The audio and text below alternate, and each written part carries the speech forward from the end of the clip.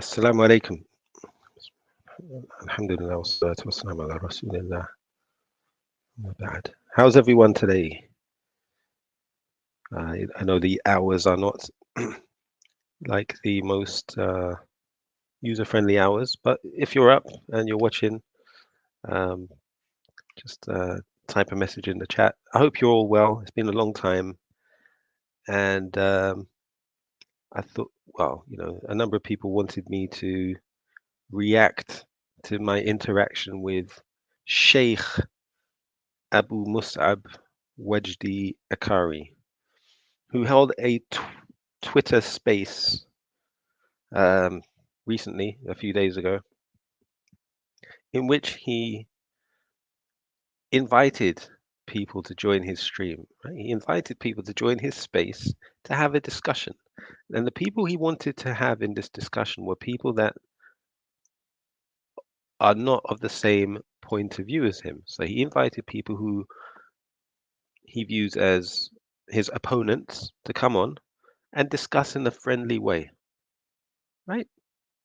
Now, I'm not an opponent of his, nor am I a friend. I'm just come across his videos from time to time. Not that I've ever watched any video of his, except one that took place not so long ago, where he went to the UK, visited the UK, and he gave a lecture to some young people. And subhanAllah, I thought he was very good at engaging with those youth. So I was happy with what I saw. On Twitter, however, I do notice him engaging back and forth with Daniel Hakikatu, and they seem to be on different sides of their arguments. The now I didn't follow this space that he was in from the very beginning. Obviously, I didn't know. I was just scrolling through Twitter. I saw that was active. I went in, and I must have joined it part way through. So but listening to it back from the beginning, I realized, oh, he seemed to be setting up this space purely in defense of somebody called Faaris, right? That seemed to be the whole objective of this exercise because he was complaining about people using the term rabbi, right? Calling people the name rabbi as a form of criticism for their views, right? So, he's taking great exception to this.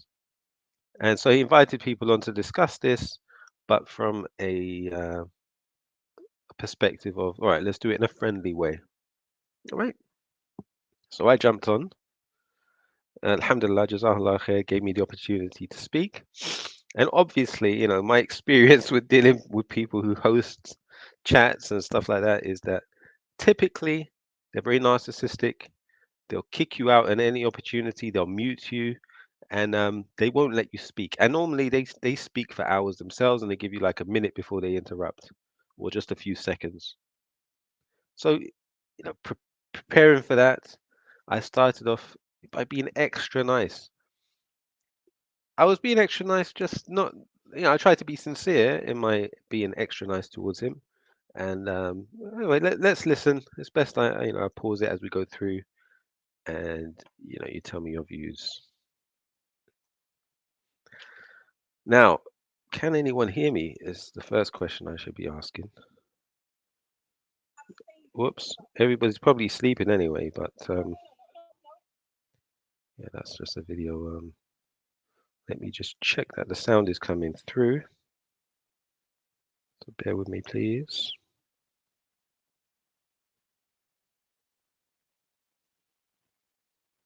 I can't even see the video on Twitter.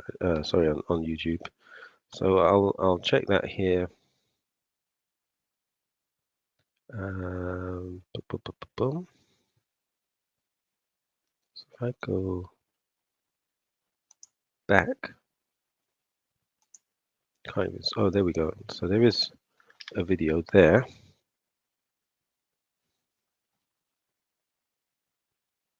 Now let's see if there's any sound coming through. I've been shadow banned on this platform, so now let's see if there's any sound coming through. Okay, so it looks like there is sound. I will now go back to here and here. One more. Actually, I'll just go straight to the video. Now, if I go to here. Good. All right, you ready? Let's begin. Bismillah. By the way, the screenshot here you can see says you're blocked. And that's because, I entered this stream, I was not blocked. But by the end of the stream, when it finished, let's say within 24 hours, I was blocked. And you can be the judge as to why I may have been blocked. Okay. All right. So I've not blocked him, by the way, and nor have I blocked. I don't really block anyone. So, and if you're typing comments in the chat, just know I cannot see them because your chats are not appearing there. Okay. So use a different user account. Right. Here we go. Bismillah. Someone speaking, Ikhwan, let's try to give him. Jazakallahu khairan, barakallahu feek. Let's just, whenever someone's speaking, Ikhwan, let's try to give him the chance just to, finish. And then a person can share his 2 cents. Barakallahu feekum. Faddal ya reaction. I think you were trying to speak. Yeah, thank you, brother Abu Mussab. Yeah, apologies You're for welcome. this queue. I didn't mean to interrupt you. Yeah, so I in general, I really like what you do and your style of da'wah. I saw a couple of videos of you. I think you visited the UK and Birmingham, and you had a sort of great interaction. Your style of interacting with the youth and teaching was really fantastic. And I think you're an asset to this ummah. I think I really appreciate what I saw of you. That doesn't mean I have to agree with you on everything, by the way, right? So of course. I'm glad you're taking this opportunity to listen to an alternative view, and I hope you listen to my view. I'm happy to be corrected, and I hope you if you find there's something that you could be corrected on, you'll be open to that as well, inshallah. No doubt, of course. Jazakallahu khairan, of course. So this is this issue that we're discussing right now is a major. So that's the first bit done, right? That's me just being, like extra polite, telling him like I may feel those things, but in general, there's no necessity for me to tell you explicitly, this is how I feel about you. But I had to do it because, just in case he's one of these narcissistic sort of people that you come across online. And I didn't want to just get blocked at the first moment, right? So, alhamdulillah, he took it well, and he seemed very grateful for the nice comments, right? Major issue because there's so much bloodshed. The ummah is in a severe state of distress right now. So I've got, I think, 4 points from what you said. I'll start with the first one. Okay, you don't like the word rabbi being used to describe somebody. I think this time, rabbi, nobody take it sit. So just for the background again, Faaris AlHammadi, some guy on social media who's become famous. Anyway, he has been labeled by many people online as Rabbi Faaris. Why Rabbi Faaris? Because he's arguing against boycotting of brands that support Israel, right? And he's critical of Muslims that do so, blaming them. So people have criticized his stance, his position, by labeling him rabbi. Obviously, nobody believes that he's an actual rabbi. Nobody believes that. It's just a nickname to sort of criticize his position, which is an unreasonable position by any standard. All right. Takes it seriously. It's more of a sort of meme usage to sort of mock the person. It's exaggerating their stance on a particular issue and giving them a name for that fact. Yes, it's an insult, I agree, but it's rather than an insult of the individual, I see it as an insult of the position that they've taken. Just like the word rabbi is not found in Islamic texts, I'm sure the word ikhwani is also not found in Islamic texts of the Salaf. And this brings. I think that's a pertinent point because you Abu Mus'ab, and you're like, you take objection to this guy being called rabbi, right? But you want to throw around the word khariji and ikhwani willy-nilly at whoever you oppose, right? And I'll demonstrate that later in this video. But anyhow, you- why are you so upset by people calling Faris rabbi, but you're not? You have no problem with him calling people ikhwani and sururi and whatever these stupid names are. Okay. Brings me on to the second point, which is about No, no, but can I? I'm sorry. Do you think it's best that I respond to that point specifically, yeah, or go wait till ahead. you get? All Yeah, right, go all ahead. right. Jazakallah khair. First of all, thank you for your kind words, and I appreciate your benevolence and being respectful in your discussion, which is how it's supposed to be. I somehow when we tweet, it just comes out different. So that first part there, his response seemed like a sincere response of somebody who actually wants to have a friendly discussion. All right. So Jazakallah khairah. He started off with the right on the right foot. May Allah reward him for that initial interaction. Akhi, we both know that words obviously have meanings and have ramifications. The fact But he's now trying to double down in his defense of the position. So he hasn't actually taken on board my comments. Well, he's immediately gone into defense mode, right? Um, why? I think one of the reasons is he typically comes from a position where he is the teacher, and expects others to be listening. It's very difficult to switch, I suppose, from the position of the teacher to the position of the student, right? You don't have to know anything about me. If the facts that I'm spitting, as they say, the facts I'm spitting, if the words that I'm saying are actually true, you should be able to listen to those words, weigh them up, and determine if it's something you can learn from. It doesn't matter who the person is that is speaking. But he's immediately gone into defense mode and put himself into the position of, well, I'm the teacher, I know more. All right, let's continue. fact that it's being used as a meme, or that it's an exaggerated intent behind the word, does not change the reality of the word. So the word has takfir embedded in it. Yeah, so he's saying that he's trying to argue that people who are using the word rabbi are declaring takfir of Faris, right? They're doing takfir of him, and therefore they're takfiris, and therefore kharijis, and therefore the dogs of the hellfire, and they need to be fought. And then they'll label him terrorist and all these other words, right? So, bro, he's just now doubling down in defense of this position instead of listening to he's just ignored what my comment was, right? It's just a meme. But now he's saying, no, you're doing takfir by using that word. And a person may not intend, I agree with you, a person may not intend by using the term rabbi to me or to Sheikh Faris or whoever, they might not intend that he is a kafir, but the term and the title in and of itself is a title of takfir. And therefore, regardless, we in Islam, we are commanded and ordered to say that which is best. Allah commanded us to say that which. The title is not a title of takfir. It's not.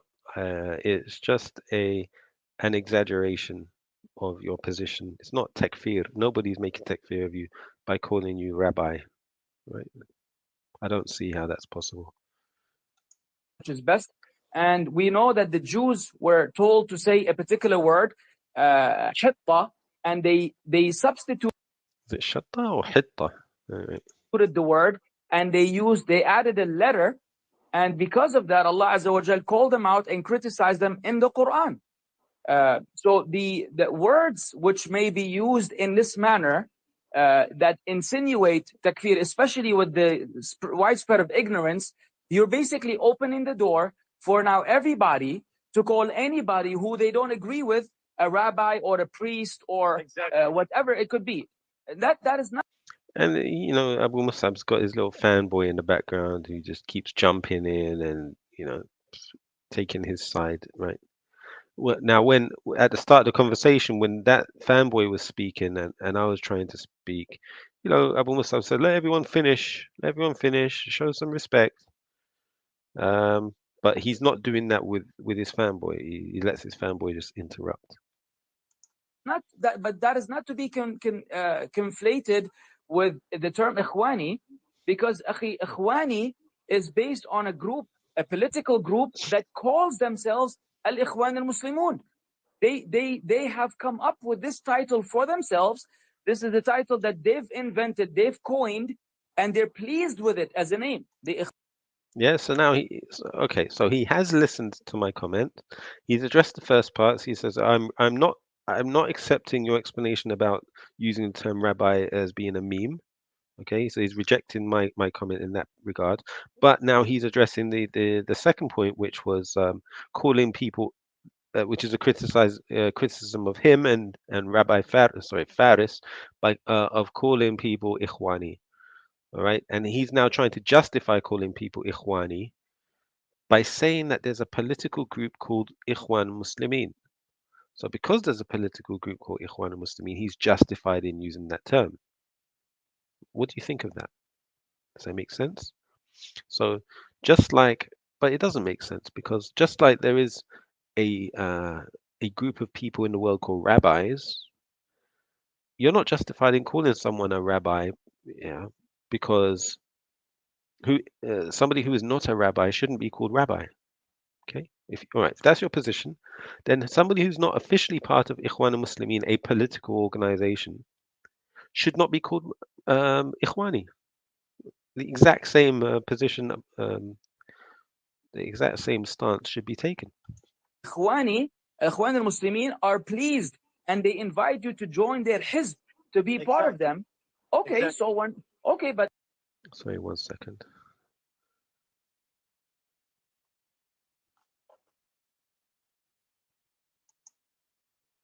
Hello. Hello, assalamu alaikum. Alaikum salam. What's going on, bro? You alright? Ah, yes, brother Abu Aisha. How you doing, akhi? I'm Long good. time. That was a good it was a good one, that one, bro. You made some good points. Yeah. Well, that's what I'm just going through now. It's what you know. Let's comment as we go through. What do you think about those 2 points so far? So he doesn't like anyone being called, well, not anyone. One Yeah. particular person in the world that I know of online. There's only one person I know of that's been called rabbi, Mhm. and that's Faaris Hammadi. So his whole thing here is to come out in defense of this one individual. That shows they Yeah. have some sort of relationship. I don't know what the background of the relationship is. Uh, However, they're an online community. Now, They're they don't friends like or something. him. He doesn't. Yeah, he doesn't like his friend being called rabbi. What do you think Hmm. about people calling him rabbi? Is that takfir? No, not really, bro. Like you said, it's like an exaggerated term. You know what I'm saying? Like you said that it's just like they're mocking it basically. And if he's like advocating for, you know, Jewish rights or whatever, that doesn't really calling him a rabbi, it's just mocking it. Because really it's Daniel that says it, what's his name? Haqiqatu. He's the one who like kind of started that trend. And he doesn't make takfir on what's his name, Faris Hammadi. You don't make takfir on him. But you're right in saying that if they're gonna say it for one side, they should also say it for the other side. But they're like trying to play semantics. They're saying that, but they call themselves Ikhwan al-Muslimin, so there's nothing wrong with calling them Ikhwani. You get me? Yeah, but he's just defined Ikhwan Muslimin as a political organization, which is like somebody Yeah. saying, if I call you, if I say to you, you are a Labour candidate, but Mm, you're a Tory, or you don't belong to the Labour Party, just yeah. because you espouse some positions that are in line with the Labour Party's manifesto, doesn't make you a Labour Party candidate. So how can I call you a Labour No, Party candidate? And that's what they're saying. You are an Ikhwani, even though you've nothing to do with the Ikhwani organization.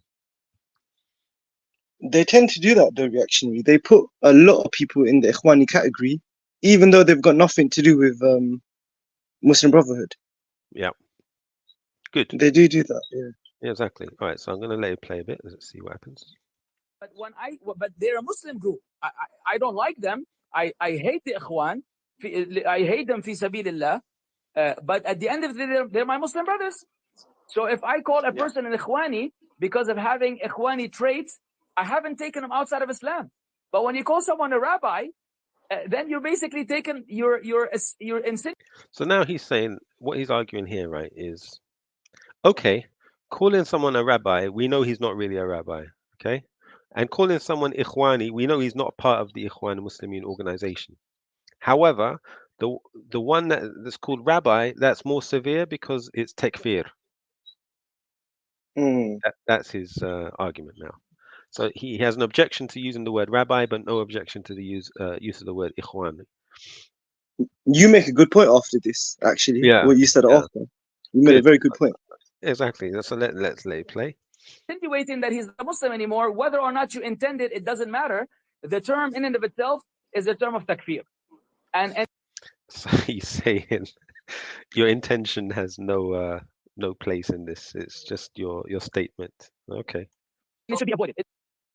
It cannot be turned into a meme. It's not justified that because of the culture of memes and the cultures of joking that we wind up calling Muslims and giving them titles of other religions because this is what the culture dictates. What's wrong Yeah. remains to be wrong. So brother, I take on board your comments. Sorry, brother Saki, can I just finish the? Yeah, his little fanboy keeps trying to interrupt and jump in.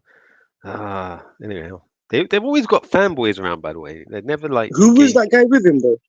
I don't The know. Kurdish guy. Yeah, I don't know who he is. Some random Okay. fanboy of his. Yeah.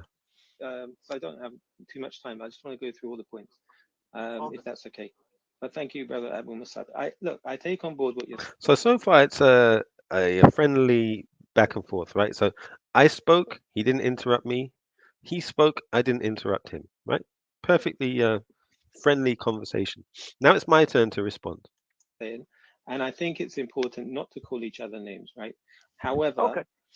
I think it applies as much to you when it comes to calling people Ikhwani. Just as you said, the Ikhwan Muslimin is a political organization. It's a group, though. And a person, yeah, it is a group, but people who are Yes. being So his fanboy interrupted. He didn't tell his fanboy to shut his mouth. He just allowed him to interrupt. And then he takes the opportunity to interrupt now as well. Yeah. And a called rabbi Ikhwani is a are title. not A members rabbi of, is the title of a disbeliever. yes, but a person who's Okay, called how is that the rabbi, same? it does, brother, can I finish, please, if you don't mind? So calling somebody Ikhwani insinuates they're a member of that political group. A person Correct. who has no connection with it. He said correct. He accepts that. All right, good. All right, fantastic. Let's continue. Called an Ikhwani. Just like No a problem. person who has no connection with Judaism or rabbianism is being Yes. called a rabbi, right? In both circumstances, they're wrong. So if you want to Yes. criticize that group and say that shouldn't be done, please also apply the same principle when it comes to calling people Ikhwani, okay? No, but you're I'm sorry, brother, but you're ignoring the core purpose of my complaint or my objection. My objection is to the title embedding kufr in it. That's it. If you Because say, it's look, takfir, if you say nobody should call anybody other names, okay, that's a different discussion Well, it's not me saying that. It's him saying that. And I'm just saying apply the same standard to yourself that you apply to others. That's all. altogether. So you don't Yeah. call me Salafi, or I don't call you Ikhwani, and we don't call him Tablighi and Maturidi and Ash'ari or Athari. No problem. This is a discussion Don't for call another. each other names that are derogatory or insulting. Right? I agree with that. The Okay, but impact of let's say calling I call somebody someone. Ikhwani means they might not be allowed a visa for Hajj. Their own country's Yeah. security services may start. No, but brother, Now, this is a critical point and it's factual. That is So, true. yeah, Mm. because the Israelis and their, these friends of Israel, whatever you call these people, Egypt and as well, bro. They're yeah, harsh on them as yeah, well. exactly. They lobby the UK government to create a blacklist of organizations that are affiliated to Ikhwan Muslimin. So you had a number of charities in the UK. There's this guy, what's his name? He's famous. I don't know why he's famous, but he's somewhat of a famous person. His name is Anas Tekriti, right? Anas Tekriti. He Okay. had a charity with lots of money in these UK banks like HSBC, and just for no reason, well, I won't say for no reason, but they shut his account down. He had no access to the bank accounts, and they closed Because you're down the his Ikhwani affiliation. charity. That's what they claimed. They claimed because they had this Oh, database that goes around to all the banks for compliance purposes, and that yeah. database lists, accounts to watch or to be careful of, right? And accounts that belong to this organization should be watched. They shut his account down because they claimed he's Ikhwani, right? So now, and that particular political organization, I believe, I may not be correct, but it may be on the proscribed list, right? Yeah. Now, coming from the UK, right? Have you ever heard until these people started talking about Ikhwan Muslimin? Had you ever heard of them? Like I'd never heard of Ikhwan Muslimin until these people, Mm. who come to the UK and start giving da'wah, start talking about it. I've never gone to the masjid and heard someone say, "Come and join Ikhwan Muslimin." Has that ever happened to you? No one does that. No one does that. Yeah, never heard of it. The only people No. who spread, information about Ikhwan Muslimin are these people who come from the These Arabian lot. lands. Yeah, Yeah. Well, the spobs yeah, lot, pretty much. exactly. What's Ikhwan Muslim? They're nothing. They don't exist in the UK as far as I'm aware. Like Mm. so, but the issue is calling someone Ikhwani has a tangible impact. It affects people's But they lives. can also get you're missing out that they can also get persecuted as well in Muslim countries like Egypt True. Exactly. So and like imagine the person traveled imprisoned, to Egypt. tortured. Exactly. They're getting Mm. put in prison just because they've been labeled, and this accusation is being spread by these online people saying, "Oh, he's an Ikhwani." Right. Mm. I bet you, do you think Daniel Hakikachu could get a Hajj visa if he wants to go for Hajj or Umrah? I I don't doubt think so, it. bro. Yeah, because of these kind of people. They are, and again, the people that they're in line with are Israelis. Israelis and these countries, they're on the same page when it comes to this political group. Why is Yeah. that political group considered unacceptable to exist? Communism isn't unacceptable. Communism is allowed to exist. Yeah, true. Marxism as well. Yeah. Yeah, you've got all these other groups that are allowed to exist. Why that one particular group? What's so special You about made a good point about the brotherhood thing you said. The word Muslim Brotherhood, unity of Muslims, has been hijacked by because of this label as well. Subhanallah. exactly? And the Christianity has been hijacked by the Israelis by saying, we have this Judeo-Christian Yeah. Yeah. commonality, right? Judeo-Christianity, something that never existed before, right? Because No. Christians believe that the Jews killed their God. Isa. Yeah. Yeah? So they've always hated them. But now it's this thing, Hmm. oh, we're somehow united against the devil Muslims because of our Judeo-Christian history. What kind of rubbish is that? Then you've got Yeah. now this da'wah that they're pushing jointly, which is that um, Arabs and Abraham. Jews are cousins. This is the word they use, cousin. Yeah. We're cousins because we're descendants of Abraham, right? You're Yeah. descendants of Ismail, and we're descendants of Ishaq. So we're cousins. Forget this thing about brotherhood with Palestinians. They're not your brothers. Yeah, they're not Hmm. your brothers. We're your closer relatives than them. So the idea of brotherhood amongst Muslims, this virtual brotherhood that exists, they're at war with it. They're saying, no, the idea of being a brother to another Muslim is is actually terrorism. It's a political group called brotherhood. That is Yeah. crazy. Got some conflation there. Just like they do conflation between anti-Semitism and Zionism or whatever, like Yeah. also, Yeah. yeah, yeah, let me click play. spying on them and putting them Okay. on no-fly lists, it has an Barakallah impact. feek. Yeah, No, because it does Ikhwan not actually. Muslimin as a political group is on certain countries' blacklists. Okay, so it's probably more dangerous to call someone that than to call them a kafir. Right? No, akhi, it is not. The real life implications, the real life So I thought, you and I just discussed that it's perfectly reasonable. I was saying there, and he's now saying no, Yeah. it's not reasonable. He's belittling it. In a way, he's actually kind of mocking what you're saying as well. I'm not gonna lie. The way he's laughing and saying "Barakallah feek," like he knows it's a reality, but he's just like not trying to. They don't want to accept it. Yeah, which is interesting. Like, why though? Why would he take that position? Why would he? Why is he not being balanced in this particular point? Let's Interesting. hear.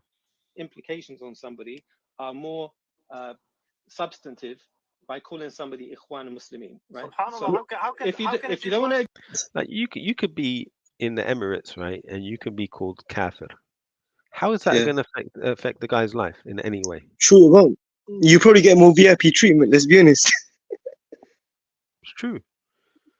But if You you're know how much Ikhwani, dangerous. munafiqi? You can be a Emirati and be a munafiq, right? Hmm. And you got more rights than a Muslim who's not Emirati. But in those countries, you have like heavily liberalized people. The society is very heavily liberalized, so they would be more open and welcoming to kuffar than someone that's even has quote unquote Ikhwani traits. They would see any form of like orthodox Islam, yeah, as a negative because that's not something they really wanna. It's different. The Muslims in the West and the Muslims, in these progressive countries are very like their mindset is very different, bro. Yeah, I'll take that. So let's see. Here is objection to that, right? Let's see what he says.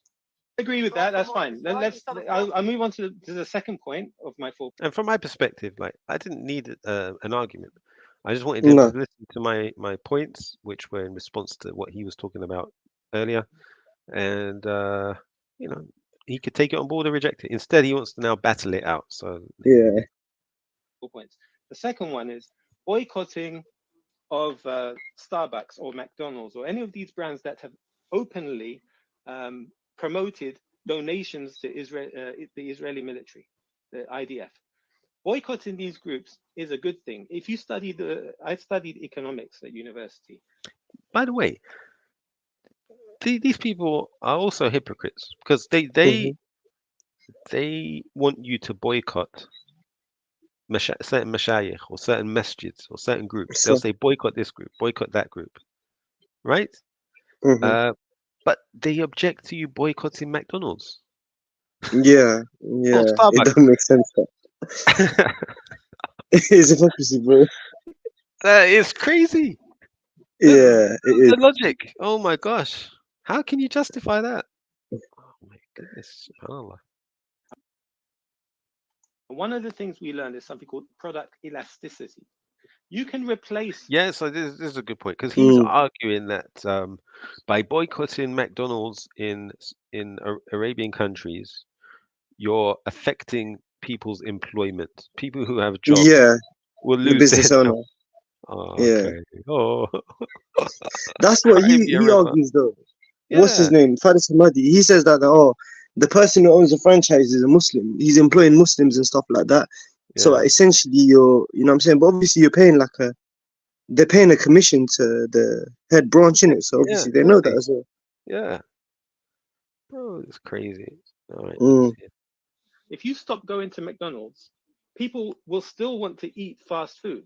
Instead of going to McDonald's, they'll go to an alternative. In Saudi Arabia, you had something like Herfi or Kudus.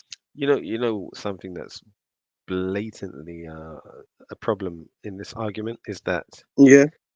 if they had a franchise, let's say they were a franchise of McDonald's, okay, and McDonald's in Hmm. the USA said that United Arab Emirates, they started criticizing the United Arab Emirates and their leader. Okay. They would boycott McDonald's, bro. Yeah. Do They you would think you would boycott hear any McDonald's. objection from these people? No way, bro. How dare they speak about our rulers, our Eh, countries? How dare they? We must get rid of these franchises. We Bro, cannot support them financially. when Trump was president, right? I don't know Yeah. if you remember, but Canada, they took on Mm. they accepted this asylum seeker from Saudi Arabia, some girl, right? I Okay. think she was a Murtad. Oh She, yeah, yeah, yeah. I yeah, remember. I yeah. remember this. Yeah, And then the Canadian government made some yeah. criticism of Saudi Arabia and their human rights.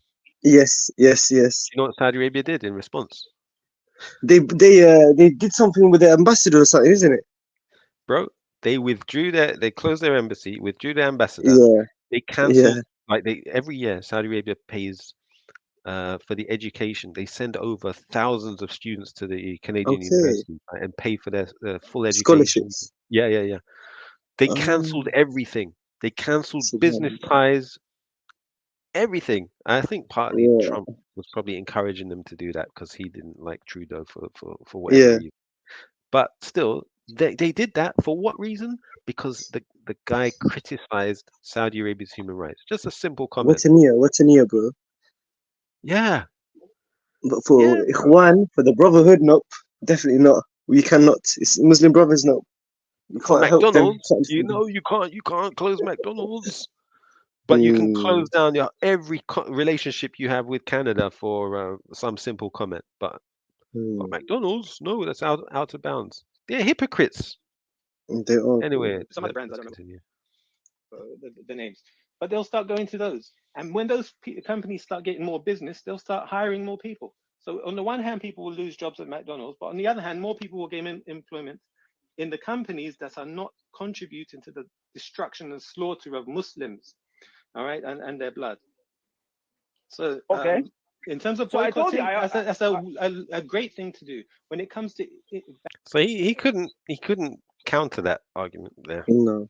He So I throws another red herring there. He starts saying, "Where are you, brother? Where are you living right now?" oh You know, yeah, going on that way. yeah, exactly. Let's see. banks and working in banks, I remember Ibn Baz, rahimahullah, he had a fatwa saying it's not permissible to work as a sweeper, a cleaner Mm, in a bank, right? it's true. So what yeah. about a company that's slaughtering, that's contributing to slaughtering our Muslim brothers and sisters? Now, Where do you live? Off topic. I, Completely off Yeah, topic. completely random diversion there. Look, as you said, Ray Herman. And this is a case of, all right, he's supposed to be a religious teacher, okay? Because that's Yeah. what he does online. He gives da'wah or whatever he does. Now, I would expect him to sincerely listen to the arguments, weigh them up, and respond. Instead, he's using I know, whataboutism. man. He's imagine you tell someone, "Oh, you've got a snake behind you; it's going to bite you." Instead of But saying you have this. You thank have a you, he scorpion. says, "You've got a snake behind you." Now I was shocked. Wallahi, bro. I was shocked reaction because you know what? Yeah, I've been seeing this guy for like 12 years, and I liked him, man. I liked him a lot, bro. I still like him. I'm not gonna lie to you, yeah. But I wasn't expecting him to behave like that, bro. With you, I'll be honest with you. I knew as soon as he posted, I was like, okay, this is gonna be an interesting one, yeah. He's probably triggered. He's probably triggered him. But I didn't expect him to like. I thought he'd have some more like substance to his arguments and like be like probably like put you in your place, but it was quite the opposite, which was interesting. Yeah, I was hoping he would have substance. I was happy to be Yeah. educated, right? He's an educator. Educate me. But But at at the the same end time, of this, yeah. at the end of this, tell us what the other points was, because you was meant to make like 4 points in it, but you couldn't. You got kicked out. Yeah, yeah, exactly. Yeah. Yeah, Well, if I remember them, I'll let you know. yeah. Let's But get no, to it. no substance at all. I live No substance. in Europe at the moment, yeah. All right. Well, I mean, I could use the same line of thinking and say, brother, you're more guilty than all the non-boycotters. Okay, now he didn't ask me why. Right, I told him I'm currently living in Europe. He doesn't Mm, know. He didn't delve any further, right, as to why I'm living in Europe or what I'm doing there.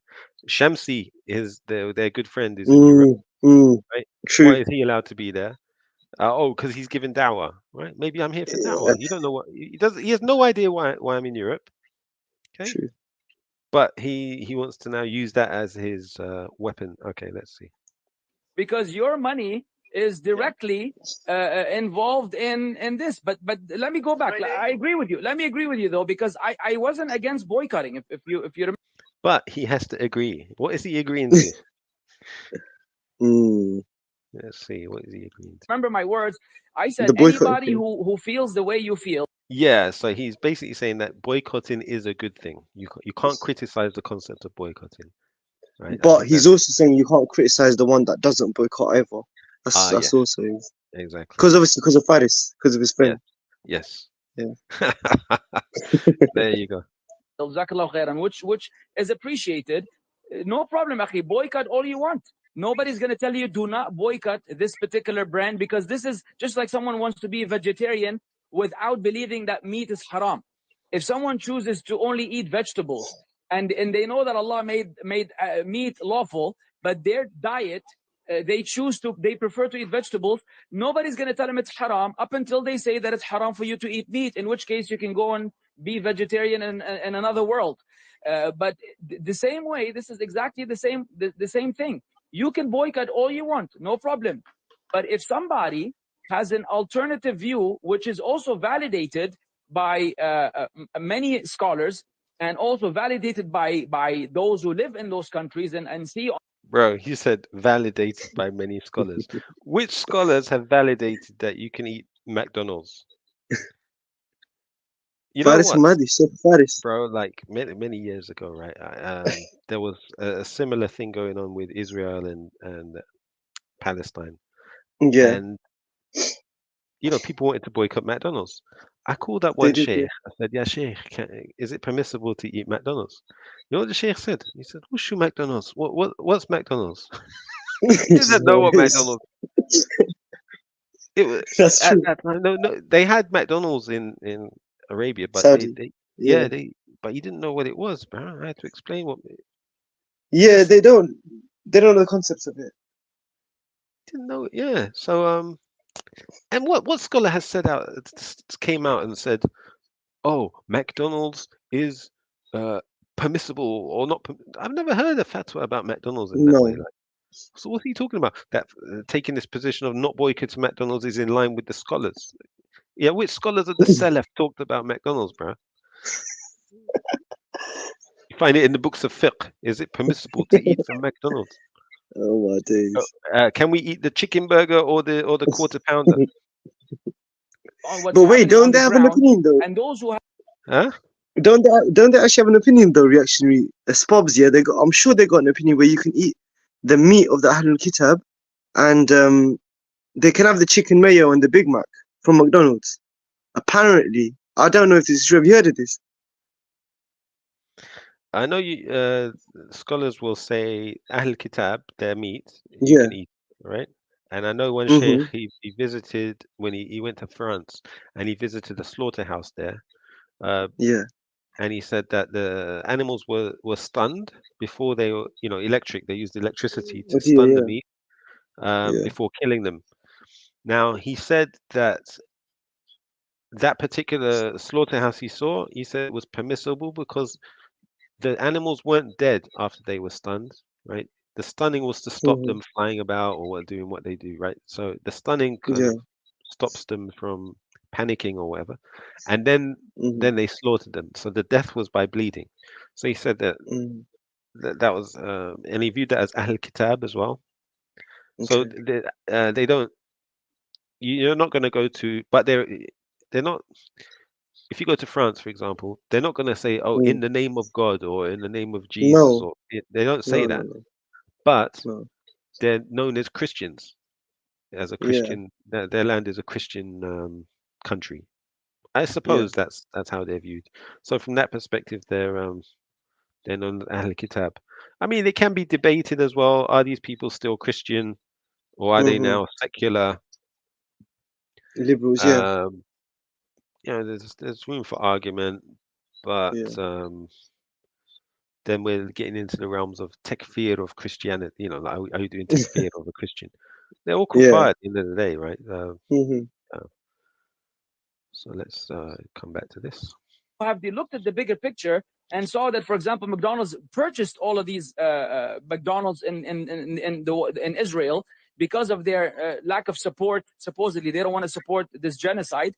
Um, then, then how could you then just don't demonize the people then don't agree with you? That's all I'm saying.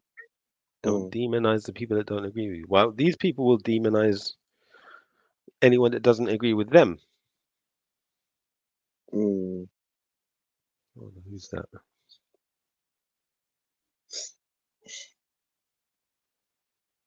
Bear with me a second, bro. Okay.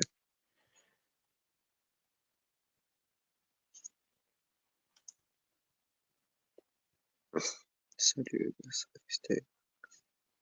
Sorry, hang on. There we go. If somebody doesn't want to, you cannot say that this person is involved in the killing of Muslims. Otherwise, if you live in the UK, if you live in Europe, Oh, yeah, this is what I wanted to say. The CEO of McDonald's, right, came out and said that their balance sheet has been affected to the tune of Yeah, yeah, yeah. 7 billion. I can't remember if it's dollars or Right, okay. pounds. Right. Subhanallah. So And it's effective. yes, and he said the reason is because of the campaign against the um, Mm, slaughter in Gaza, right? So yeah, it's it affecting them, works. of course. Yeah, yeah. if you live in America, you are also involved in the killing of the Muslims. So go live in Yemen, go live in Hadramaut, go Oh live my on the top days. of a mountain. Now this is the absolute absurdity now, right? So he's saying that Yeah. living in the West, you're contributing. Okay, fine. He's But trying to go off the hadith. There's a hadith about this. He's trying to say that, to stay in the forests and bite the roots of trees. So he said be a shepherd and stuff. But you got a yeah, valid okay. point. How can you do that? No government's gonna let you do that. Yeah, which forests? Okay, show me the forest and mountain that I can go to, right? Point it out to me. By the way, in the West, there is a big movement of off-grid living, right? There's a lot of Yeah, yeah, people are there doing is, that. there is. Yeah, they go to a forest, they got a little cabin, or they do van life. There's all these Mm, ways that people move off-grid, right? There's no mm-hmm, problem with that. And that is moving off-grid is a form of this hadith, applying this hadith of, mm-hmm. extracting yourself from this that environment. Society. Yeah. Yeah. But he's saying you can't. Is that type of off-grid movement should not be done in the West. It should be done in a Muslim land, right? He's saying, Mm-hmm. okay, tell me which Muslim land I can go to ask their permission to let me come to their country and do that. Not Saudi Arabia, mate. Yeah, but here's the clear principle which they violate. On the one hand, they want you to follow principles and rules um, and systems. But when it Mm-hmm. comes to hijrah, they don't want you to follow any of that. Nah. This is peculiar. So like, they're encouraging people to do hijrah, but at the same But it's time, not. they're encouraging them to do it in a way that is not transparent and deceptive. Yeah, deceiving. It is deceiving though. Yeah. They renew their what do you call it? Their thing, whatever they get every 10 years or So something like that. I don't know how it when works. someone You'd wants know. to do, if somebody wants to do jihad as an example, right? They go for jihad. Uh, they say no, jihad is only acceptable if you have a I what do mean, you call it? Amir. Yeah. And there's mm, conditions for jihad. You have to follow the shurut and all of this, right? mm, But when it comes to hijrah, they don't. They say no, you could just do hijrah. No true. principles, no shurut, no nothing. Just go do hijrah, and don't tell your the country you're going to your true intention. Is what they say. This is real hypocrisy right now. Deception. Yeah, it In is any deception, country bro. under the sun, where you don't have to have paperwork or a visa or a passport, and be a shepherd until you meet Yeah, which Muslim country don't you need a visa or a passport? And I ask him that now. Allah. Mm, So, Until you so meet brother, Allah, this is that your point sacrifice. about living in Muslim lands is not possible. Okay, there is no It is country that possible. allows you to It is migrate there. possible. It is There is possible. no, It there is is not possible. one single Muslim It is possible. Okay, you can say those words, but they mean nothing. Prove it. land that allows you to migrate as a muhajir and they give you citizenship. There isn't one. Okay, That's not not true, one. brother. That's not true. There is That not is not one. true, brother. That is Name not me true. one. I Subhanallah. can. Where All are you right. Can getting I this go to information Saudi from? Arabia or the UAE and they'll allow me in on a hijrah visa? Is that possible? If you have money, yes, you can. You can buy a premium residency, and you could do whatever you want over here. You can stay here. You can stay Yeah, here. but you won't be a citizen, brother. You see the difference, right? mm-hmm. Being those countries, you can go and be a resident. In other words, you're just a Yeah. guest. As long as you benefit their economy, you're as a guest, you're welcome to be there. Is that what a premium resident visa he's talking about? You just like basically a guest Yeah, they got for like a 10 years. golden visa. It means you can go and buy property, Yeah. and but you can't use their schools, you can't use their hospitals, you can't Oh, join their army. You're not a citizen. Yeah, you're just a foreigner okay. who's allowed to live there. like a foreign investor. Okay. Okay. Now, that's They don't it's give you still kind. citizenship. Yeah, I mean, I can understand if you're doing a form of you say, okay, you come to our country. Look, in the Yeah. UK, you can come as a asylum seeker, and Mm-hmm. after a number of years, if you know follow the system, pass a number of exams, they'll give you Yeah. citizenship. You now They become do. British. They're not even Muslims, but this is the Mm. idea of hijra I would expect. This is hijra. You move Yeah. to Yeah. Yeah. and, That's true and this, though. this was at the time of the Prophet Muhammad sallallahu alaihi wasallam. They would do And hijra to Medina. yeah. Secondly, when they did hijra to Abyssinia, right? Did Mm-hmm. they just turn up one by one for jobs? No. You know, and say, "Oh, we're going to do this job, then that job," and but our intention is hijra. No, they went as a unified group, and they Mm-hmm. sought permission either to seek asylum or to become citizens, whichever it was, Yeah. right? Yeah. They were. That's true. And I think they were given asylum for a period of time. That was Yeah. the case. But if it was the case that you follow these people, manhaj, you don't have to ask permission. You just go turn up and change their society in an unplanned way. Yeah, Yeah. which is deceptive. Yeah. Huh? Yeah. Yes, Yeah. even UK You won't be citizen, a brother. If citizen. you have a prim, Yeah. brother, you can be a citizen of Jupiter. If you have money, No, if I you say have money, they you won't could. give you citizenship. Yeah, you won't be a brother Why do in they have to Islam. give you? Why Yeah. do they? Why do they have to give you citizenship, brother? I've been Brother, living here these are for 15, nation 16 years. these are ethnic nation states. They are not Islamic That's true. brotherhood states. The term I see They brotherhood that. are in ethnic, bro. Islam, Yeah. Good point. He says, why do they have to give you citizenship? Well, why not? You know, if you're contributing to a society, Mm-hmm. you've now become, you've moved from one place to another. Why are you not entitled to citizenship? Why not? You're building the economy. Yeah, It's you're human right. rights, bro. Like every country has that principle that you live there, you know, you learn the language, you contribute to society, you pay taxes just like everyone else. Why should you not be equal? But you're right. They are ethnic states, though. That's true. Their unity Yeah, is based on ethnicity and nationality. they That's have the what word the they won't have the word Arab in the name, so that means yeah, it's yeah. an ethnic Arab state for Arabs. Mm-hmm. True, So, for true. example, Mamlakat al-Arabiyyah al-Saudiya. What's the one for Yeah, Emirates called? Al-Ittihad al. I don't remember the name for I UAE, don't know, man. bro. I Um, don't know. but the word Arab is there as well. Um, so yeah, That's like, interesting. That's interesting though, because they're unified on ethnicity. Do you know yeah, what original Ikhwanism? You know what? They're obviously not their version of it, where everyone's an Ikhwani. But you know what original Ikhwan al-Muslimin was a counter against? no, Ba'athism, okay, Pan-Arabism. okay, yeah, there you go. Yeah, Hmm.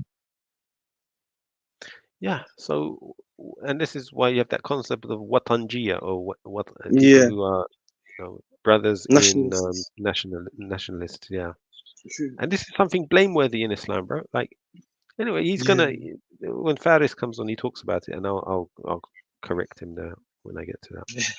yeah, the term brotherhood in Islam has been demonized to be some political group. And it's made to think if you believe in brotherhood and equality of Muslims, no matter their ethnicity. See, the Jews have applied this concept in their country. They've made a homeland for Jews of all ethnicities. Brother, are Anywhere in the you world, they can all Philosopher? migrate there. This is a fantastic point I'm making, right? Yeah, Sorry to say, it but is. you, if you look at the size of Israel on the map, it's tiny, I small. know, but anyone, you're right. Any Jew from anywhere, Poland, Germany, Morocco, go there, boom, you're living there. You got a land there, everything, house, everything. Yeah, and it doesn't matter like if you're a practicing Jew, non-practicing Jew. You know, there's an article online that it's become a safe haven for pedophiles. So lots of What? Jews around the world. Yeah, I'll find the article. I'll show it to you. A safe haven for pedophiles? Jewish pedos, Zionist pedos. Yeah, in the West, they Yeah. when they get in trouble, They can just go there. they just go back there. Yeah, you know who also went there. So you know there was the Russian sanctions against Russia. Yeah. and they started kicking out Russian millionaires from the UK. That Abramovich, you know, who owned Oh Chelsea yeah, Football yeah, Club. yeah, Do you know where yeah, he yeah. went? Where he fled to? Israel. Yes, SubhanAllah. he Is fled he to Israel. Jewish? Is he Yehudi? Yeah, yeah. Oh, okay, okay, okay. He didn't go to Russia. He went to Israel. Like, so let's see. Oh, What's that? Yeah. So Israel. pedophile safe haven. How do you spell pedophile again? No, P-E. Pedo. There we go. PAE, I think. PAED. Or PEA. Pediatrician. It's the same word as that. Starts off like I'll that. do this. I'll do American spelling. Oh, look at this. Look at this. Oh, CBS News, right? This is not some conspiracy thing. This is an American. Uh, approved. yes, Oh, established. okay. How Jewish American pedophiles hide from justice in Israel. Poll that allows accused and convicted American pedophiles to escape justice by moving to Israel. So Ian Lee has been following this for more than a year, and he traveled to Israel for this investigation. He worked with a group that tracks people accused of sex crimes, which estimates dozens of Americans have used this loophole. Wow. So, you know, he's 6'2". We are on a stakeout looking for this man, Jimmy Julius Caro, 48 years old and wanted on charges of sexually assaulting a 9-year-old girl in Oregon back in 2000 and a 5-year-old girl in Israel in 2001. He's considered dangerous. But He these looks photos Jewish as are a well. few years old, so we don't know if he'll look the same. Elusive. Previous attempts to capture him have failed. Obviously, the fear that he would This looks like a Jewish woman, right? But of course, they're allowed to wear the Oh. hijab, and nobody's going to criticize them, right? But Muslims, oh, it's Mm, oppression. somehow figure out true. that anyone's looking for him, and Bolt, he just called his number. Shauna Aronson got a tip that Caro's expected at this clinic near Tel Aviv. Who's going to call the She's police with JCW, Jewish Community Watch, an organization that hunts down accused pedophiles who flee to Israel from the U.S., exploiting a process called Law of Return, whereby any Jewish person can move to Israel and automatically gain citizenship. Right. Now, that is an Islamic concept, I believe, of hijra. Yeah. How can Yeah. why can that not be applied across the Muslim world? True. Why not in Saudi Arabia, the best of places where the Quran was revealed, And it doesn't instead just of have to be Saudi, right? The Muslim world's big, right? It could be any Muslim, and not everybody is going to want to live in Saudi, by the way. no. You might like it for a True. time, but you may not want to live there forever. So, Mhm. but if a person wants to do hijrah or right of return, why is that not allowed? Why is that considered a grotesque Yeah. demand? You know, like, let me get back to the video. Oh no, I lost the page. There we go. Yeah, it's here. Jazakallah khair. It cannot be turned into a meme. It's not justified in Israel because of their lack of support. Supposedly, they don't want to support this genocide. The muhajir, and they give you citizenship. There isn't one. Yeah. Okay? That's not true, brother. That's not true. There is That not is not one. true, brother. That is not Name true. me one. Subhanallah, where are you Can getting I this go to information Saudi from? Arabia or the UAE and they'll allow me in on a hijra visa? Is that possible? If you have money, yes, you can. You could buy a premium residency, and you could do whatever you want over here. You can stay here. You can stay here. But you won't be a citizen, endlessly. brother. Huh? Yes, even UK You won't be citizen, a brother. If citizen. you have a premium, brother, you could be a citizen of Jupiter. If you have money, No, if you have money, they won't could... give you citizenship. Yeah, you won't be a brother. Why do in they have to Islam. give you? Why do they have to give you citizenship, brother? I've been living here these are for 15, 16 years. These are ethnic nation states. So Wajdi said he's been living in whatever country he's in for 15 years, right? Yeah. And he doesn't want citizenship. Why don't you want citizenship? Why don't you think you deserve it? True. What's this mindset of just being second class? I don't get that. I find that peculiar. They are not Islamic Brotherhood states. The term brotherhood in Islam, the term brotherhood in Islam has been demonized to be some political group. and it's made to think if you believe in brotherhood and equality. Yeah, and they want brotherhood in ethnicity, but they don't want brotherhood in iman. Well, that's right, bro. Who You're does right. that It's sad. benefit, by the way? Who does that benefit when you don't The have kuffar. brotherhood in iman? Yeah, exactly. Of Muslims, no matter their ethnicity. Or they're brothers in The Jews have humanity. applied this It concept benefits them.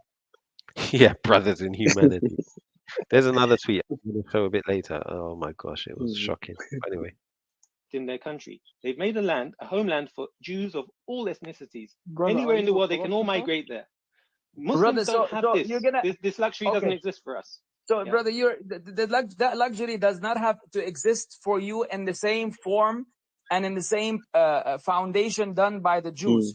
However, there are alternatives, and there are millions of people that will bear witness about the policy that you just made, that there is no Muslim country wherein you can migrate to. Now, you're stipulating a condition. You're stipulating a condition that you have to be granted citizenship, which is really ludicrous, because no country in the world will just allow you to come in there with. okay. If it's not hijra, then don't call it hijra. Yeah. Call it visiting or working. It's not hijra. So now he's admitting no country in the world will give you that privilege. No. Right. Earlier he was saying, yeah, just go and why are you living in the West? Now you're stipulating a condition. You're stipulating a condition that you have to be granted citizenship, which is really ludicrous, because no country in the world will just allow you to come in there without any. This is how the hijrah took place in Medina. So that doesn't exist today, brother. Right. So in Medina, the Ansar would give extra privileges to the Muhajirin. They actually you're right. gave them preferred rights over themselves. You're right. And they became equal citizens. They shared their land. That was hijra. He wants us to accept a what's the word again? A deceptive hijra. Second class. Yeah, being second-class citizens. No brotherhood in iman, but brotherhood in ethnicity. Like, yeah, he's bonkers. Like, what they're saying is that if you move to the UAE, right? Yeah. Let's say some English non-Muslim migrates to the UAE. Someone who drinks alcohol and parties, and you're practicing Muslim brother. So you're the same as him. Yeah, you are equal. Yeah. But Same level. You're both unequal to the Emirati. Who's an ethnic national. Yeah. So it's like a form of apartheid system that is that makes Muslims and non-Muslims equal to each other in that society. So it's discrimination against Muslims. Yeah. Yep. Exactly. Saying if you're not my ethnicity, you're not equal. And you should accept that and be happy with it. Okay. Right. So you want basically the country to open up and allow everybody to come, and they will grant them citizenship. This is in which world, brother? This is in which world? Do you know in which world would that happen? There are? No, it's not saying everybody should come and you grant them citizenship. No, those who come and earn it, give it to them. Yeah. He's been there 15 years. Doesn't he deserve citizenship of that country? Look at what he's contributed to it.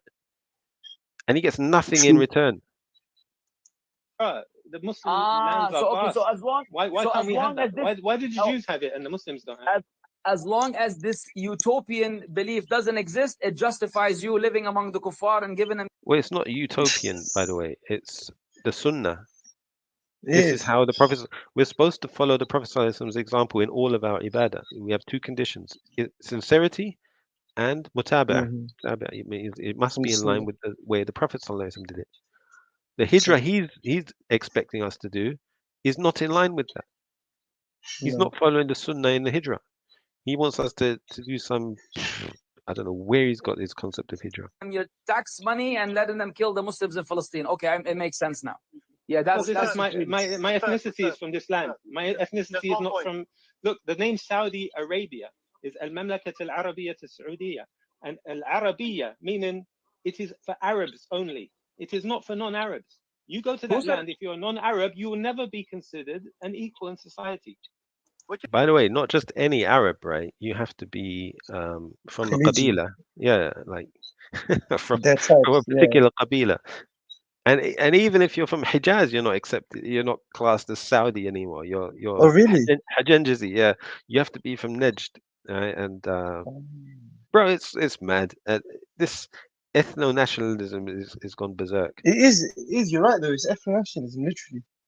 Yeah, they'll say Hijazis are mukhallafat al-Hujjaj, like What's that? Different from.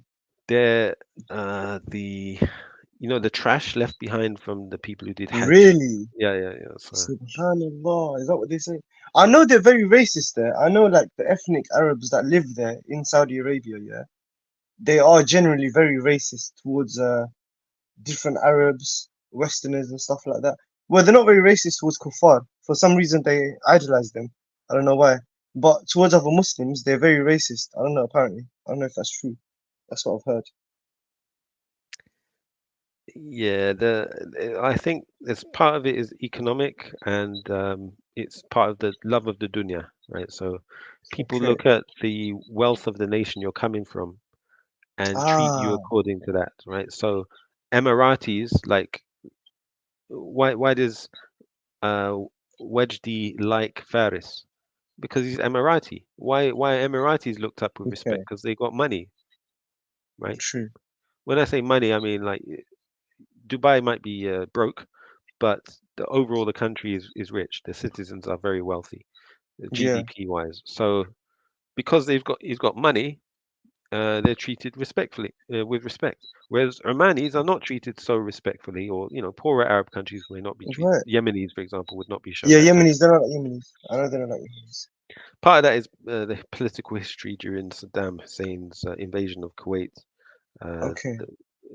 but at the same time, I guess what I'm saying is, if you're from a poor country, Hmm. people would treat you poorly, and if you're from a rich True. country, people would treat you nicely.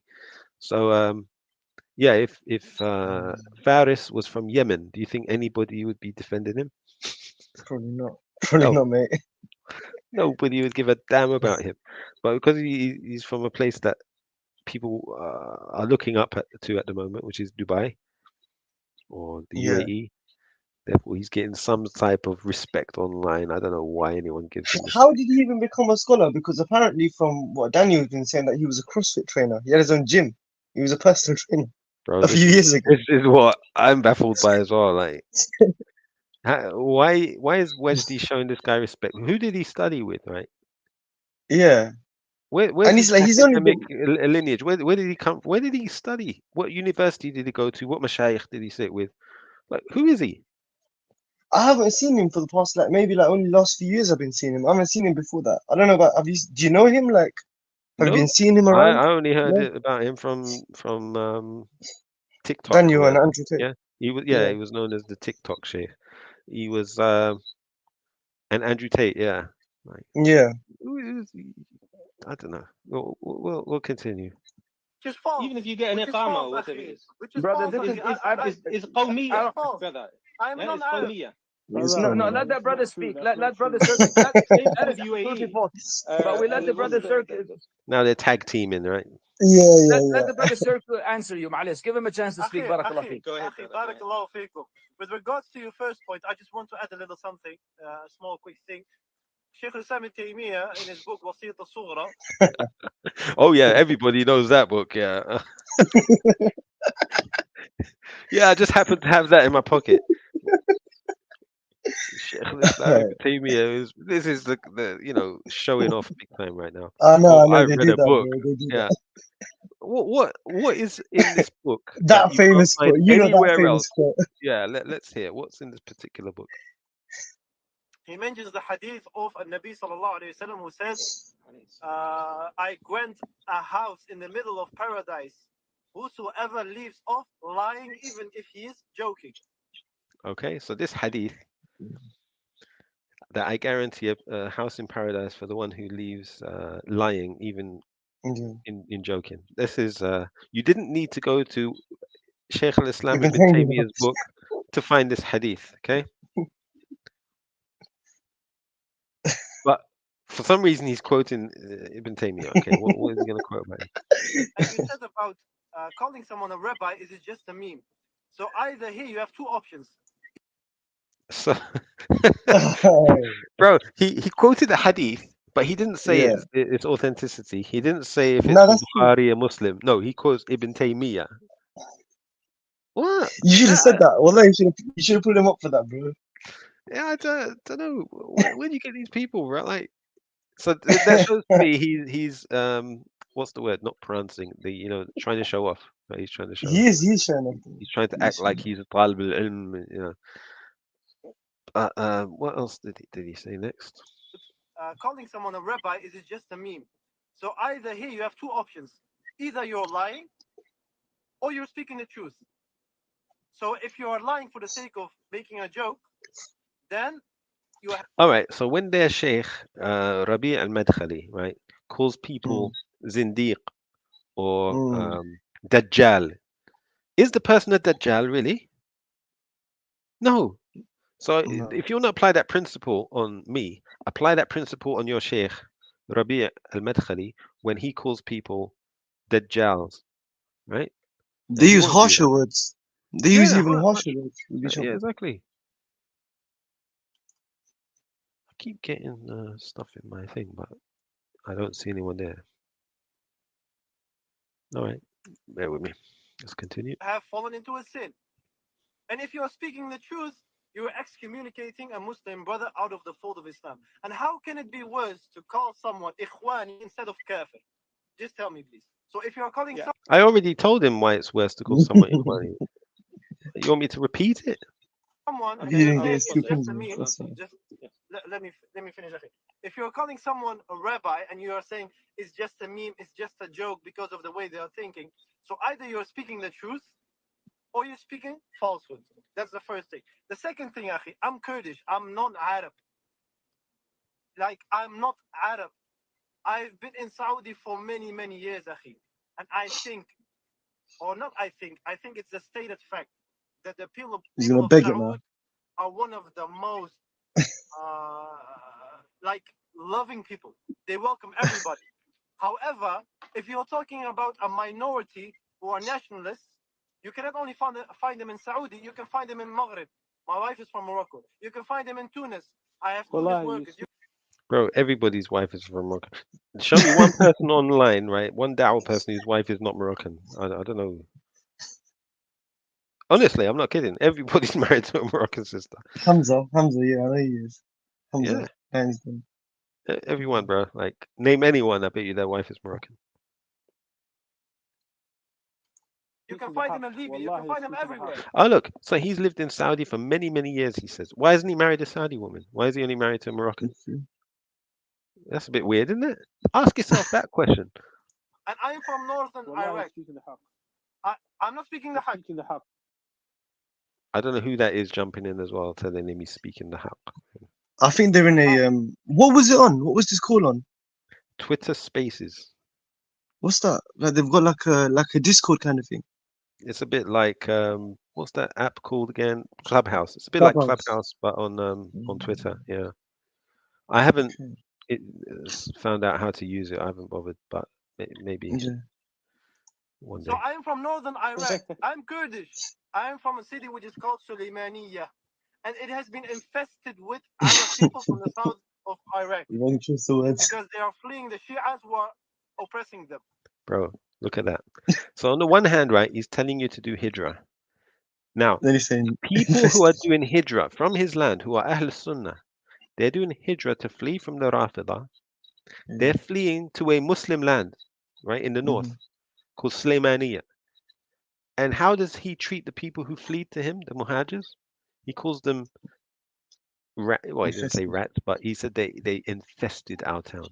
It's a description of rats, bro. You use that for rats or rodents. You're right. Yeah. Infested. Now, English is obviously not his first language, but to use that word, it shows. Imagine what they say in Arabic. Yeah. Infested most is of a them they strong want word. to flee to. Use And infested to talk about rats and cockroaches. Is that how you talk about Muslims fleeing persecution? Is the Shia a person who curses your mother and the Sahaba? No, Are they, you are said Muslim? you said your Slimani has been infested by people fleeing from the Rafida. Boys, it's just semantics, brother. It's just semantics. Maybe it doesn't matter. It's just a verb. Abu Musa Yeah, the rescue. it's semantics when it comes to calling them infesting, but it's Rabbi not is not. Yeah, rabbi is not semantics. Yeah, yeah. You talk about Muslims Let it fleeing fly. persecution. Yeah, Akhi, nobody understood it the way you understood it. You're He just using my finished language. praising the Arab. Akhiri, actually, he just finished. He just finished praising the Arab. Stop. Abu Musab, The reason I mentioned Saudi Arabia, by the way, is because to me that is the best country amongst the Muslims. Well, Right? then go. You can go. Best. It's not even go. close. However, can go. you're talking about hijrah. I can't tell you a single country that allows hijrah. It doesn't exist, right? Akhi, Muslims are better off in some cases to live amongst the non-Muslims. They have more rights in those countries. We can affect foreign policy. Yeah. I have migrated. You can go to Morocco. You can go to Tunis. You can go to Egypt. If Saudi opens the door for everybody to just come and grant them a citizenship, you can't it go will to be full Morocco within and a year. get citizenship, bro. What, brother? Why? Who told you dagiga? Bas معلش, allow me to intervene. I want to understand. You're adding conditions on your own, and no, you're adding. Wa alaikum salam. One moment, please. You're adding conditions. You're saying that your concept of hijrah is that you have to apply at a government level and say, I want to migrate Islamically to your country, and then they basically grant you, I don't know, like an asylum type of situation, and then to you this equates hijrah. Exactly. That is hijrah, and that's what I said happened at the time of the Prophet ﷺ. I think that Ja'far ibn Abi Talib, he led the group to do hijrah to Abyssinia. Yeah, they sought permission. They went as a collective, and one person represented them and sought permission. It wasn't like, oh, every one of them individually went, turned up, applied for a job. Yeah. So when you turn up to a country, right, and you go through the border control, they check your passport. You know what else they say? They say, why are you here? What's your reason for stay? Yeah. Exactly. What's your reason for staying? Now you say, oh, I've come for a short visit, but your intention is to stay forever. It's deception. That's deception. And you stuck him at the end when he kicked you out. Get out of here. You know when he said that. Yeah. Why is it important though? I'll tell you one of the reasons it's important is planning. If you're the governor of that city or that town, you want to make sure you've got enough infrastructure, water, electricity, schools, hospitals, everything needs to be in place. If you've got people just turning up, staying, and then they bring their families over, it multiplies the number of people in the town. They can't plan for it. Yeah, you're And right. it's going to change the fabric of society. Maybe they don't want it changed to that extent. They want to do it in a controlled way. Yet this guy is saying, no, that's not hijrah. Hijrah is just you turn up with no concept of planning, systemization, nothing. Just but when it comes to jihad, you have to follow all the rules. With hijrah, no, just turn up willy nilly. It's ridiculous. Otherwise, there's no hijrah. That's not true, brother. The West has That's not true. And if you come to Saudi Arabia on a work visa, by the way, if you want to fly to, if you want to travel to the United States, there are so many different types of visas. Right. So many reasons for traveling to the country. Go to their website and check out how you can travel, which one you have to apply for. There's all these different options. Same thing with the UK. There are all forms of reasons for traveling, and they've just categorized it. That's the same with hijrah. How is it different? That's true. Your intention is to stay for hijrah. That's ghish, brother. That's lying. That's kadhib. And if the government finds out that your real intention is to do hijrah, they'll deport you. Right? If you want to apply for citizenship, they'll say, go to Wazarat al-Dakhiliya, write a letter to the prince. Hijrah? And you know. Brother, that is these are honestly, akhi, these are some outlandish views that you have. It's like he wants Islam to be medieval in its application. Yeah, you don't use computers, you don't categorize, you don't use visa systems. But when it comes to other matters like These jihad. matters. Yeah, it's that crazy. I've never heard from anyone. So you're gonna tell me that if you intend between you and Allah, because you don't make an announcement to the world that you're gonna go do hijrah. So if you intend that you want to go live in a Muslim country, and the means that you find to go to the Muslim country. What do you mean you don't make an announcement to the world you're going to do Omar did hijrah? that, didn't he? Yeah, you tell people I'm leaving, I'm going. Yeah. You say goodbye, then you turn up to the place you're going, and you've announced to them that you've come to stay. Yeah. So, what's he talking about? But this sort of you keep it secret and deception. It's weird. It's what you said. They've got a new, like, they've adapted a new terminology for it, basically. Hijrah. It's not really hijrah. It's really you're moving to another country where you're constantly, after every, like, I don't know, 10 years, he's saying, you're renewing your, what do you call it, residency permit or something, Yes. until you die. Pretty much until you die. And then what happens when you die? You buried there, or you get shipped back to another country? I don't know how that works either, but They they're send you giving a back new home, meaning bro. to it. Yeah, it's mad. Really? Yeah, it's Did they do crazy. that? Yeah, I've seen in the like in the UAE newspaper, they had a photograph. They had a Yeah. sort of leaving party, right? So the Emirati family was Yeah. there, and they had a photograph with their Indian cleaner or housemaid or whatever he was, right? Yeah. And it was like a goodbye party, and it was trying to show how good the Emiratis are to their staff. That after serving this family for over 60 years, they're sending them Yeah. back to India. Yeah, that's messed up, bro. That And is that's messed supposed up. to be a, Wallahi, a, that's messed up. a a good look on the Emiratis. Are you kidding That's me, a bro? bad look. 60 years in your country and then you're sending him back home. What's he going to do when he gets back to India at 60 years old, where he can't work, got no job? Like, what's he going to do? And he's facing more Yeah. persecution because you got those Hindu Yeah. extremists.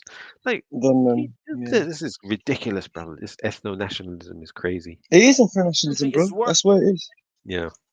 You're gonna tell me the government is gonna come and investigate? Hey, why did you come here exactly? Well, I want to live in a Muslim country. They're gonna say no. We're gonna deport Brother, you. listen to my explanation. If you come to my house, I invite you for dinner. You're welcome to come for dinner. But imagine in your heart, your real intention is to stay, not to leave. Yeah, or I say you can stay in my house for 3 days, but you Brother, intend what to kind stay of forever.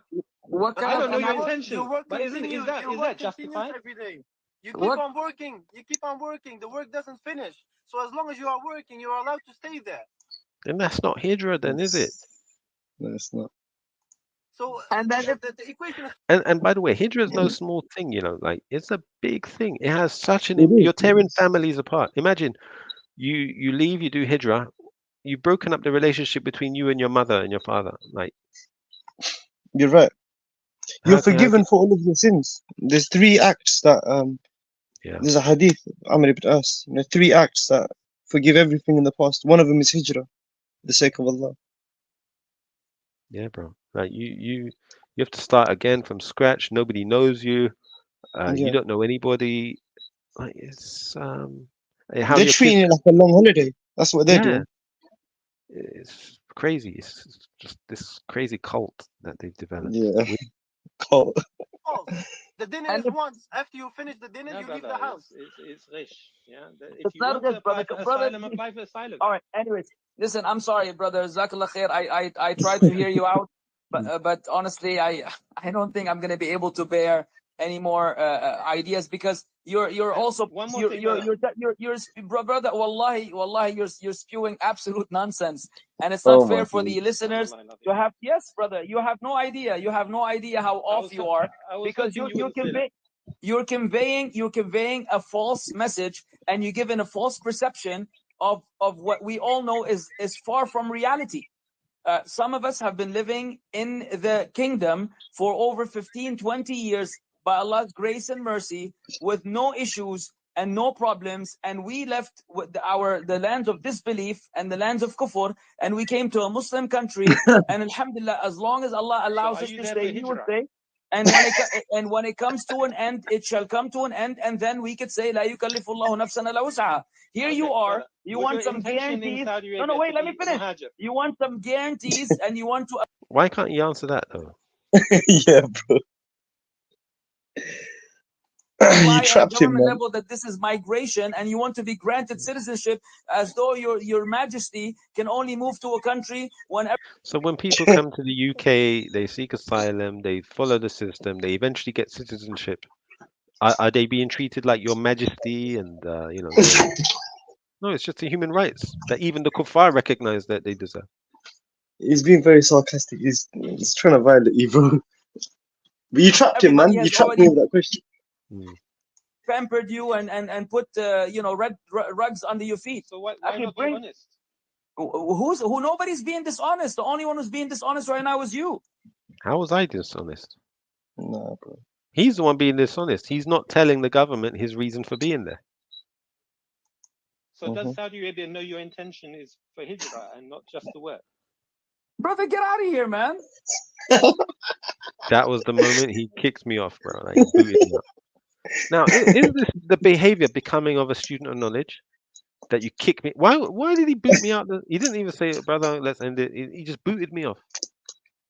Yeah, I was shocked, bro. Get out of Like, here, man. How is that student of knowledge or a sheikh? How are you speaking to people in that with that type of manners and behavior? I was completely respectful the whole time. You were Completely. very good. Yeah, you were. You triggered him, though. It's, it's the facts that are triggering him, though, isn't it? It's not me Yeah. as a person. Like, what? I don't understand. So this is what's puzzling me, right? Because he can give lectures and talk and speak and quote hadith after hadith, like that person quoting Sheikh al-Islam ibn Taymiyyah. The manners, brother, they don't align. Actually, they're very sarcastic as well. Like, even when they're giving nasiha, yeah, they're like very condescending and belittling. If you notice the tone of their voice, like as if they're explaining something to you in that way. Obviously, they don't know who they're exactly talking to. That's their mistake. They don't know exactly who you are, but you know, like That even like doesn't that show a lack of sincerity? Because Islamically, it doesn't matter who you're speaking to, right? اللي بعده. والله عجيب والله عجيب. But oh yeah, this is a bit when his friend comes in, yeah. So Uthman, yeah. Okay. لله العجب والله لله العجب. Allah, I've never heard something like this in my life. أخي والله I've seen people who are like Dutch. There's a brother in Riyadh. His name is Ahmed van der Poel. he's doxing his friend, bro. Yeah, no. I was reacting to that. I was like, what? Man saying his name, full name with that.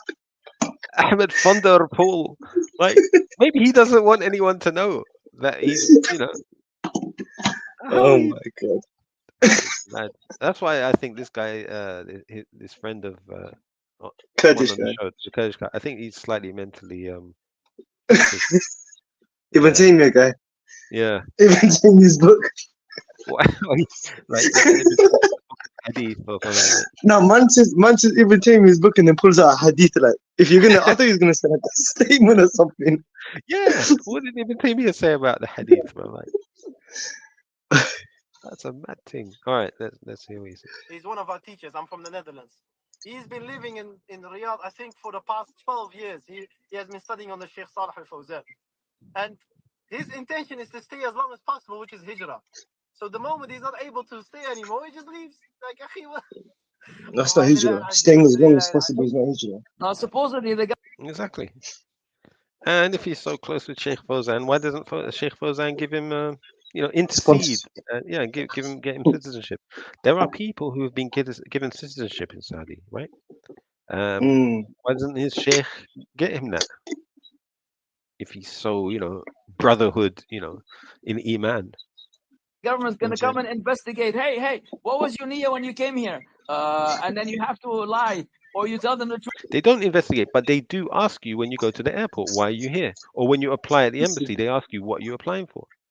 So the fact that you're not telling them means you are lying. You are kadhab. Yeah, Abu Mussab. And then they send you off. That's just Allah. Ajib. Wants to speak. Let him speak. يلا شيخ فارس حي الله شيخ فارس. السلام عليكم شباب. And the respect they show to this guy, Sheikh Faaris. Like, Who is Sheikh Oh my. Faaris? Like, why does he deserve so much respect from them? I don't get They're it. talking with a lot of admiration as well, bro. Like they're admiring the guy. And he's like, Exactly, Assalamu alaikum shabab. bro. You think if he didn't have money that they would show him that level of respect? It's about dunya. It's love of the dunya, bro. وعليكم السلام ورحمة الله وبركاته. عيد مبارك عيد مبارك. And also it's a form of gang mentality. Where people It is feel though. strong in Yeah. groups, and they like in high school, you get the group Mm, that bullies the loner, right? So in this yeah. discussion, I was the loner, and this is the group, and they've all come together and they say, "Yo, look at this idiot that was talking to you," right? So Yeah. they're The doing the fact they're still bullying. talking about you when they've kicked you as well, like people of that caliber, they should not, because that's backbiting. They're slandering you. Yeah, And they could have spoken to me directly, right? yeah, They chose to kick me off. You're right. like someone of that caliber would have like, I would have expected him to be like, okay, the brother's gone, leave it at that. Khalas, let's move on to something else. Let's not talk about it. But they go on to like, it's kind of childish, bro. I'm not gonna lie. But the guy was actually listening to me in the whole show. It seems that they He should have eventually. jumped in. The guy should have jumped in, bro. Literally, he didn't though. It's weird. I'm wondering why. Maybe because he had me blocked. The Twitter didn't allow him to jump on because I'm blocked. Maybe That because he could be the mentions reason. there that, do you see now why I've got all these weirdos blocked? The people that I don't Exactly. interact with. Yeah, yeah. There Yeah. you go. So he must have messaged Abu Musab in the background while I was talking to him, say, "Get rid of this guy. He's on my block list." I wouldn't be surprised if he did that. Mm. Mubarak everyone. هلا والله بالشيخ. Hello, I bet Allah, your Sheikh. your days are happy. Hello, Allah, Sheikh. Like he's showing him mad love. Oh my god. Sheikh, Drinking and Jokes, having bro. fun with family and loved ones. Sheikh TikTok. Yes, while you're at the gym. Habibi, Allah yabarak feekum. Inshallah, I'm gonna see you in August, inshallah. Because they've planned some sort of Umrah trip, right? Where Okay. they're gonna be leading a group for Umrah. So imagine I wanted to go and join them and be part of that Umrah trip. Like, Oh, it's not gonna happen. That's not gonna happen, mate.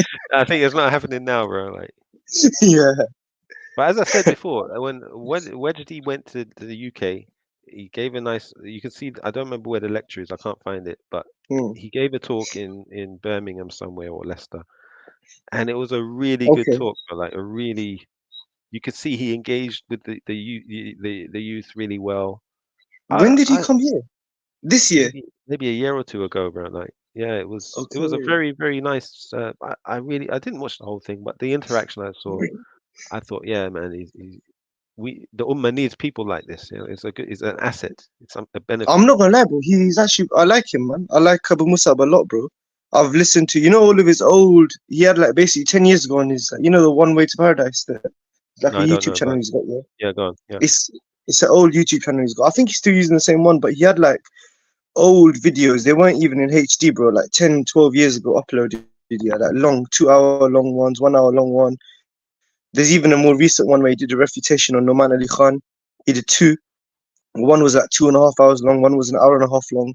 I liked him, man. I still like him. I'm not gonna lie to you. After the Daniel versus him kind of thing, it became a bit okay. He's a bit of a madkhali in that, but that's fine. I expected him to be a madkhali. He's in Jeddah, but yeah. Now But this is just bro, weird, bro. but this is peculiar because I'm sure. So I done a search for him after this thing, and there was a video Yeah. of Abu Usama talking about him. Some like Hmm. 10 years ago.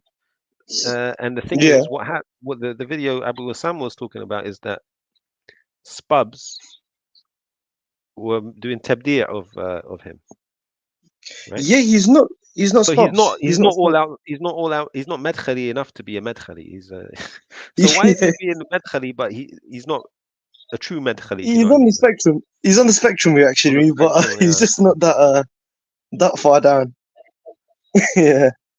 So he's trying to be a madkhali, but Something like he's that. not being accepted by them. In other words, yeah. So yeah, I think he's بإذن الله. he's got a big issue against Daniel lot. against what? Against Daniel lot. These Daniel and SP files and these even Mohammed Hijab. I don't know where Mohammed Hijab is going recently in the last like couple of years. I don't really rate him, to be honest with you. him or Ali Dawah. But well, to be honest with you, I never really rated them to begin with. But I don't know. He's very anti-Ikhwani, and then they're putting anyone into the Ikhwani category. Anyone can just be put into the Ikhwani category. They're either Ikhwani or Takfiri or whatever, you know, and he's just like, he's the other end of the spectrum. So Yeah. Yeah, Jama'ah, did I hear this right? He wants Saudi to know. Yeah, Jama'ah. Yeah, like but this is the gang mentality. Yeah, he needs to be part of a group to feel accepted. Jama'ah. what our intentions ولا كيف يعني؟ Yeah, look at the arrogance of this guy. Jama'ah, did I hear this right? He wants Saudi to know our intentions ولا كيف يعني? And he's on the English speaking platform and he's mixing up the Arabic and he wants Saudi Arabia to know our intentions. Is that what I argued? Is that what I said? No. Yeah. Well, in a sense, No. yes. They're asking you why you're coming to their country. You should be honest. What's wrong with that? You made the religious statement. There's no country that allows them to make hijrah, and then he threw Saudi Arabia under the bus, and then you happen to just dissect that part of what he said. But you said that we want Saudi to know our intentions. What's wrong with being honest? Why is it something to laugh at? Yes. And he said, and that sarcastic laugh there. This is not behavior I'd expect from people of knowledge, sadly. Shuyukh. Yeah, Bashir, Hala Bashir. Calling someone an Ikhwani is worse than calling him a rabbi. Allahu Akbar. Allahu Akbar. Allahu Akbar. Yeah, I justified that. Yeah, I supported my claim. Why are they mocking it? Now, guys, you have to understand. Now you understand why I block these people I don't talk to. So it's about him. Yeah. Of course. He's very self-centered, bro. Yeah. Very like narcissistic. Very narcissistic. And that's the common thing I found about all of these dawah online people that I've confronted. They're narcissistic. No, they are. Them. They want to talk. And they'll talk for an hour before they give you a chance to speak for 10 seconds. And then they interrupt you. And then they talk for another hour. Akhi, this is an ego boost for him, if anything. For Faaris. And wasn't he like... I didn't mention his name. Not once did I mention his name in that discussion. Wasn't he talking about British people, saying that brothers in Britain shouldn't be talking about stuff that happens in Muslim countries? I think so, yeah. He said something like that, didn't he? Yeah. Can't remember exactly what he said, but he was saying something like that we should stay out of brothers in Britain should stay out of internal issues within the Muslim Ummah or something like that. I can't remember the exact word for word. I don't think it was that, but something like that. Yeah, because we're not a global brotherhood of Iman, in his opinion. We should stick to our borders. Yeah, he's a borderist, if there's such a thing. Yeah. Because we're not rich enough. Look. Yeah. Look at the. I don't know. We lost brain cells, guys. But he's respectful, though. We lost brain cells, guys. See, at least Wajdi appreciated that I was respectful. Fair enough. Yeah. Hold on. Yeah, now, guys, you have to understand. Now you understand why I block these people I don't talk to, because it's. Look at the. I don't know. We lost brain cells, guys. But he's respectful, though. I usually block the others, but he's respectful. Wallah, I was happy to hear him out in the beginning, but he really, he disappointed me because I want someone to look, man. At the end of the day, I'm definitely not every view I hold, like everybody else, is correct. So when there's an error, it has to be corrected. When I'm wrong, I have to be told, and I have to make adjustments. No one is above the truth. No one knows everything, but the people have to deliver the truth, though. If the people. I did deliver the truth, right? And you proved yourself to be above the truth. You didn't accept it. So he's contradicting himself right here. Bring nonsense, then they say, you see, you're too arrogant. You didn't accept. Habibi, I have to accept something also that is substantiated in the deen, not something that you feel strongly about. I suppose at least he accepted the boycott thing, right? That's the one thing. Yeah, he did. And your feeling is going to impose on me, the discussion. Anyways, you want to add something, Sheikh Faaris? Go ahead. Just wanted to mention one thing. He mixed. I wanted. Now he just waffles, bro. He mixed two things into one, and I don't know how he created this misconception about hijrah. Subhanallah, this is the effect of the pragmatic Ikhwan al-Muslimin interpretation of Oh, Islam. subhanallah. These people are making a new definition to like these terms, hijrah. Like they've admitted it's not hijrah what they're talking about. It's a permanent residency where you're renewing it every 10 years. You got no guarantee even if you can be buried in that land if you die after living 50, 60 years in that land. And they're giving new terminologies to it to suit their nationalistic states. If I'll be honest with you, that's exactly what it is. And Yeah. they're twisting the deen to represent, their version of Islam, which is suiting the liberals, you know what I'm saying?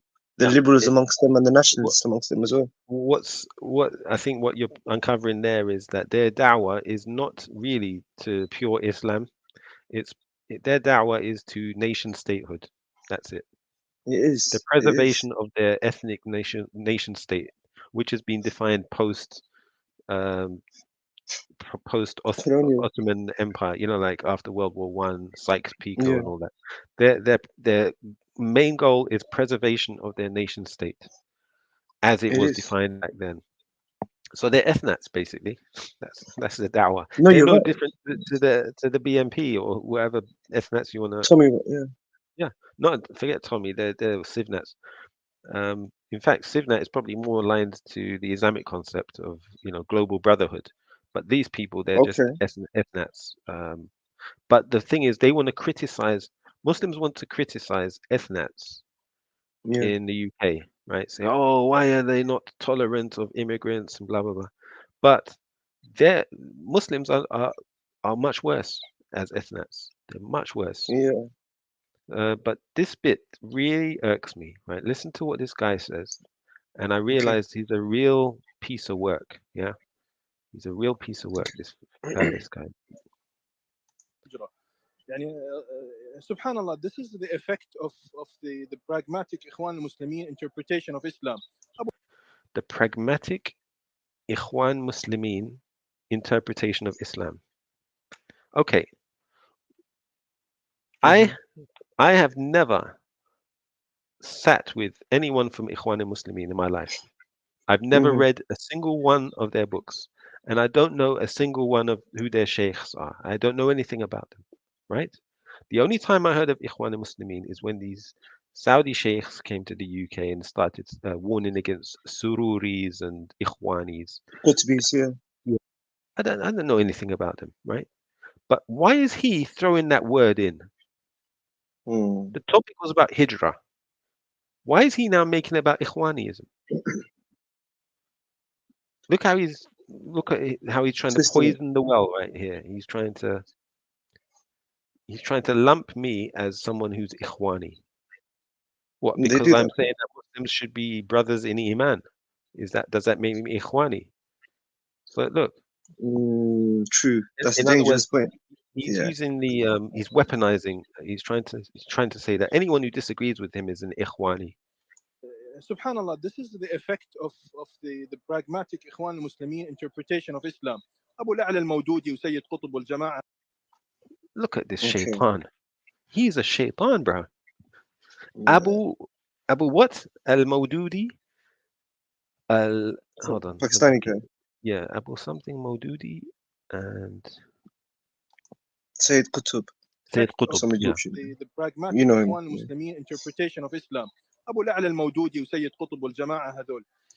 Well, Jama'ah Hadol. These this group of Ikhwanis, like, and he said the pragmatic interpretation. What does that word mean? Pragmatic. It's you've got something that's if you're dogmatic or pragmatic. Dogmatic means you look at things from an idealistic perspective. Here's how the world should be, and Okay. pragmatic is, well, I know how it should be, but to get things done, you have to pay bribes here, do this, that. Do you know what I mean? Oh, okay. You'll be Okay. realistic. Pragmatism is more realism, and dogmatism is Okay. more idealism. Ideal. Yeah. Yeah. So, in fact, they were the ones who were being pragmatic, right? They were the ones who were saying, if you need to flee your country, just take any means. Don't declare your Yeah. intention. Yeah. So That's true. That's true. why is Actually. he saying I'm being pragmatic? That's And actually a why is good point. pragmatism wrong? He's completely illogical. Yeah. But why is he trying to taint the water here, to poison it, to say, look, these people, he's lumping me amongst the Ikhwanis. Doesn't know me, he's never spoken to me in his life, and he's No. lumped me in amongst them, as though Sayyid Qutb is my sheikh and Abu whatever his name is my. What's his name? Crazy idiot. Effect of the pragmatic إخوان المسلمين interpretation of Islam. أبو الأعلى المودودي وسيد قطب والجماعة هذول. He have placed hijrah, the understanding of hijrah. Why did Islam and the Prophet He have placed. Yeah, this is someone who puts himself amongst the English-speaking world when it comes to da'wah, right? Yet he can't speak English. I mean, reactionary, his English is better than Shamsi's, though. You gotta give him that. I agree, but the point I'm making is that you don't find I don't see you going and giving da'wah in the Arab speaking world, even though you might know some Arabic. Yeah, speak to your own people, give da'wah in your own country. Why are you coming? Why are you you just said he told people from England not to interfere in Yeah, Emirati affairs. Why is he interfering in the West's affairs? Stick to your own true. language. Stick to your own people. You ethnat. You're an ethnat anyway. Why are you trying to influence foreigners? It's true. ordered us to do hijrah? The main Now purpose he's is that trying to justify his position by quoting the hadith, right? So the let's hear what he only says. Islam and the Prophet ordered us to do hijrah. So now he's saying the Prophet ﷺ ordered us to do hijrah. Okay. So Okay. is this the da'wah he's promoting? He's promoting his da'wah to the West is that you need to do hijrah? Is that his argument? The main purpose is that you establish Islam in your life. So whatever means there is in life that can help you achieve that goal, that's the goal. That I want to practice my Islam in a safe environment and nobody's going to force me to do anything. And around me is not like kufr or all these things. So if you can establish that by work visa, by owning a citizenship, by whatever it is, you can do that. Now him saying لا, it's called المملكة العربية السعودية. Okay, That's so true, though. It's the name. he's arguing that hijrah is only for the purpose of saving yourself by fleeing, yeah, but not hijrah for the establishment or betterment, building an ummah.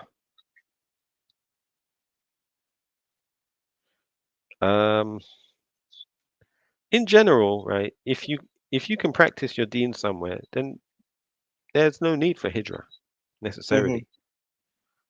But you can do hijrah to build an ummah. So say, okay, you might live comfortably in London, right, as a Muslim.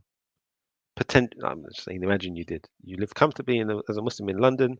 You have a local masjid. They call it adhan. You have a small community. But a group has decided we're going to build it. We've bought a little town in the south of Coventry or somewhere, I don't know. And we're going to build a community there. So all the Muslims are encouraged to migrate and live there in the south of Coventry. So even though you're comfortable where you are, there's no harm in traveling and migrating to that place. You don't have to be under persecution to do hijrah. Okay, but also hijrah is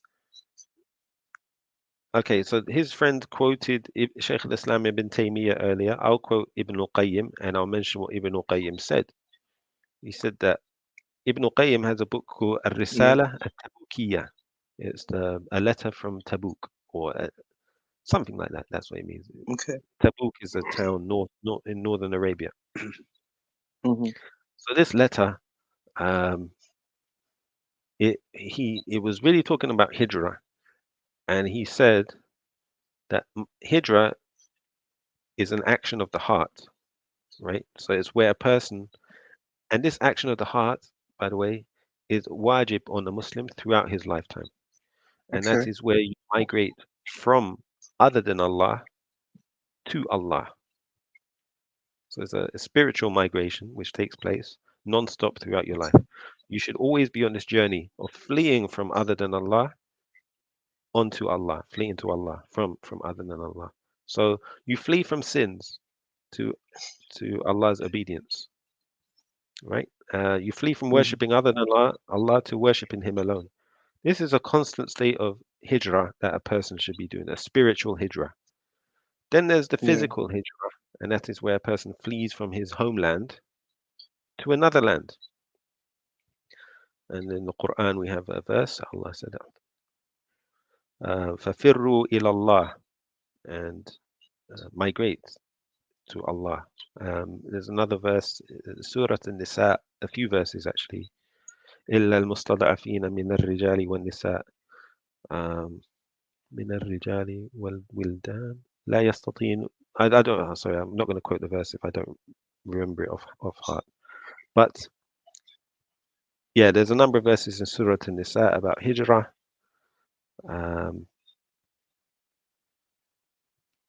I'd have to look up the verse. Sorry, I Send just us a don't. helper. When the Mustad'afin say that, send us a helper, Yeah, because they've been oppressed in land. That was yeah, 175. yeah. What's the verse? Can you quote it? 175. Let me see.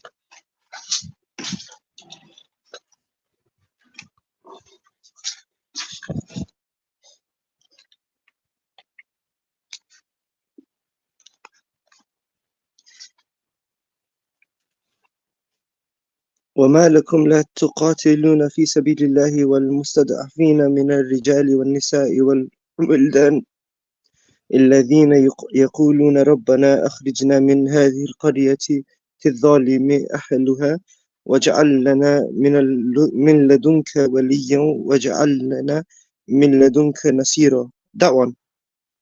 Which number are you looking at? 75.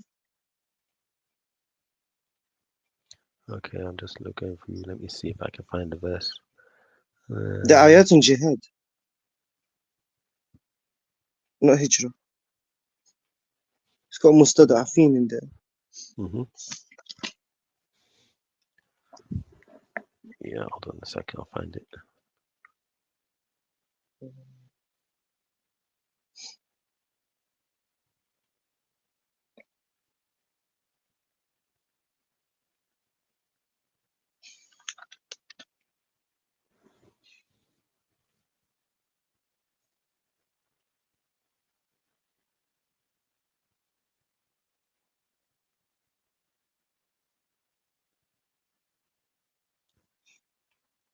I know. I remember the first part of the verse. إن الذين توفتهم الملائكة ظالمي أنفسهم قالوا Oh فيما yeah. قالوا كنا مستضعفين في الأرض قالوا ألم تكن أرض الله واسعة فتهاجروا فيها. That's Was the not the verse. earth big enough? Yeah. That was revealed at Badr. What verse number For is that them. though? I have to look it up. I don't know. I don't know. I'm trying to find it.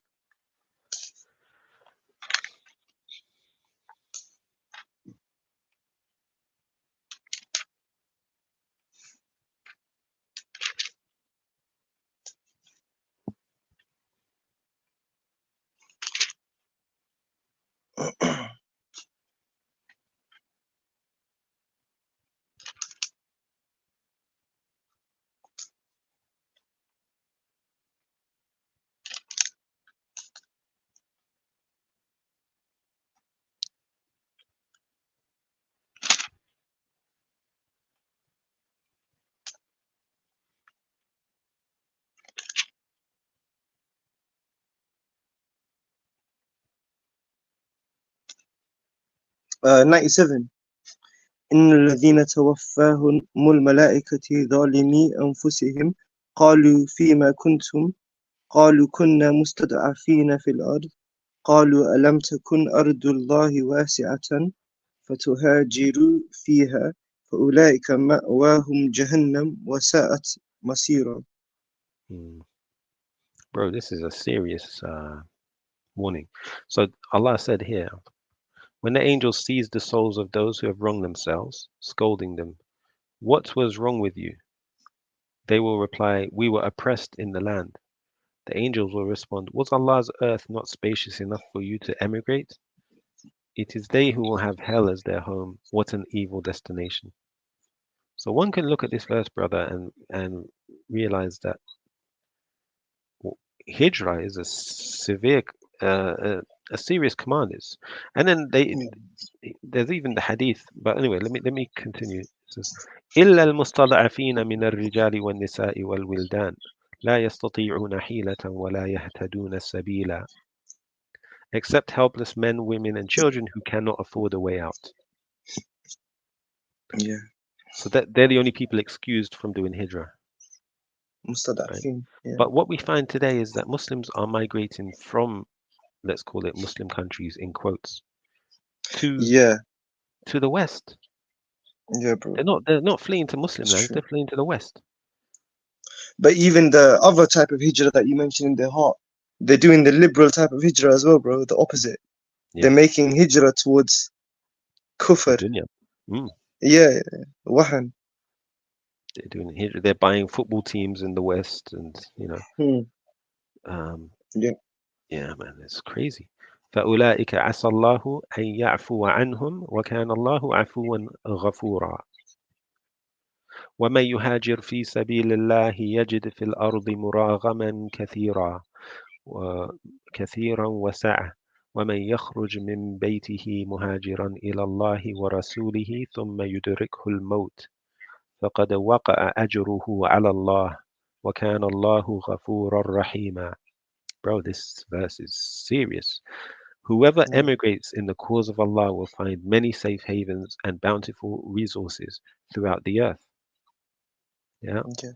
So if you take the steps towards Allah, Allah will open the doors for you. And those who leave their homes. So if you leave to do hijrah and on the way you die, what happens? Yeah. فقد إنما الأعمال بالنيات. Yeah, فقد وقع أجره على الله. Allah has secured their reward. Subhanallah. It's guaranteed. Yeah. You flee from your land as a muhajir and you die en route. You're guaranteed your reward with Allah. Can this ayah though be used for that context? Because I think the original why this was revealed was because on the day of Badr there were some Qurayshis, some Qurayshi young lads basically, and that claimed to accept Islam, but they didn't make hijrah to Medina because I don't know, their families didn't let them or something like that, and then they ended up being a part of the army, the Quraysh army, on the day of Badr. And I think this ayah was talking about when the angels take their souls. So can this ayah be also used in the context of making hijrah to a Muslim land from Darul Kufr?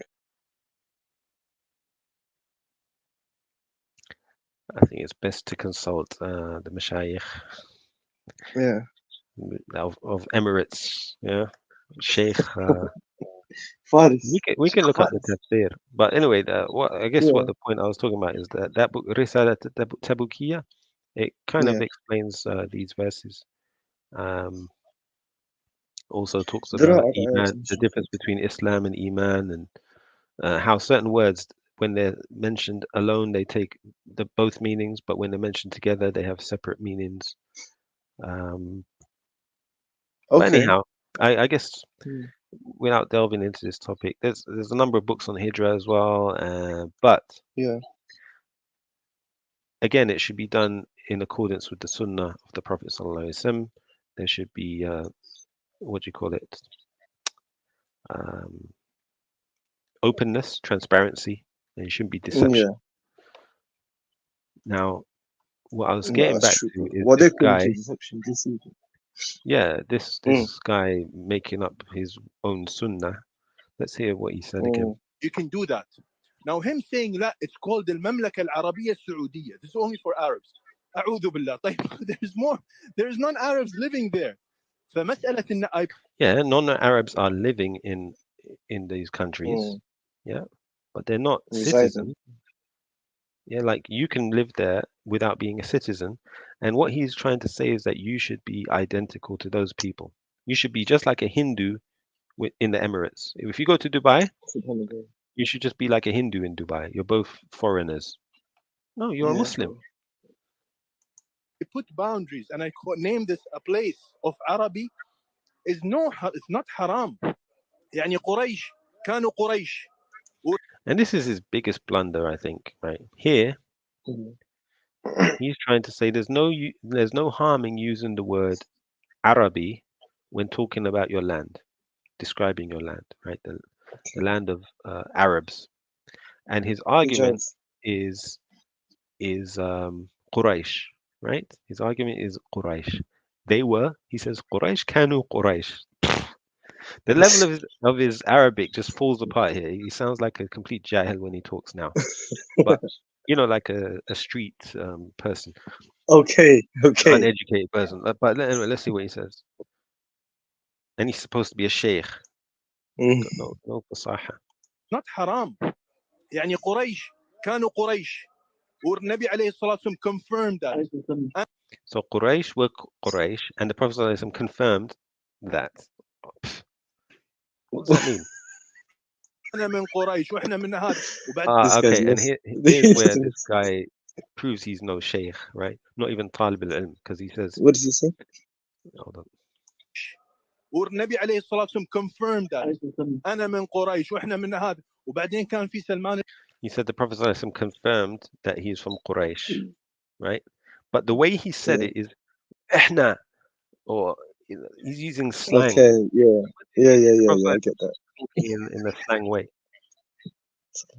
Yeah, a talib al-ilm will not quote the Prophet ﷺ except he will quote the hadith verbatim, word for word. Or he'll say, "Oh, kama qal," right? Like just now, we were trying to remember a verse of the Quran, but we didn't recite it until, we had exact it. verse. Exactly, yeah. Otherwise, we're not going to quote it. But That's this very guy, disrespectful that he's doing. yeah, It's very disrespectful. he's unlike a student of knowledge in his behavior. So let me just play it for you again. قريش كانوا قريش والنبي عليه الصلاة والسلام confirmed that. أنا من قريش وإحنا من هذا وبعدين وإحنا من هذا. And he also doesn't actually quote the hadith. The Prophet he's just making it up now. He's lying on the Prophet. There's a full hadith. There's a full hadith in that. I know the full hadith. He's just saying, "Ana min Quraysh." There's just a part of it. That's not. It's not and nice, notice bro. he doesn't complete the sentence because he knows he's screwing up now. Because you don't know it, probably. He probably doesn't know the whole. Yeah. وإحنا من, and then he just jumps to the next thing. A bit weird. Boundaries, and I name this a place of Arabi. That's a tactic you do when you're waffling. Haram. Yeah, exactly. يعني قريش كانوا قريش والنبي. And also, think about how disrespectful he is to the audience because he's switching from Arabic to English. He's mixing it. True. Quraysh kanu Quraysh. Does an English person know what he's talking about there? Quraysh kanu, they don't know the word kanu. No. Quraysh, yeah, it's a noun, but kanu is not a noun. فمسألة إن I put boundaries and I name this a place of Arabi it's not haram. يعني قريش كانوا قريش والنبي عليه الصلاة والسلام confirmed that. أنا من قريش وإحنا من هذا وبعدين كان في سلمان الفارسي went from Persia traveled there and he stayed with them. ما قال لهم He was sold into slavery. What's he on about? He's falling apart here, bro. Like it's mad because first of all, the Prophet ﷺ was from Quraysh, right? Yet he fled to Medina. When the Muslims fled to Medina, what were the categorizations of people? It wasn't Quraysh and non-Quraysh. Muhajirun wal Ansar. Yeah. Isn't there a hadith that Muhammad sallallahu Fatih Makkah? I am from Quraysh. I am from Ansar.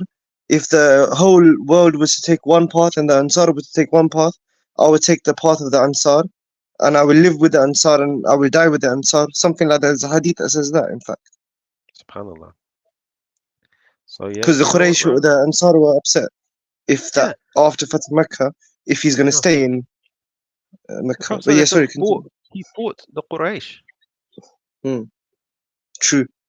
In what sense was he a member of the the nation of Qurayshhood? Yeah, like he was not.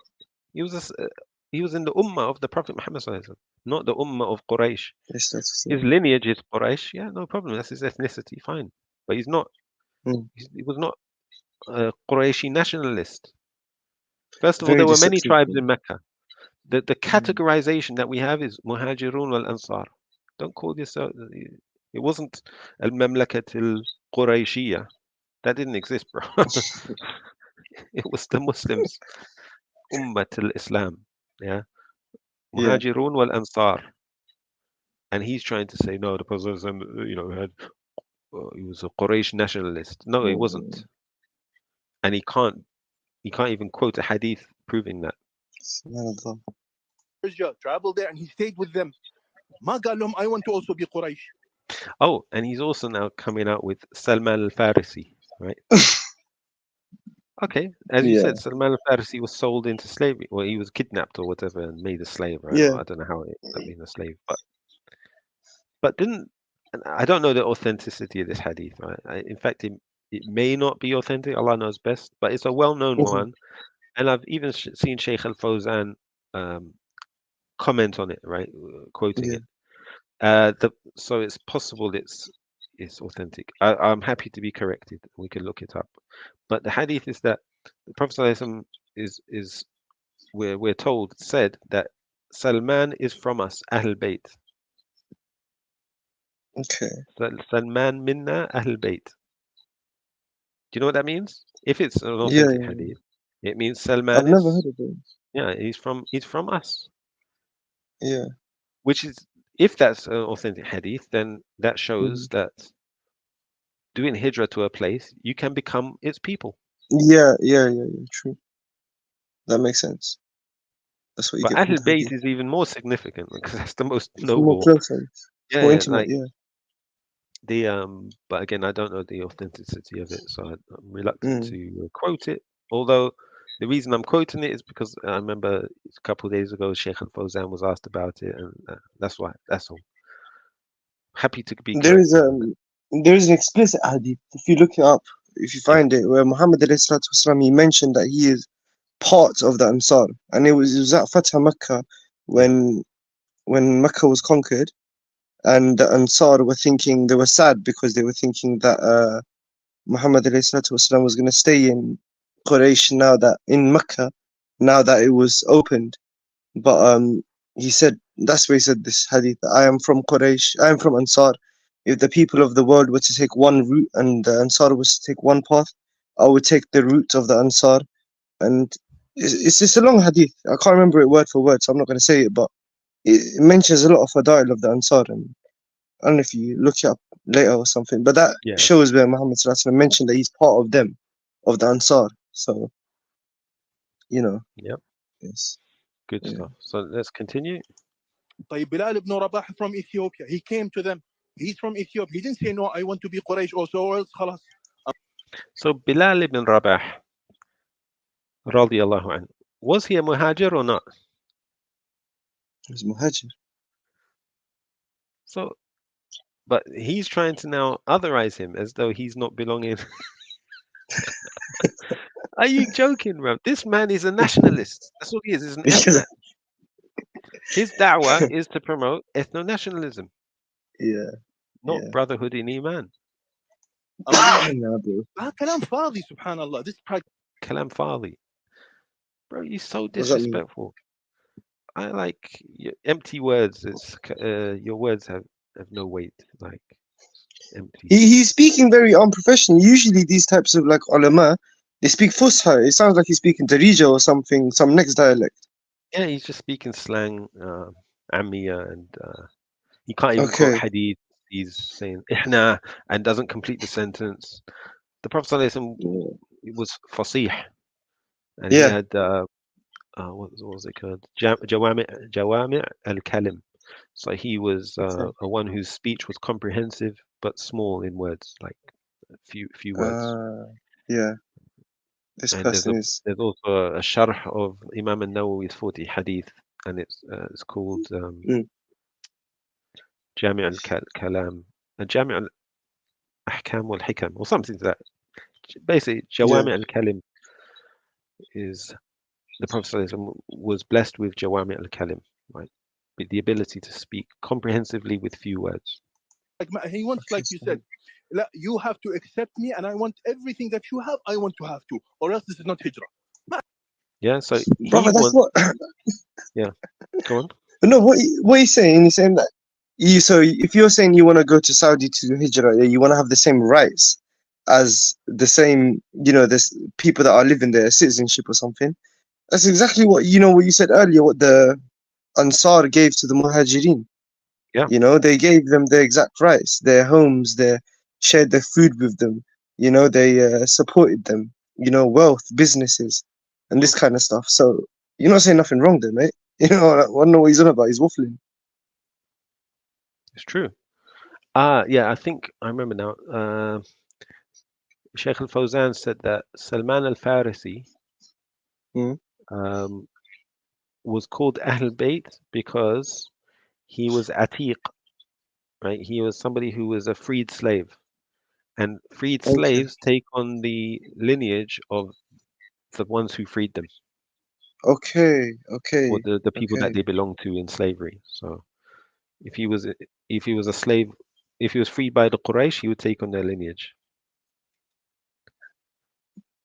He was freed by the And you Muhajirin see and that in the Ansar. West. There's a lot of Mm. people who are descendants of slavery. They have names of their Yeah, slave masters. they Even do. in, They in, do. in Arabia, you have people who are different tribes like Dosari and Anazi, but they were slaves under those tribes. Do you know what I mean? So Oh, when they were okay. freed, they take on those names. Okay. Interesting. So either way, he wasn't always a foreigner. He became one of them. Yeah. And what this man is arguing is, no, you shouldn't, come to our country as a guest, but don't demand anything. Just be an outsider. But Mm. he's still encouraging you to do hijrah from a place where you're not an outsider. He wants you to leave somewhere, become an outsider in our country, and always be an outsider. Like, you might be better off in your own country where you're welcome. Anyhow, To be Quraysh also, or else خلاص, I'm leaving. فكلام فاضي سبحان الله. This pragmatic, he wants, like you said, لا, you have to accept me and I want everything that you have, I want to have to, or else this is not hijrah. ما على كيفك هو. انت you want to establish your religion, establish your do you understand him? Yeah. Yeah. It's not upon your whims. It's not how you want it to. Like, he's bad manners. Oh He my is, bro. He's rude. طيب Bilal ibn Rabah from Ethiopia, he came to them, he's from Ethiopia, he didn't say no, I want to be Quraysh. Or Yeah, he views Bilal as a foreigner. Yeah, he does, bro. He does. No, I Bilal see. is I more understand. Arab than you, Faris. Mm. Bilal is more Muslim than you. He's more Arab than you. He's more of the Ummah than you will ever be. Subhanallah. He's talking about Bilal like he's some foreigner. La hawla wa He's la very quwwata disciplined. illa billah. These ethnics, bro, their mind is poison. Yeah, bro. or else خلاص, I'm leaving. فكلام فاضي سبحان الله. This pragmatic, he wants, like you said, لا, you have to accept me and I want everything that you have, I want to have to, or else this is not hijrah. ما على كيفك هو. انت you want to establish your religion, establish your religion, whatever means necessary, do it. انتهى الموضوع. الموضوع بسيط يعني, it's simple. سبحان الله العظيم. That's it. Yep. I was gonna say the word rabbi. I won't. I'm not gonna. I'll try to avoid using that. But yeah, that's disappointing. He's Yeah, crazy, man. This guy's not right more there. from him. Hmm. You don't have to be a The chef. sheikh to have some basic, like etiquette. Yeah. Especially when you're talking about the messenger of Allah, at least have some, Listen, you yeah, know, exactly. have some respect. But no, he's And this very Wajdi is distant. just silent. Notice nobody interrupted him. Yeah, true. But with me, I get interrupted. It's like, Yeah. Didn't even let you finish your points. what's the nature of their Literally. relationship, bro? Like, why do they like? Why does I think they're Wajdi like him? investing. They're probably investing in businesses together or something, bro. I think they got a money relationship going on. That's why he's being so tolerant. Because I don't, I think good of Abu Musab. Yeah, I like him. Even after this, I still like him. Yeah, I don't agree with him, but I still like him as a person. I think he's an alright guy. He's a bit weird the way he handled you. He could have just actually spoken to you properly, but humbled himself even, which is nothing wrong with that. But I don't think he's the type of guy to be silent if somebody else was saying this. If it wasn't Faris, And if it was someone else that was saying this, was speaking like this, he would be like, brother, what is wrong with you? Why are you speaking like this about the Messenger of Allah? Do you have no intellect? Do you have no respect? Because I've seen how he, reacts with like Noman Ali Khan, Yasmin Moghahed, these Yaqeen Institute, these people, yeah? Mm. He's very harsh with them, you know? He should be with him as well. He should be consistent. I don't know why he's not. I You think, know why Faaris blocked me on Twitter? I've never really why? like interacted with him properly. It's just twice I responded to his tweets, right? That's all. One of the occasions, Yeah, he posted, yeah, somebody asked him about following a madhab. yeah. Should I be following? My friend tells me I have to follow a madhab. What should I do? He said, yeah, you should follow a madhab. There's nothing wrong with Okay. following a madhab. So I posted a video and a response tweet from Uthman Mm-hmm. al-Khamis, is Kuwaiti, Oh, where big he was asked Ikhwani. the same question. He was asked the same question. He said, no, only an idiot follows a madhab. Okay? Fair point. Mm-hmm. The only people who you might want to consider following a madhab is students of knowledge, like because they want to follow a structure Yeah. in deriving rulings, right? But Mm. as for your average person, no, you follow the dalil, bro. That's what you do. Just Yeah, follow your yeah. dalil. That's true. And we have access to dalil today. We've got all the books. You got the internet, bro. It's not like 100 years ago where you Mhm. lived in a village and there's only one book of knowledge you had, and that was from a madhab. No, now everyone's got access to it. You got no excuse for Yeah. it. Just you don't follow a you don't need to follow a madhab. And then I got blocked. I posted all I did is post a You video of jahil, Usman bro. Khamis, and the guy blocked me. Subhanallah. When was this? A while ago? Maybe in the Before the last whole. since I think it was since October 7th. So I didn't really know about Okay. this until October 7th, really. And also October. Why did I mention that? Because that's probably Uh, the timeline from the bonus stuff, innit? That's probably why you thought of October 7th. yeah, exactly. Yeah. So Right. he's not. He's a piece of work, bro. I find him despicable, to be honest. He's not very unlikable. I don't know what it is about him. He's I'm not gonna arrogant lie to you. and rude. Arrogant and rude. Yeah. Like if you're saying Yeah. that is, look, it's impermissible to do hijrah from your brother for 3 days. Do you know this hadith? Yeah. By blocking someone on Twitter, it's been more than 3 days. Right? It's been more than 3 days. Yeah. Why No is that salah. acceptable? Yeah. I get you, bro. I get you. But I don't know, man. This guy probably. I don't know, man. He's not. I don't know who gave him the qualifications. Like I came across him first, yeah, when Andrew Tate took his shahada, yeah. When Andrew Tate Yeah. became Muslim, he went to Dubai and he met with this guy, yeah. And I was like, who's this guy? First, I thought he's one of them because they were calling him Sheikh. It says Sheikh in there.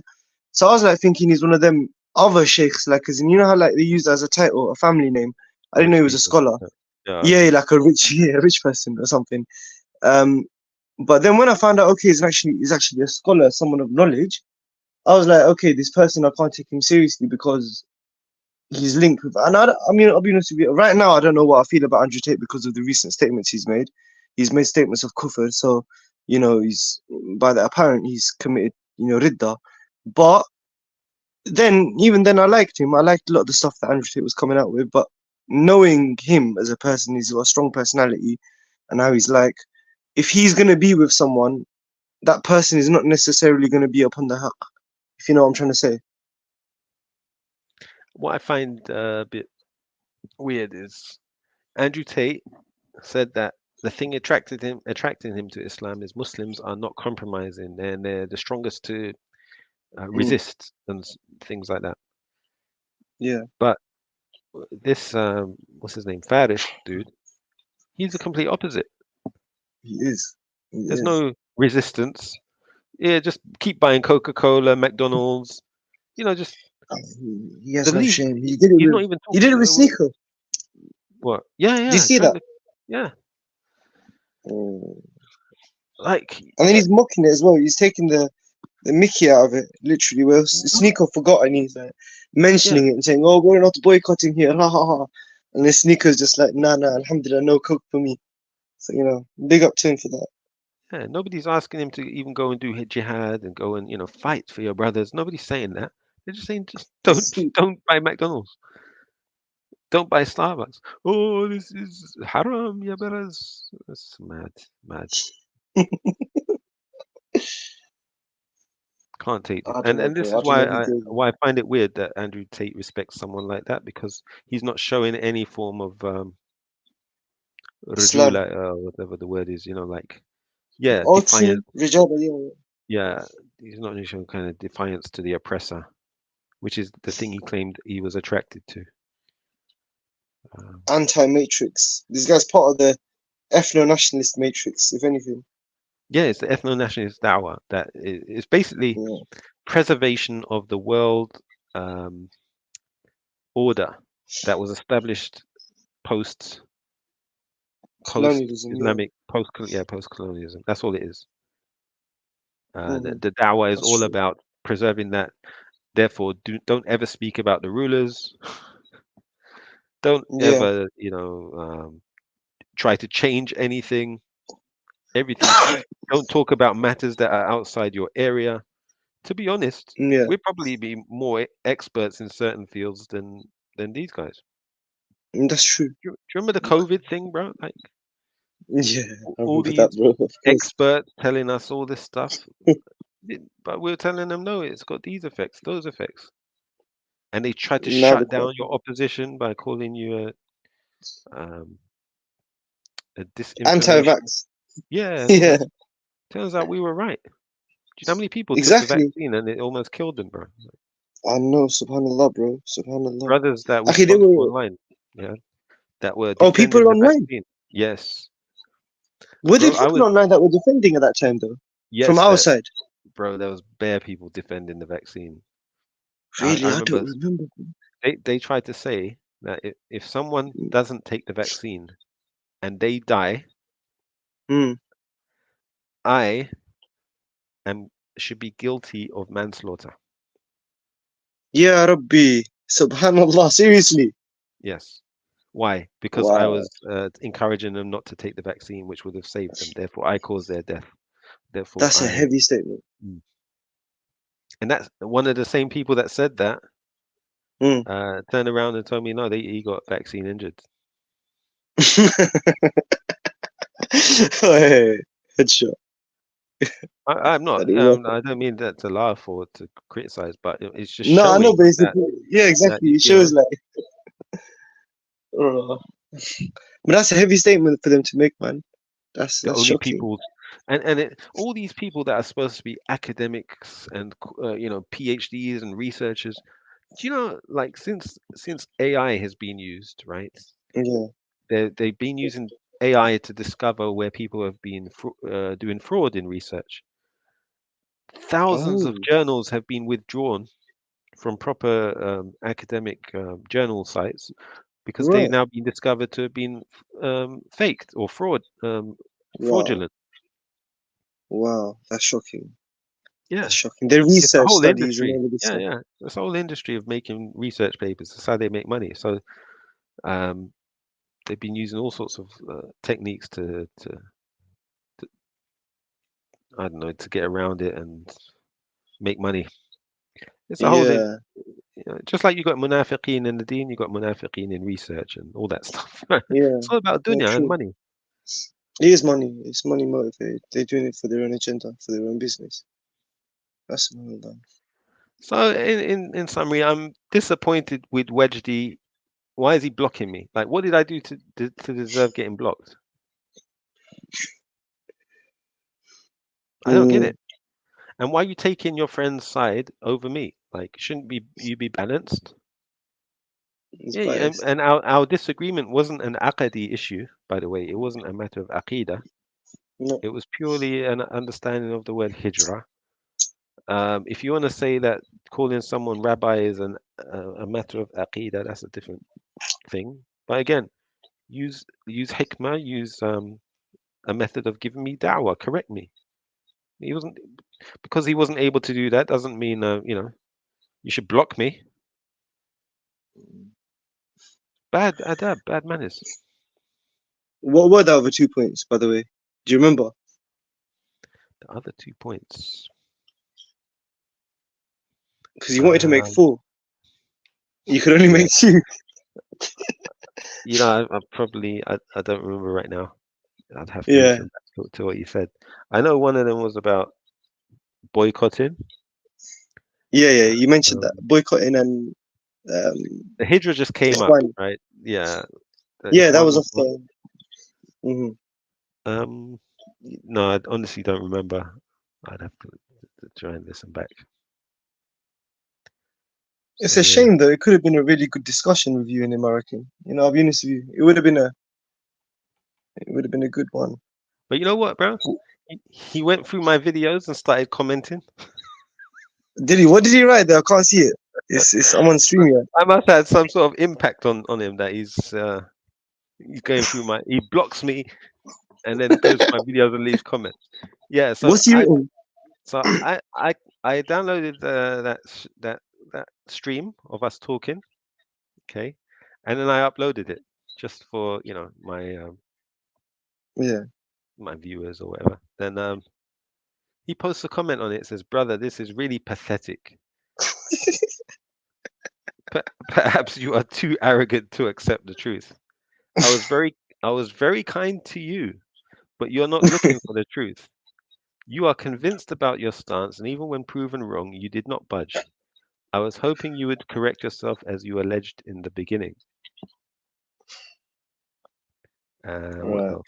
May Allah forgive you. Oh my God. Yeah. Okay. So, all right. What is pathetic? Me uploading the video. Like, you did a public stream. You invited people who disagreed with you onto your show.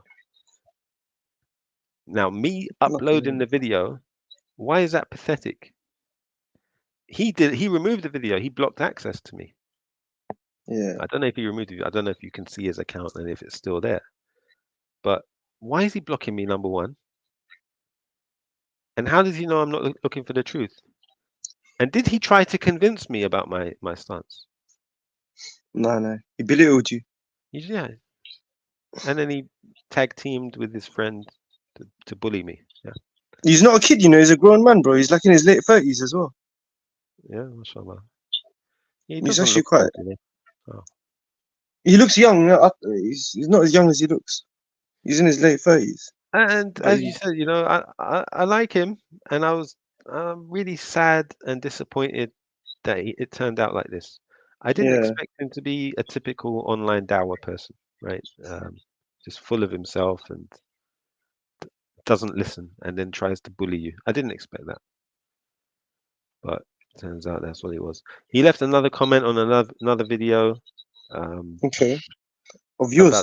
Yeah, 2 other videos. Right, one of them was the Michael Jordan video, which I uploaded, right, which is like an old one, like a year and a half ago.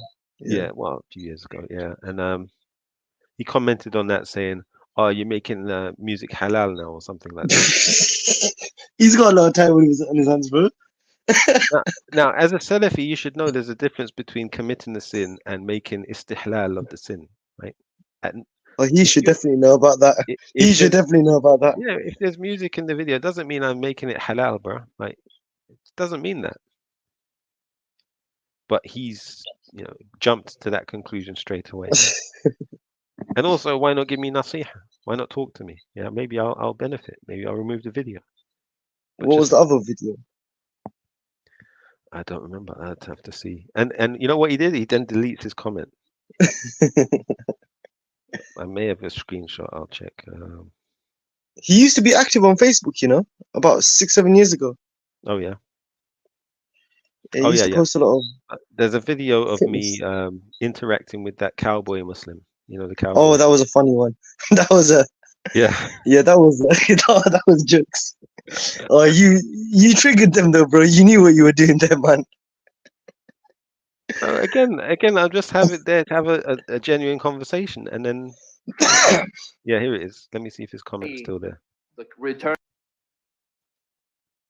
No, he's deleted the comment, bro. Oh no, it's there. It's there. He goes, so you go around and harass people and then complain for getting bullied. All right. So did I harass? Did I harass?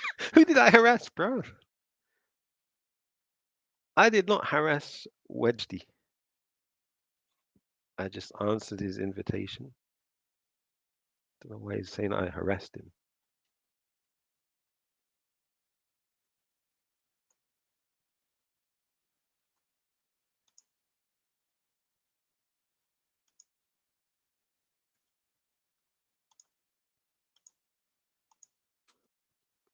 Jazakallahu khairan. Barakallah feek. Let's just. So yeah, trying to find my stream out. There we go. Bro, you still there? Okay. Can anyone hear me? My sound is gone.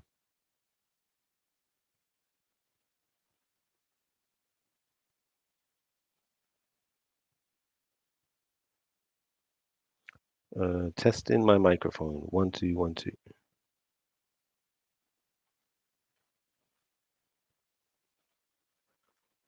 Okay, the sound's good. All right, so where were we? Yeah, I was gonna play the clip of The return of Isa alayhi salam. We're not going to entertain these things. Welcome, reactionary. What's up? The cowboy Muslim. So yeah, nice welcome. Look at Ramsey's face. Anyhow, let's see what he's got to say. Alaikum, brother. Wa alaikum salam wa rahmatullahi wa barakatuh. Yeah, I saw a video that you did. I'm not sure when it was or where it was, but you were outside a masjid and you said that somebody inside called you a kafir.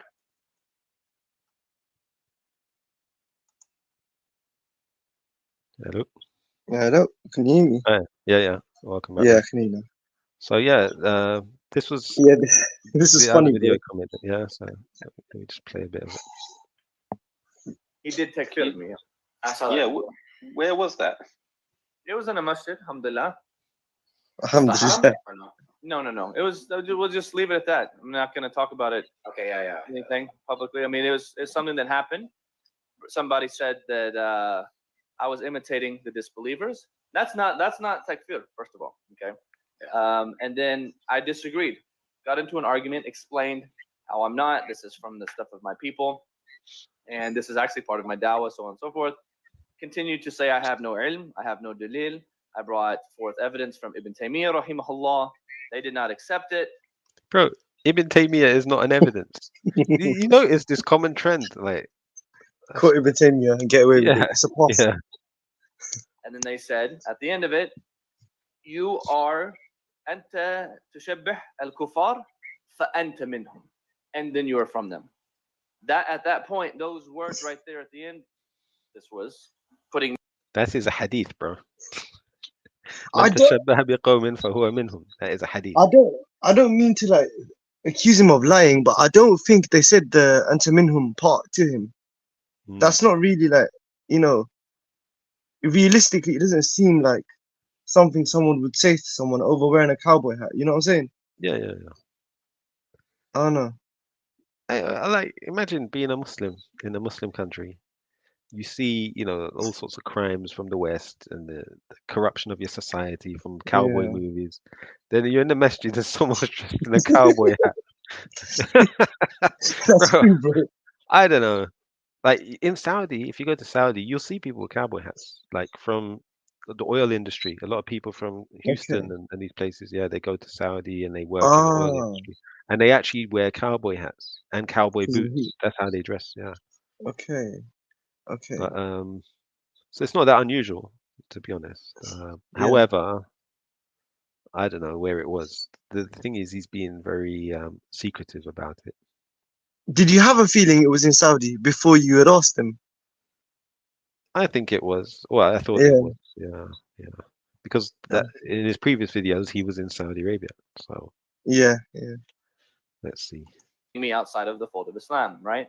according to them. So that's exactly what happened. I went my other way, they went their way, and khalas, this is what happened. And I have forgiven this person. I seek my reward from Allah. I held nothing against the person. But this is the general what happened. So that was in Texas. It happened, yeah. It happened in the world. In the world. In the world. This is one of the funniest answers I've ever seen from someone. I have to rewind it. Sorry. You know what's funny at the reaction, yeah? Is that this guy's going on a whole explanation, yeah? Explaining the full story just for you to dissect it. Laying the trap out, bro, literally. Bro, let's say that again. Hold on. So that was in Texas. It happened, yeah. It happened in the world. In the world. Yeah, I'm not gonna say where it happened. Why don't you just say where it happened, bro? Because he's protecting both himself and the other brother, bro. Yeah, and I'm protecting the image of where it happened as well. See, the thing is, it doesn't matter where it happened. No, it doesn't. That kind of stuff can happen anywhere, man. It doesn't No, really. of course it matters where it happened. What are you talking about? If you go to any books of fiqh, you'll see something about shuhra.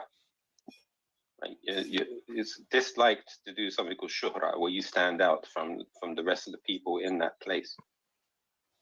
So how can you just disregard that?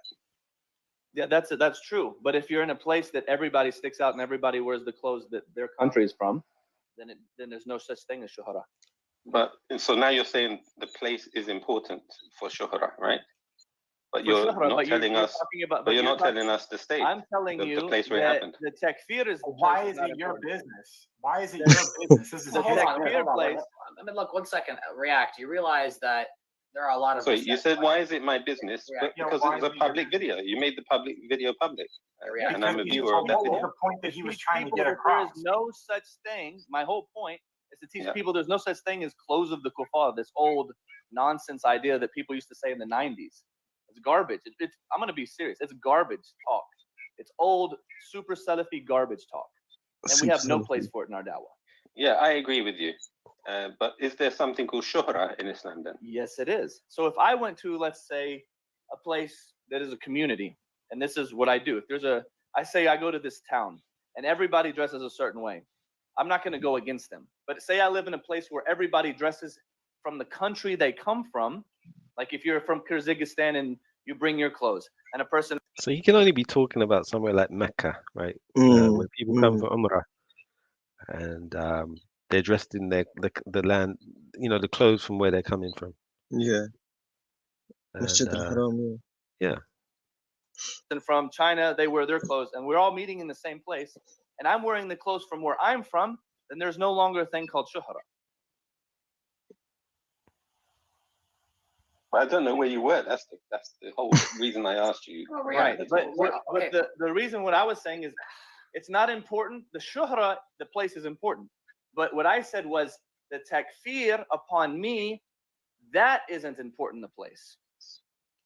Yes, shuhra, it is important where the place was. But I said it's not important to know where it was because of what he said, not about the shuhra. Because he didn't mention anything about shuhra whatsoever. His point was that I am following and I am imitating these people and I am from them. So I'll give you an example, brother. Like I was in a particular part of the world where they wear shamar and thobe, right? Now, anyhow, I don't want to go through the rest of it, but yeah, this is another one he commented on. So I don't get it, man. Like these people, they have a common trait of talking, never listening, and they can never be corrected on anything. And if they're in a position where they need to be corrected, they realize it. They just bully you and kick you off disrespectfully. Yeah. Yep. Now, what's the latest on the news, bro? Anything interesting? I don't know, bro. I haven't been really catching up with the news. Where's Sir Faz, bro? Is he still alive? Have you I seen think he's anyone gone online? I saw Abu Mujahid on here the other day on yours. Yeah. and Gain and Jordan M. I haven't Yeah. seen anyone else, bro. No, Yeah, no big one. up Jordan, big up Abu Mujahid, and Gain as Jedi well. still goes live. Yeah, it's a He good. still goes live.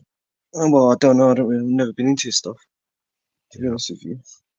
It's just a bunch of weirdos in his. But no, I think so. If I stop streaming, I think Zubaydah goes on TikTok.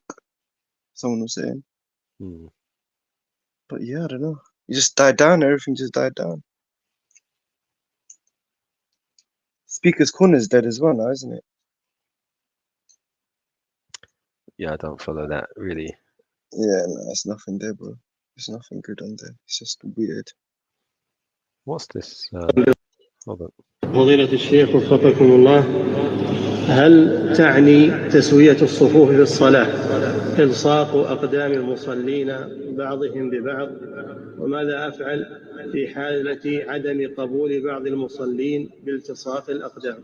من قال أن رص الصفوف معناه الإلصاق؟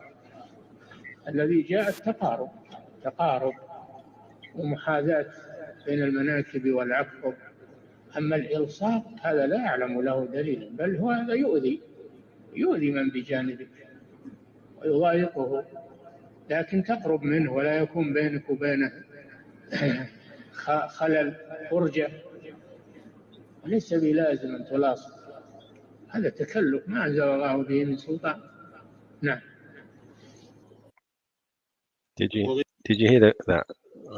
Yeah. Basically, What's he saying? he was asked about when you do salah in jama'ah, Yeah, the and sufuf. he's saying that joining the feet. Yeah. Basically, he's saying that I don't know where this understanding comes from that you should join the feet together. What's It's the required in the ankles. salah is taqarub, right? To be near to each other, not Okay. to touch each other's feet. Okay, Oh, really? but I don't know if I agree with that, to be honest. Are you saying there's no dalil for joining the feet? I thought the difference was whether with joining feet or joining by the ankles. Hmm. So I thought Okay, that was the difference. joining the feet in salah. Okay, so there's a Islam Q&A. Let's see what it What did it says say? here. The correct view is that the rows of prayer we should stand shoulder to shoulder and foot to foot. Al-Bukhari, rahimahullah, narrated that from Anas, that the Prophet ﷺ said, "Make your rows straight, for I can see you from behind my back." Anas said, so each of us would stand with his shoulder against his neighbor's shoulder and his foot against his foot. Okay. And the title of the chapter in Bukhari is standing shoulder to shoulder and foot to foot. And Nu'man ibn Bashir said, I saw people standing with their ankle against their neighbor's ankle. Yeah. So how does Sheikh Fawzan say that there's not required? I don't get it. Was he That's a following bit the strange. madhab, which didn't have the dalil for it? But they're Hanbali. Mm-hmm. But the point They is, do it's in Bukhari, right? It's in Sahih Bukhari. And it was although the hadith about foot to foot is not in the hadith, it's a statement from the Salaf. Yes. But there's, you could, Adillah if you're for it. Salafi, then that's what you follow, right? The understanding of the Salaf. That's strange because in the Spobs masajid, if you go to the Spobs mosques in the UK, yeah, they literally they'll come around and analyze. inspect the rows, Yeah. To which make is sure everyone's from where Umar radiallahu anhu was known to have done that. So yeah, it's a bit weird that he's saying that. that is strange. But at the same time, I go to the masjid and then some brother he keeps forcing to touch my toes or my feet. Like, first of all, it's ankles that's mentioned there, Yeah. not toes. But for some reason, No. brothers try to join their toes to your toes, and sometimes it's not too comfortable. I just Sometimes it isn't. I know. yeah, You know what else and is close. annoying when Not they're trying to comfortable. wiggle their toes. They're like literally wiggling their toes while they're, you know what I mean? Yeah, And you just yeah. think like, bruv, just keep your feet like still. What's wrong with you? Have you got jinn possessing your foot or something? Like, it's just weird, man. Honestly. What's this here? Hold on. Oh, this guy. Who's responsible for your safety? Kill you. It's fucking disgusting. Where's this passion for Palestine? You know what's crazy? Because it's like people get manipulated by one video. They see George Floyd losing his breath and he's screaming and slamming the table. What about the thousands of videos of all the Palestinian kids that we all see on X every single day? And then when Mike sees that Palestinian kid, what does he do? Brushes his thumb up. He hasn't mentioned it once on Twitter. Never. Like no Palestine. Never. Post? So it's not about not even a both sides thing. If he was consistent about, he's never mentioned it once. Whoa. It's not about the violence in the video. It's about what he's supposed to feel emotional about. Being unable to get help as you watch a fucking cop. Who's responsible for your safety? Oh, the BLM thing. So what's happening is that Sneeko criticized this guy for talking about George Floyd and showing a lot of emotion, but he doesn't show any care about Palestine. Yeah, fair enough. Nigel Farage is being promoted as some new candidate, new prime minister. Yeah. Oh, this guy. I hate this guy, Ben Shapiro. Brian Dawson says, I post about Sudan and racists say just let them die. Subhanallah. What's this picture here?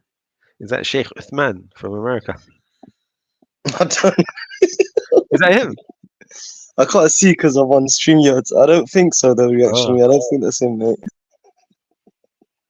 It says, Afghan Taliban sources, if Iran dare use its proxies against Afghanistan to destabilize the government, plans are already in place to send Iran back to the Stone Age. Oh my God. That's not true. Okay. I don't know what's going on there. They don't want to have war with Iran. It's a big mistake. But they probably, when they were at war against the Shia in their country, which would have been... They've been allies with Iran. Taliban have been allies with Iran under the covers. And so has AQ. Yeah, they probably have to be because it's the neighboring country. There has to be some sort of cooperation. Otherwise, you're going to have an influx of migrants. Infestation of migrants. Oh my God.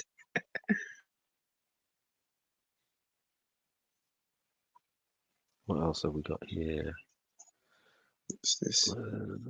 Omer Saiman Tov, a 4-year-old innocent boy, was burned alive with his entire family by Hamas. Yeah, no, it wasn't. That's completely debunked. Oh, Daniel Hekikachu. What's he doing with this Asim Hakim? He was doing a stream earlier, just before Fajr. I was watching it a bit ago. I watched bits and bobs of it. Do women in Islam have the right to some women's issues stuff, it looks like? Okay. He was highlighting about the new, I don't know, these Islamic councils in Britain that do like khula and stuff. Yep. He was talking about one brother who had he went to a mediation and they basically gave a khula without, or a divorce. I didn't catch all of it. From what I understood is they gave a divorce without the husband's consent, which would have been a khula, right? And then they refused to give the mahar. They said that this is a matter that we are not going to get involved in, and this is the last that we're going to discuss of this in this matter. But from my understanding, if a woman gets a khula, she needs to return the mahar. But if she gets talaq, then then the mahar, obviously, she's not giving the talaq. That's correct, right? I don't know. I'll have to research it. Yeah, no, I think that's what it is. If a woman gets khula, then she has to return the mahar back. And then if he divorces her, if he gives talaq, then she doesn't need to return the mahar. But they were I don't know, they were given like a ruling or something like that, and you were just talking about how, you know that what's that institute, man? Omar Suleiman's.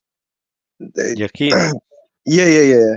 They did a video on like how women have got rights in marriage and stuff, which is, yeah, of course they do from Islam, but they gave like a heavily liberalized, justification for it, and different like, you know how they're liking it going on that stuff, and basically giving a new twist to Islamic marriage and this, that, and the other. Basically, it was interesting, man. I like Daniel, man. Daniel's a good guy, man. He's got a lot of good stuff.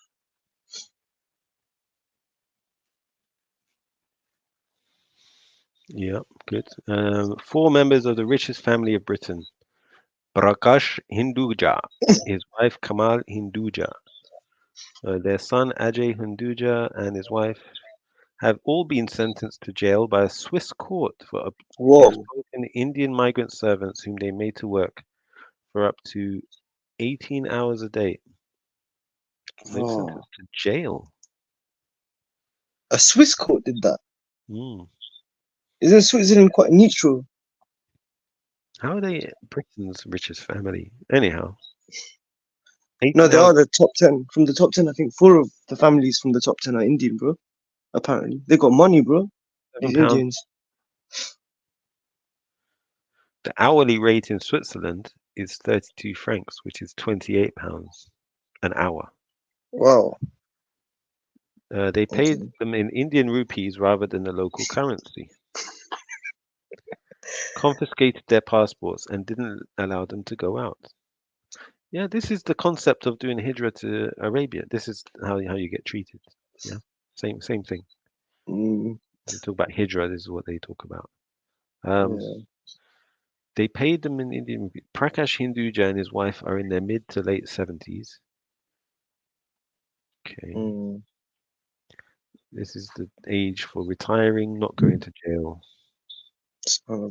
They got 4.5 years jail. The Oh. son and his wife got 4 years each.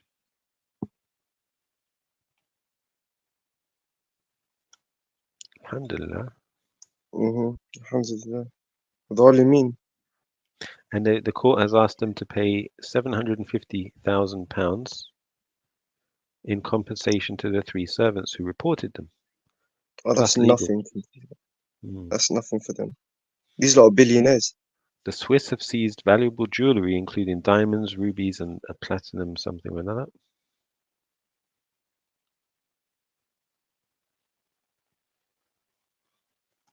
And if they're so rich, why are they so reluctant to pay their staff? Maybe that's why they're so rich, because they don't pay people. They cheat them. Yeah. Hoarding money, yeah. Cheap labor. What's this?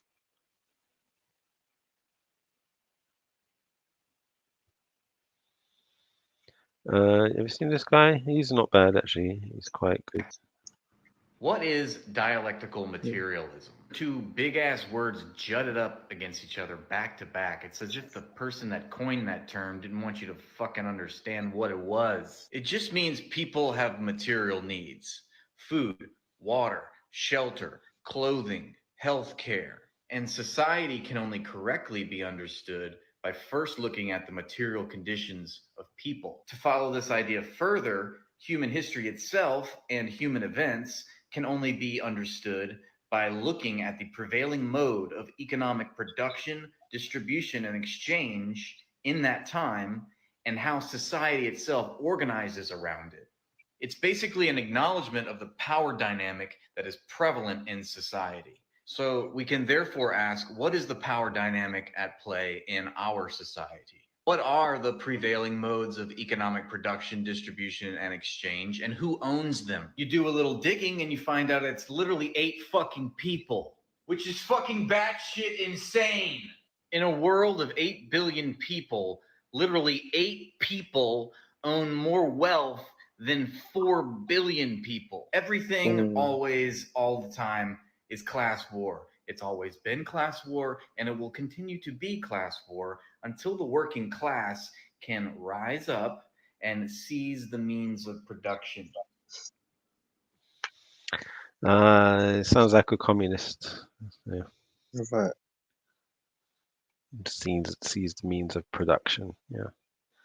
This angle of Andrew Tate's mansion really brings out the rundown meat factory. What? Is that his house? Is that the back part of it? I think that small building is his house. This must be the Oh. factory next door that they're talking about. Oh. Okay. Have you seen this guy online? His name is Javier Powell. Yeah, I've seen him. I've seen him on Twitter. He seems to have a lot of following. I don't know why he's famous, but he decided against going to the hospital because seeking medical assistance is feminine behavior. I don't need treatment. I just slapped a load of tiger balm on the affected area, ordered fish and chips, knocked back a Lucozade, prayed Maghrib, slap bang, back in the game. Interesting. It's very pragmatic. Pragmatic, yeah. Yeah, this is يعني this is the pragmatic Abu La'la al-Mawludi السيد قطب هذول. Oh my days.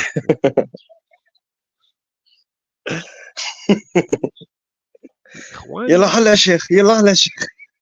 Yeah. هلا والله. شلونك؟ طيب. Yo, have you seen that guy that's running for mayor? Well, I don't know what he was running for. He's running for this other this voting thing that's coming on. I don't vote, obviously, but what's his name, man? That Pakistani guy from Birmingham. He was that lawyer. Yeah. So he's a friend of this guy, I think. No, he's a friend. I'll show you something actually. Hold on. The lawyer guy.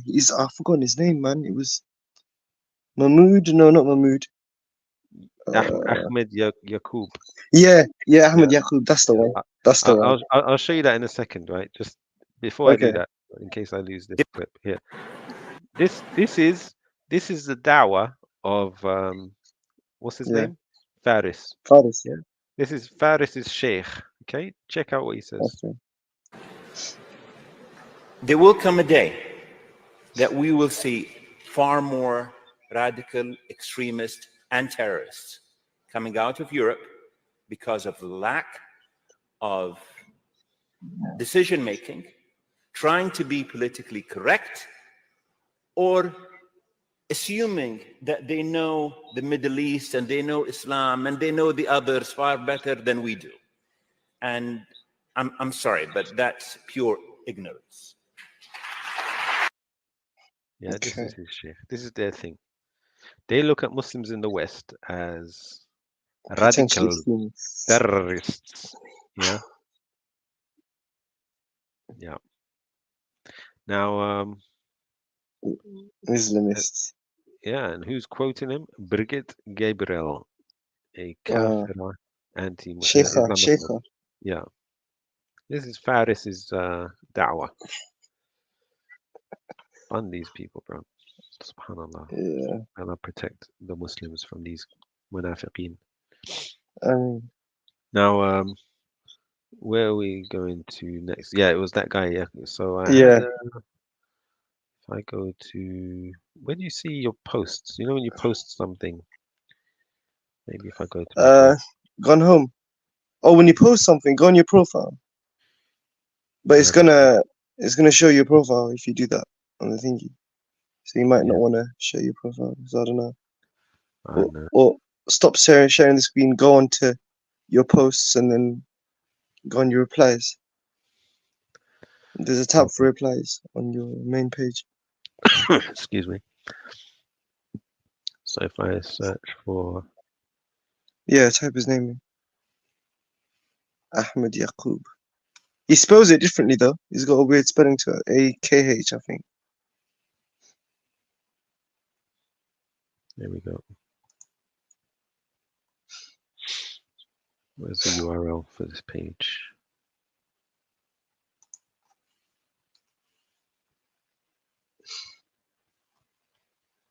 Yeah, check this out. This guy, Shakil Afsar, you know who that is? Nah. He's another Brummie who's running for parliament. Okay. Okay. But anyhow, so just so you know a bit about his background, he talks just like Ahmed Yaqub, same Mr. Ammar's type accent. I would like to take this opportunity to formally announce my intention to stand as the independent candidate in the whole Green constituency against the Labour candidate Tahir Ali. I have taken this decision due to the lack of representation of my people. I have taken this. My people. My people. Just like Mr. Ammar's, bro. I You won't be seen it, surprised bro? if Mr. Ammar's runs for parliament. Imagine that. Yeah, wobblers. Yeah, wobblers. Putida. You remember he used to have arguments with Raj. Yeah, and they would yeah, insult dirty each other. wobbler. Yeah, dirty wobblers. Oh my days. Yeah, no. He sounds the like fact he that our smokes elected cigarettes. representatives Of are course he being does. elected He to sounds speak like for us in the more than that, corridors mate. of power. All right, so now he posted something, and I thought, oh my gosh. He said, interesting to see that the extremist Hindutva's favorite researcher, an employee of Islamophobic right wing Henry Jackson Society, has decided to attack me. We have respect and brotherhood for our Hindu brothers and sisters. Yeah, they do. He's doing. Ahmed's doing the same thing with Sikhs, bro. He's You doing know, the same that is going to trigger me, right? brotherhood You know, narrative. yeah. Muslims are one. Everyone go. There's gonna be bosses going there for Sikh. What's that? You know they have like Kurdistan. Kurds have got like that. They've got Sikhs got another thing. They've got their own like little estate they Yeah, want to carve out. Khalistan. Yeah. Yeah. That movement, Khalistan movement. Because it's a Khalistan protest. This and then I'm reading the comments because I see this stuff on like mainly on Instagram and Twitter, innit? Yeah. I'm reading the comments and there's a bunch of liberal Muslims on there. Alhamdulillah, this is what Islam came for. Unity between Muslims, standing up for the oppressed. And I'm like thinking, I don't even want to comment anything, you know? I just don't even, what am I meant to say? So many of them. It's crazy, bro. Brotherhood. Now it's Hindu brothers. I never thought I'd ever hear that. Hindu and Sikh brothers, yes. We're seeing the rise of independents going forward for the elections this July, and one of them is an individual called Shakil Asfar in Birmingham, who was actually involved in the targeting of Hinduism in Birmingham in 2022, a part of the protest against the Mandir there that saw the flag set on fire. This particular individual, who concerns himself mainly with Kashmir and anti-LGBT protests in the UK, is now running as an independent. So there is a lot of concern. We're seeing the rise of independents going forward for the. Yeah, that was that one. Yeah. See, the reason why I think he's, going for that narrative, like before Ahmed was doing the whole Gaza stuff, he started off as like just giving legal advice on TikTok, and on Instagram. That's when I started following on Instagram. I started following him when he was like just doing funny, weird videos. I thought this guy's a funny weirdo. I just follow him, make me laugh a bit. And then he started doing this whole Gaza stuff. I was like, okay, alhamdulillah, he's passionate. And then he started like subliminally saying he wants to get power, and I was like, this guy's gonna run for mayor or something like that. He's gonna do something stupid like that, Labour. And then boom, he does that, does the same exact thing. And then he's going on this narrative about, focusing on the Gaza point, focusing on the, started intermingling with Sikh community and stuff. Because there's a lot of Sikhs and obviously Muslims in Birmingham. So he's going and trying to appease the, the population there. So I think that's, it's just, he's targeting them from that way, basically. Yeah, I suppose they also tried to do the, your enemy is our enemy or something like that. You're our friend. So that's what Pakistan has been doing with the Sikhs as well, because India and Pakistan are not best friends. So the Pakistanis neither are the try to use the Sikhs as their assistants in India, sort of thing. And they Indians do. hate Sikhs, so they do. Or Hindus hate Sikhs. So. Big odds behavior. Oh. Where's Big Odds? Is he alive? What's going on with him? You know what? Yeah, sometimes I'll be bored because I'm still subscribed to Jedi in it. Yeah, sometimes I see him go live. I think like about I don't know 5-6 months ago, I see all going on there in the usual state that he's in. You know, Yeah, like yeah. yeah, No that's what I change. remember. Yeah, he comes on here and I think it's when he's like had a bit too much, he just jump on and he just be like start and you can tell, how you tell reaction, yeah. He starts off calm and then after half an hour he gets a bit more aggy. After Yeah. another hour he gets a bit more and he just realizes, okay, this is what's happening. We know what's going on. It's just And rips his t-shirt off or something. Do you yeah, remember that? I do, bro. I do. Yeah, on camera. Yeah. Oh, he was funny. He was funny. Well, those were the good days of online. I don't know what happened to them. We Everyone's had some disappeared. good times, bro. We had some good times, bro. There's some right characters. This girl is viral everywhere and it's called. Okay, what's this about? Spit on that thing, you get me? How many is on your roster? There's only one I want. I love you, Pookie, forever. How do you get over a breakup? The only way to get over one is get under another. Okay. I'm not interested in that. What's this? Fatherless behavior. Yeah. What's this? Magic.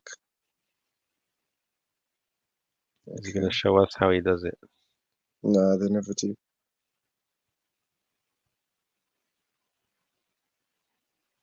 Okay. Fantastic.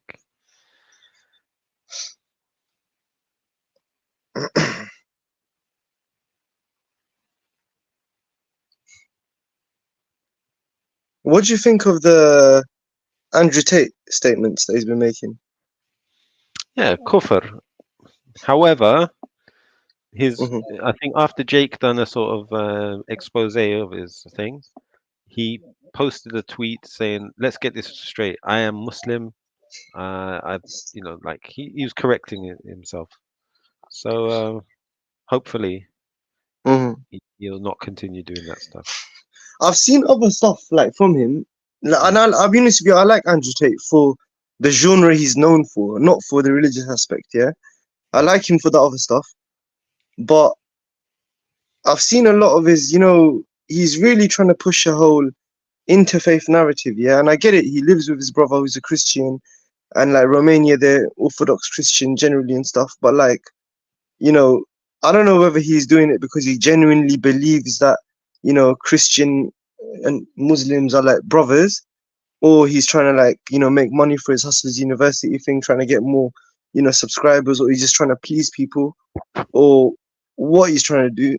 You know what I'm saying? But I don't know, man. He's there's something off about him, bro. I'm not gonna lie with you, actually. There's something off. Like in that video I saw, yeah, it was like this. When did Easter happen? I think a couple of months ago or something in it, yeah. And it was Easter time, and then they were like, a bunch of all of them, all of his friends and stuff. They were there. He's like, "What are you guys gonna do on Easter?" And then they're like, "Yeah, we're gonna go to the church, light some candles." And he's like, "That sounds good."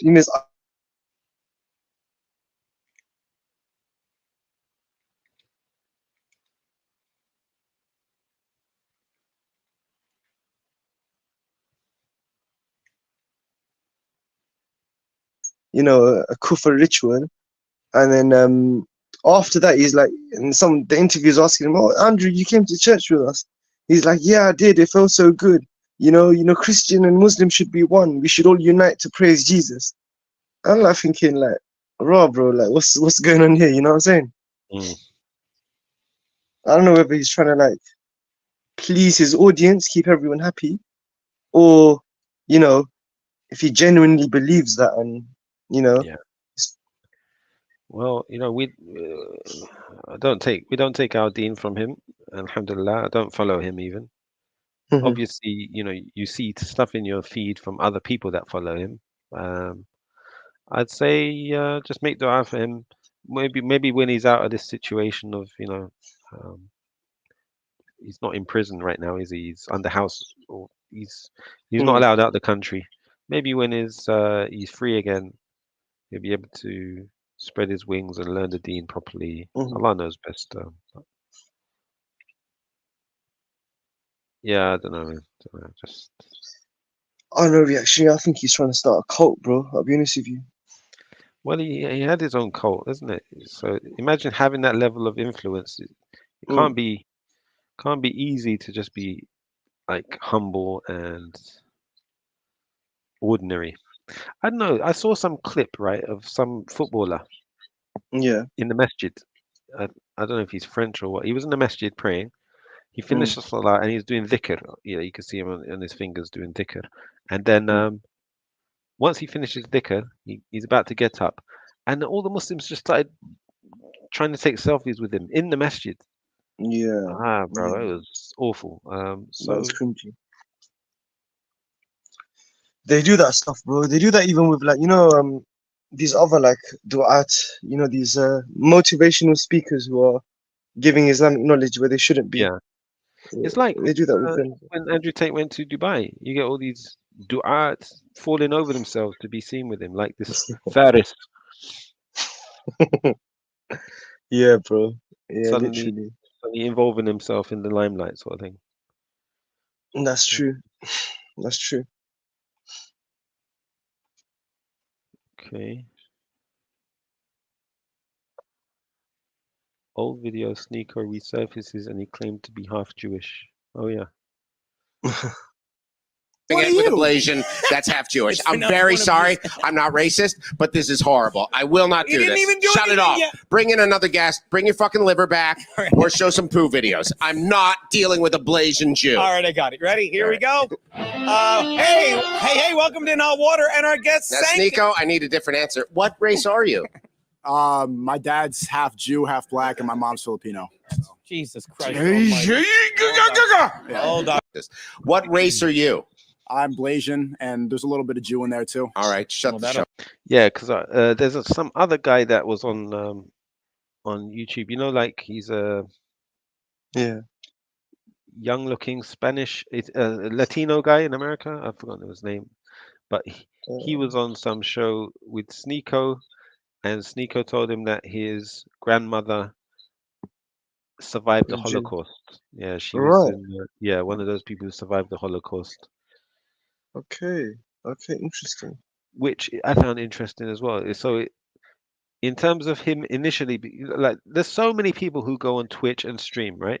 Not Yeah. everybody becomes Yeah. famous or promoted by the algorithm. Yeah. So why was he initially promoted by the algorithm? Why out of all the other people? True. True. Right? True. True. It's possible that these people are selected, right? Like Because they're Aiden Jews. Ross. Yeah. Yeah. He's Jew as well. Yeah. Aiden Ross is Jewish. And it's always people who have some. There's always some connection to that. One thing. It seems. So now the fact he's become Muslim, that is a blessing for him. Allah bless him and give him. Alhamdulillah. Yeah. I mean, But that's it. He's not my sheikh. yeah. Don't take knowledge from him. But it's He's nice very to have. close with Sheikh Uthman, this guy, Sneeko. Yeah, and Which is what's good. nice, I'll tell you something I liked about Sneeko. Out of all the things I've seen from him, the main thing I was impressed with is he had Jackson Hinkle visit his home, right? Okay. And he gave him a gift. He gave Jackson a gift. It was a book. The book was the Seerah of the Prophet Sallallahu Alaihi Wasallam. And Jackson Hinkle said, "Thank you for that, bro. I'm actually gonna read it." Okay. So and he seemed open to this, to be receiving the message. So Okay, alhamdulillah. the fact that He's good he with took that that one. opportunity, give him props for that, inshallah. He's been meeting with Muslim Lantern, Muhammad Ali, Muslim Lantern, Yeah. and The a few Warner. of these. Oh, Yeah, the Warner as a well. Muslim Lantern. Yes, you Yeah, reminded me. You he's reminded me, good. bro. Yeah? You reminded me. What did I remind you? Okay, let me search. So what's his name again? The Muslim Muslim Lantern. Lantern. He's really good him. I like him, man. He's probably my favorite, I'd say. Right now, anyway. This guy, yeah? Oh, yeah, Yes. bro. All right. Have you got another video of him? Have you got a screen recording? Are you gonna change my mind on that? Okay, hold on. Let me hold on a second. There is another video. Yeah. Speaker's Corner. Because he goes Speaker's Corner. Did you know that? He does, yeah, he does. Yeah. I originally saw him from Speaker's Corner, but I never paid him any attention on the Speaker's Corner videos. I like his, you know, the way he handles the Christians and stuff. Proper violates them, man. Like, Yeah. really, like, schools them, which is a good thing.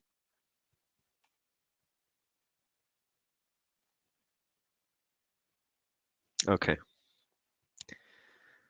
Let me show you my brother. Hold on, where is it? There we go. There's quite a few. Okay. What is it? I can't find the actual video that pointed it out to me. Mm-hmm.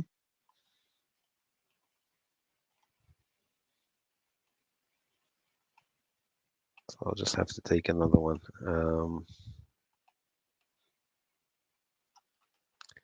All right, I'll do this.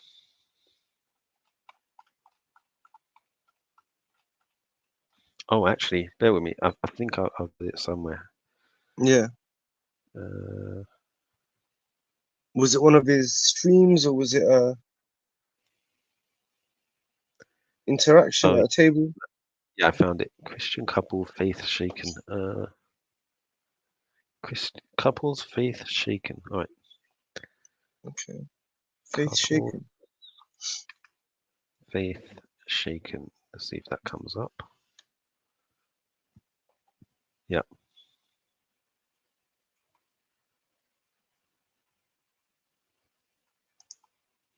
Copy. Link. Here we go. Okay. So have a look at this picture here. Okay.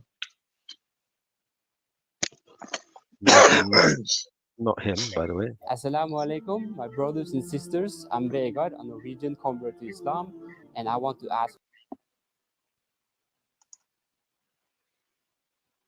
Okay. Do you know who this is? Yeah, Muhammad Ali. Oh, it's the same guy, right? Yeah. All right. When I saw that, I didn't recognize him.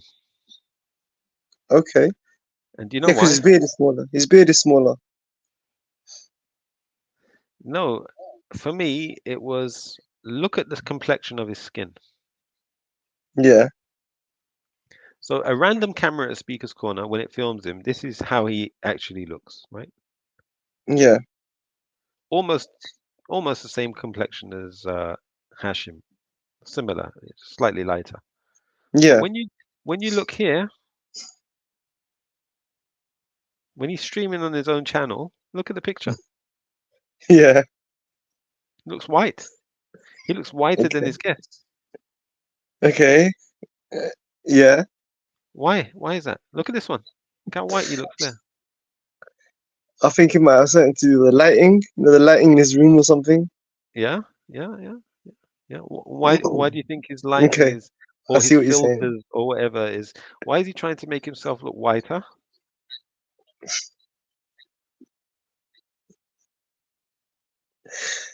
I think maybe the camera angle where he sat, because he's in his room. I think, you know, in the streams, he sits in his in his rooms. Yeah. But why is he trying to look white? Yeah. I don't know. When I say white, why is he trying to lighten his complexion on his videos? What man does that? You know, you hear about women taking skin whitening cream Bleaching. or whatever. Yeah. Why is a man doing that? A Muslim man. I don't think he's bleached his skin reactionary. I think it's just the lighting. Yeah, No. he's using artificial, like digital skin lightener. In other words, he's putting filters on, right? Now, Maybe that was a sunny day. Maybe the video in the park. No, bro, no. Tanned. You know? Check out any of the videos at Speaker's Corner of him, and you'll see he looks much darker. Okay. To me, that's a sign of an inferiority complex, where he views white skin as superior, or lighter skin.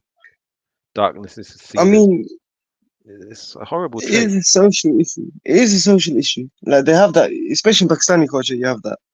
Like, you know, the more whiter you are, the more socially. I don't know. I don't know what the word would be. You know what I'm saying, innit? You've Yeah. been, yeah. You But you see see how it what you is. see, but what I'm getting at is every single one of the du'at, yeah, when we use that word, people doing Mm. da'wah, they've got Yeah. issues, and his I one's mean, got skin issue. Like he's the human beings. a white I, supremacist. A I white wouldn't. supremacist. Look, I don't know. Maybe he's just trying to like, I don't think it's. I don't know, man. I don't know, bro. I don't think it's like. Is it that much of a difference? It might be that in Speaker's Corner it's like a sunny day or something. It happens to me. I get tanned in the sun as well. You know what I'm saying? You know how it is. You go outside in the sun for a bit, especially in the days you'd go to the park, because like this is not usually these this du'ats one. they go to the park. This is a cloudy day. Yeah, let's see. Let's It's a see. cloudy day.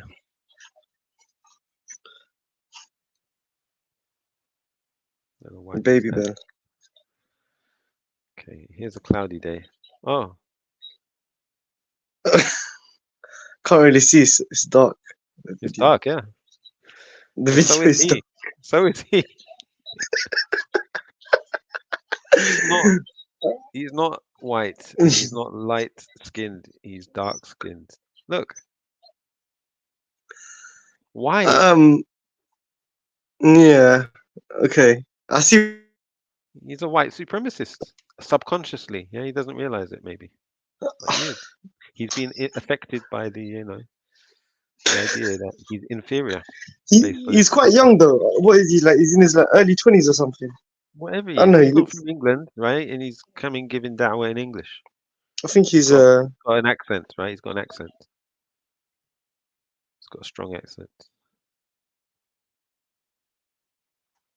Strong Arabian accent or Arabic accent. So yeah, a few people have asked me what do I think of him.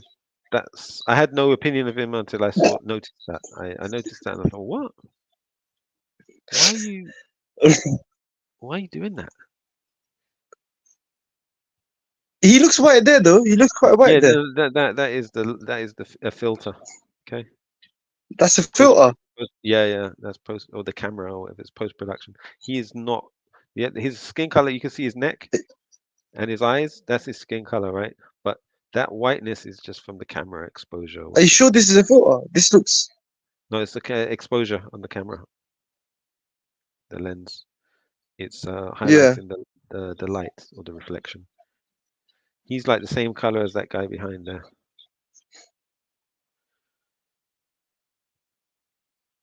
Oh, okay. Okay. The fact that he feels the need to lighten his I mean, I hear image, you. that's a problem. I don't understand it. Look, completely different. At first, and the reason I'm saying that is because when I first saw it, I didn't know it was the same person. There's a couple of reasons. One, he's not wearing the baseball hat. Without the hat, he Really? looks very different. Yeah, look, yeah. Yeah. No, you can't see it. Sorry, my bad. Wrong window. If you look here. Okay. Yeah, he does look. He does look different in that Yeah, one. see? The No beard's baseball longer hat. and the Yeah, hat. the leather jacket or Mm. whatever it is, just look like a different person. Mm. But the fact he has to lighten his skin on, no, that's just odd. I mean, it is a social issue. You know what I mean? Like in a lot of cultures, the more whiter you are, the more I don't know. I think now though, it's not really like that. I don't think it's as bad now. Like in the age of liberalism, it's Don't just like forget everyone. he is not from England, right? So he's probably come over with that indoctrination. Okay. Yeah, he's Yeah, Egyptian. Do they have that in Egypt? I don't know. Have you been to Egypt? I don't know if he's from Egypt or Syria or where he's from, but yeah. Most Egyptians are like dark skinned. Exactly. Egypt is Egyptian. I'm sure he's Egyptian. Oh, okay. Yeah. I think he's Yeah. mentioned it before. I'm sure he's mentioned it before.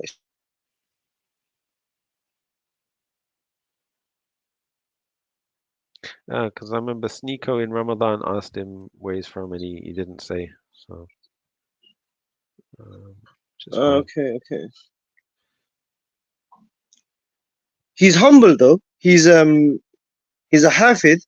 He's memorized the Quran, but he doesn't admit that he's memorized the Quran. But I've watched so much of his videos that sometimes like he'd forget to like blur out when he's saying to like, you know, he was saying to one Afghani Shia girl that he's memorized the Quran, and he just like he blurred it, like he muted it, and then she repeated it. She said, "Oh, I don't know the verse, I don't know the exact ayah because you've mashallah memorized the Quran, this and the other."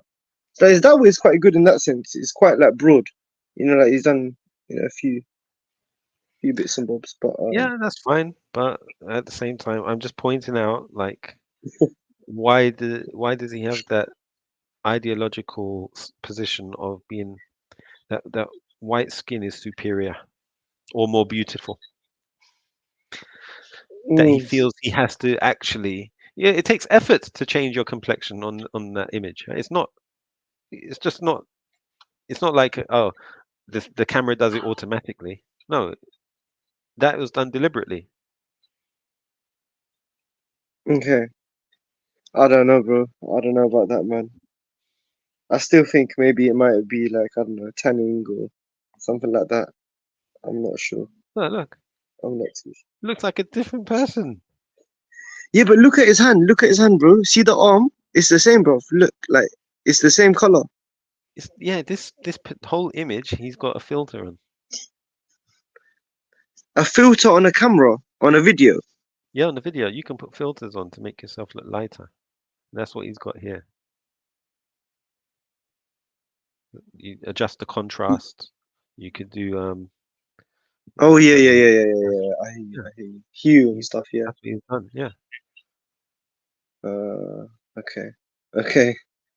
Doesn't look brown at all, right? It's just No, like he a looks light white. tan, beige or milky sort of color. He does look Syrian. He does look Syrian there. Yeah. Like he looks.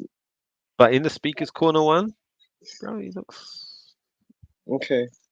I get African. what you're saying. Proper Egyptian, like almost Sudani. I wouldn't say Sudani. I would say maybe like North African, Moroccan. He looks darker than Muhammad Hijab. No, I wouldn't say that. Look, there's that picture of him and Muhammad Hijab together. Go down. Yeah, no, but that had a filter. So let's go back to the park. At the park, you will see. Oh, right, again. Hold on, Muhammad Ali. He's very popular though. A lot of people like him. You know, even non-Muslims. So good for him. But he is. Yeah.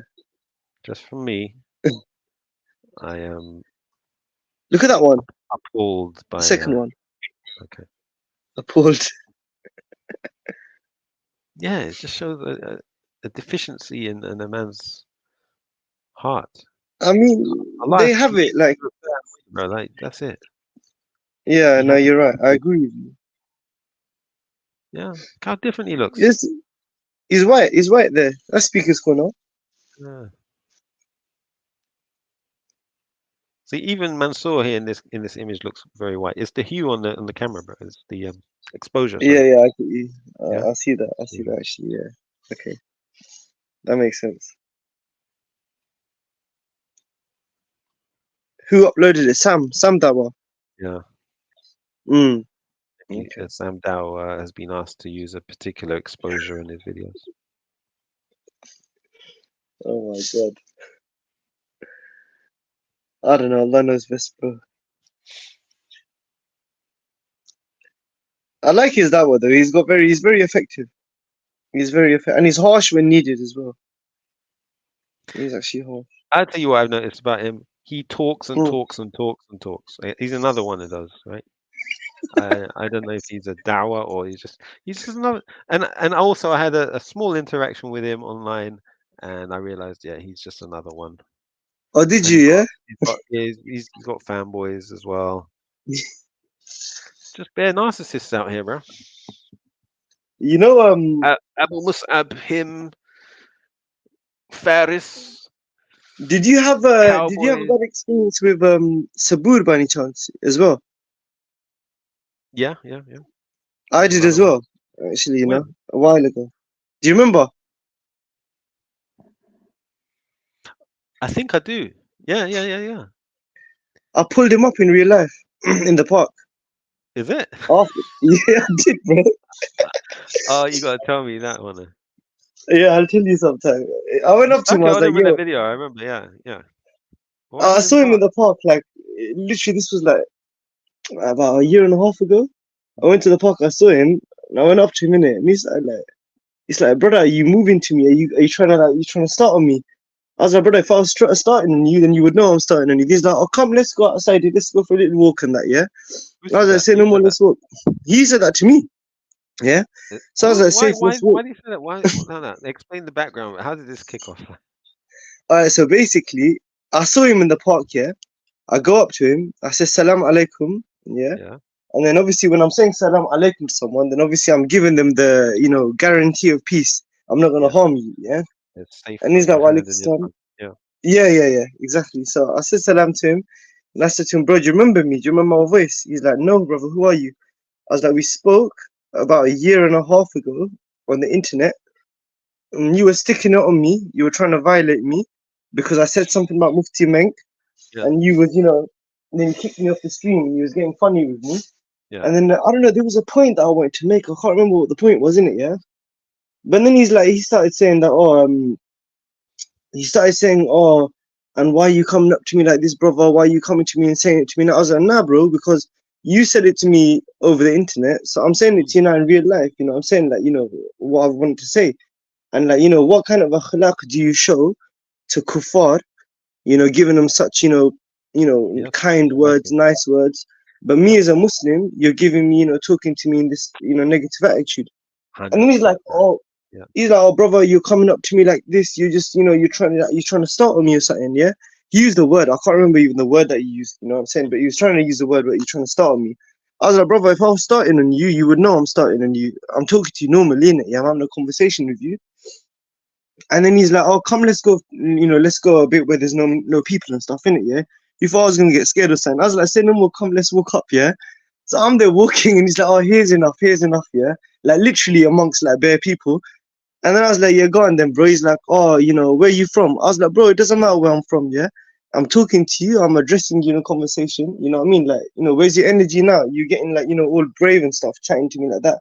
And he started saying, look, brother, he started explaining, so he started saying, oh, basically, I've got a lot of respect for Mufti Menk because I've benefited a lot from him, and there's, like, other stuff he's helped him with or something like that. And I was like, brother, that's fine. But, when someone comes on there and, they're highlighting realities about the people that you're following and stuff, you shouldn't treat them with disrespect. You should hear them out. Yep. And if you know what I mean? And you should take into consideration that, hang on a minute, the person that's addressing me is a Muslim, and, you show such, such wala towards the kuffar. And, with me, you're showing such, like, bara and stuff. Even the way you're saying, like, am I coming to start on you and stuff like that? Like, what kind of akhlaq is that, bro? You're a da'i, fix up this and the other.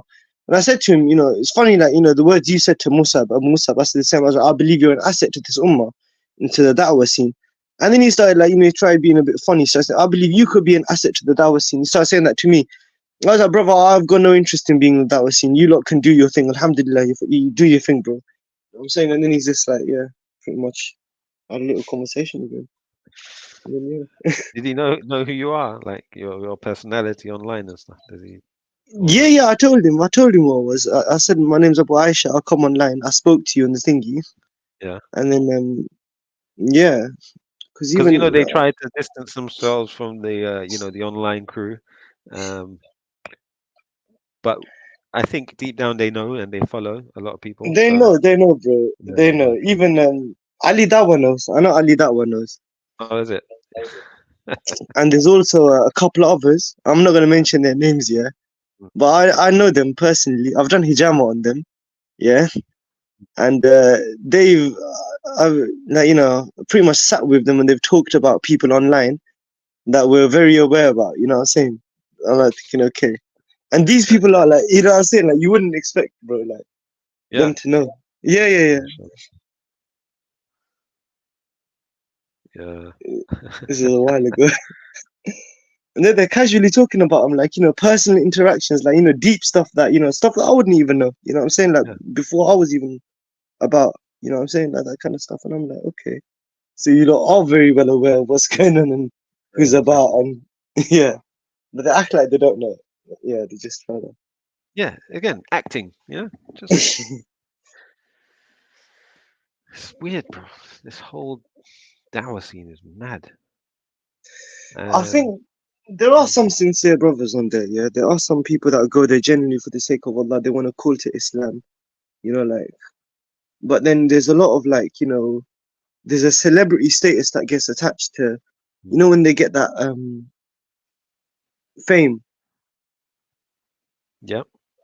And you nailed it. It's that arrogance of like when they're talking to the non-Muslim, like if you were a blonde woman, right, and then you see some videos online, or the like Smile to Gender, he's talking to a Yeah, blonde woman from, let's say, from England, and the title will be so respectful to her. He'll be so respectful to her. Everyone, no matter who's talking to them, right? It's always my sister. You'll hear, oh, listen, my yeah, dear sister. And Islam is all about when you become Muslim, you're my brother. You have more rights over me, and all this kind of thing. Okay, I'm a Muslim now. Okay, I'm interacting with you. Where's that same energy? Why is it you have a right to be insulting towards me, to kick me off, to be rude? exactly. Whereas 10 minutes earlier, before taking my shahada, I'm, yeah, I'm your brother. But now I'm Muslim, I'm not your brother, and you can treat me how you like. That's true, bro. That's true. And you said it yourself to him. You got no right to disrespect me. I literally, the word I said was that you're harsh towards the Muslims. Towards certain Muslims, you're harsh. And look at me, I'm being nice to you. I'm talking to you with good akhlaq. If I was wanting to start on you, like you've heard me reaction. If I want to start on someone, my language would be very direct and like, abrupt, And it was not like that at all with him. He was like, Yeah, your accent changes when you get angry. yeah. You turn into a Russian. No, not even that, but yeah, you know how it is. Like that. But yeah, so like I was trying to like, genuinely I was like, why are you treating Muslims in a different way? Whereas like with the kuffar, you are very like, welcoming, loving, all of this, that, and the other one. It's just like it's interesting, subhanAllah. It's very interesting. Yeah. Why is Faaris so nice to Andrew Tate? But to me, Yeah. he's blocking me and, talking about me like I'm some worthless, tramp. That's true. That's true, bro. They do that. Talking about me in my absence in that way. Like, why? Why does he feel that's acceptable?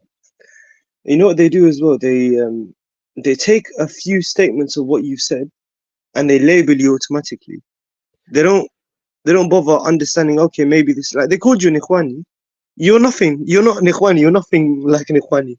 You know what I'm saying? If they had bothered to actually like, understand who you are, what you actually believe, what your, what I'm saying, your aqidah is and stuff like that. But these lot are just like, rushing to Yeah, bro. Like, look at what we've gone through online. Like, we've gone in the lion's den, in the pits of the kuffar, right? yeah. Yeah. We've rolled in the mud with the pigs, if you want to say. Like, we've I don't know, we've gone to battle online, virtually, shall we say, right? Intellectually with Yeah. these people. When have you seen these people have such bravery to go through what we've gone through? That's true. You don't see them in, what was that? G Block, L Block, all that stuff. Do you remember? Yeah, I the remember Tommy that, Cruise, yeah, Bacon Lady, all these people around. We dealt with all of them. And where's Faaris been? Yeah, that's Or true. Wajdi? I didn't see them around dealing with any of that. No, that's true, bro. You're right.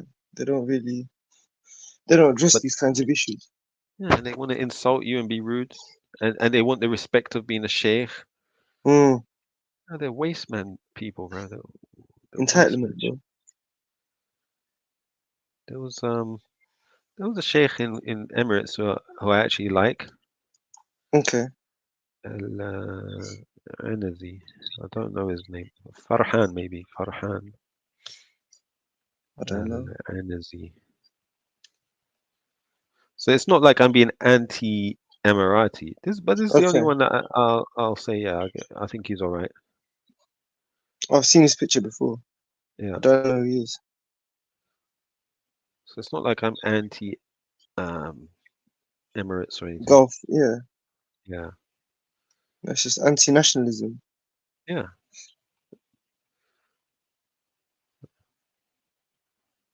Bin Baz. This was Ibn Baz, rahimahullah. Can't hear it though. Where's the sound? No, I can't hear it.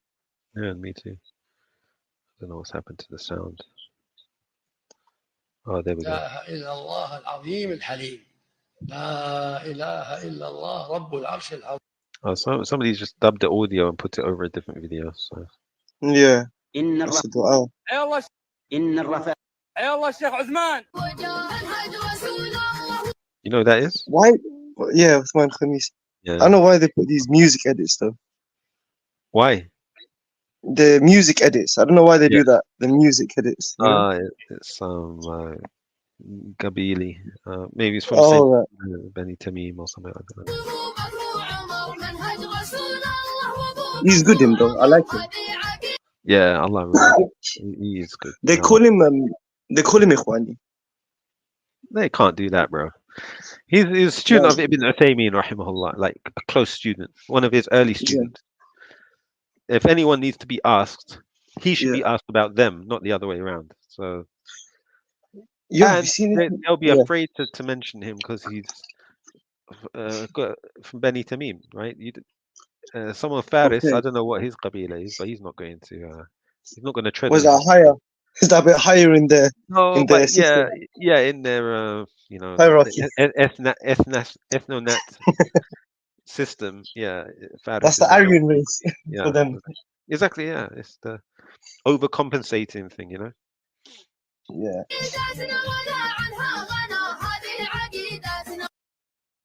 يلا الشيخ عثمان. Hey Allah, yeah. Do you remember when Wajdi? Mussab. Yeah. Hey Allah. He said that thing.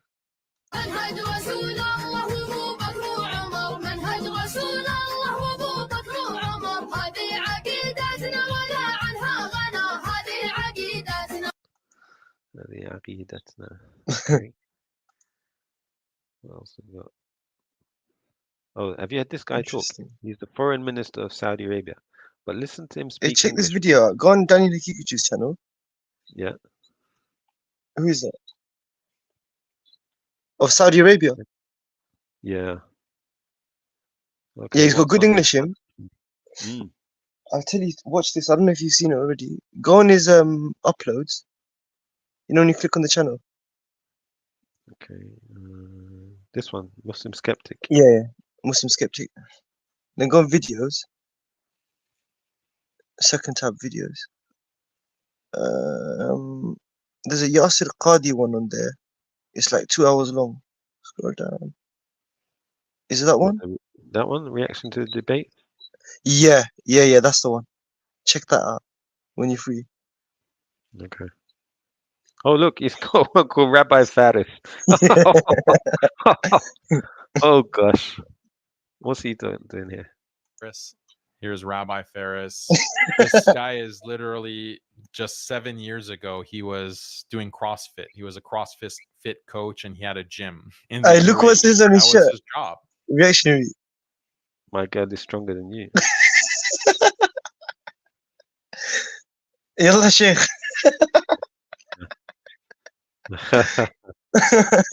Oh gosh. All right. And then suddenly he became a sheikh, a scholar, and he goes online and he says outrageous things that we'll talk about. So my girl's stronger than you. That's his shirt, as he's doing CrossFit. Very funny shirt to be wearing for a Muslim scholar.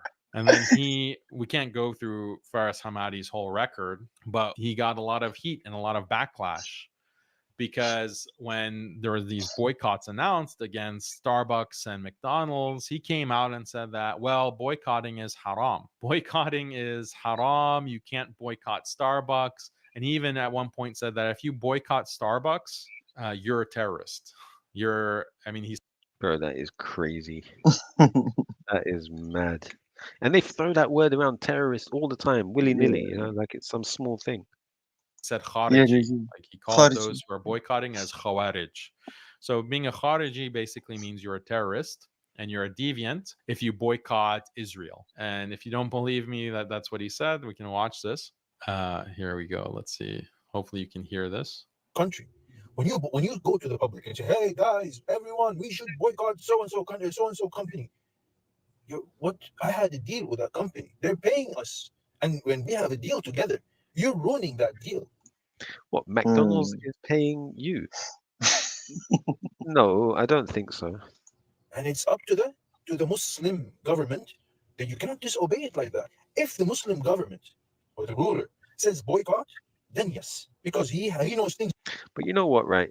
I'll tell you something. I'm gonna grant him a little bit of a leaf in the sense of, or an excuse, should I say? The mindset of the place where he comes from. People don't do anything of their own accord. Everything they do follows off what the leader has said or tells them to do. That's it. Every aspect of life is, if the leader says do it, do it. Don't move unless the leader says to do something. Is that on a social level, culturally, or like with the religious people? Okay. Everything in their country is like that. Everything. So why do you think they all dress the same? They do, yeah, you're right, they do. They all wear wear the same. what they call a kandura, whichever, the white thobe. They all wear the ghutra. Why do they all dress identical? Because they just follow the standards set by their ruler. There's no individualism in those countries. Right. So you're coming with your idea of individualism, individual freedom to boycott. He's like, no, our leader didn't say to boycott, so we're not going to boycott. Yeah. And he sees it as a form of khuruj. It's a completely different mindset. Again. But then the problem with that, though, is he's now trying to translate that into English and speak to the people in the West who do have individualism. It doesn't translate. It doesn't work. That's why I'm saying he should stick to his own people. Don't interfere in the West. Likewise, the West. He doesn't want the West interfering with them. Fine. Works both ways. But look at the fitna caused because of that. Because he doesn't understand the West. That's fair. Things you don't know, and they have agreements, they have taken care of it. So now he says, okay, to boycott, and it happened before. But if it doesn't happen now, meaning that we don't know something, it's going to harm us. Who's it going to harm? When he says us, boycotting McDonald's is going to harm the people in his country, meaning the king or the ruler. The ruler, somehow his profits will be impacted. Because somebody he has approved, one of his nephews or cousins, is responsible for that contract with McDonald's. So this is why he's now upset. If the ruler doesn't say do it, don't do it. Yeah. So boycotting. That's why many of the ulama, they said boycotting is haram. It's not up to you, Habib. It's not up to you. The deal is between the government or the government agency, like the municipality or the Department of Economy or whatever. They had a deal with so and so company. But look how he wants you to be following a formal process when it comes to boycotting. That it should be done by the government, the agencies. But when it comes to hijrah, he doesn't expect anything like that. Hijrah is just willy-nilly. This is the hypocrisy. You come and say to the people, hey, don't buy from them. Why? Who are you? What authority do you have? It's not allowed. It's haram. You boycott Starbucks, it's haram. McDonald's is haram. What authority do you have? If the ruler says you have to buy McDonald's and you have to support Israeli businesses and you have to support Israel economic ties, you have no choice, Habibi. You have no choice. And if you don't stuff the Big Mac down your gullet, if you don't suck down the Frappuccino from Starbucks, then you are doing something haram and you're a Khariji. Eat that Israeli Big Mac, drink that Israeli Frappuccino, caramel latte or whatever. So this is Faaris AlHammadi. And he, Rabbi Faaris, he came out with this immediately. He's on the ball. Like he knows, whenever the ummah is going out of line and is doing something haram, like boycotting Israel, he's quick dropping that TikTok video. This is haram. This is haram. You Khawarij. And this was like this went viral basically. And you had even Zionist accounts, and I think even like accounts associated with the Israeli government who were tweeting it and saying, oh, this is what a Muslim scholar is saying, that boycotting Israel is haram. Why don't you listen to your scholars, you deviant Muslims, you terrorists? This is the kind of person Rabbi Faaris is. And then he got a lot of backlash. So he's had to like retract his stance. So he's made like many videos about boycotting because he can't get his story straight. And let's hear what he says. So he was doing this interview with Sneeko, and he ordered a Coke. You know, he's drinking Coca-Cola. So now what's this video on boycotting? And in that interview, I ordered a Coke. Yani. Given the thing that Yani. Again, like, that's not English. that I believe in, that I believe that boycotting in Muslim countries, it is up to the person. And I mentioned in changed the stance. You changed, yeah. Because oh, now it's up to the person. Boycotting is up to the person. Wait. Didn't you say it was up to the ruler? We saw the video. You said that boycotting is up to the ruler. Now it's up to the person. So if you want to do it, you don't want to do it, it's up to you. That I don't believe that our franchise, which are located in the UAE or any Muslim country, specifically I'm speaking in the Gulf, it doesn't affect anything. It doesn't benefit our brothers and sisters in Gaza in any kind of way. It doesn't the factories in the UAE, the monies in the UAE, the workers are Muslim, the owner is Muslim.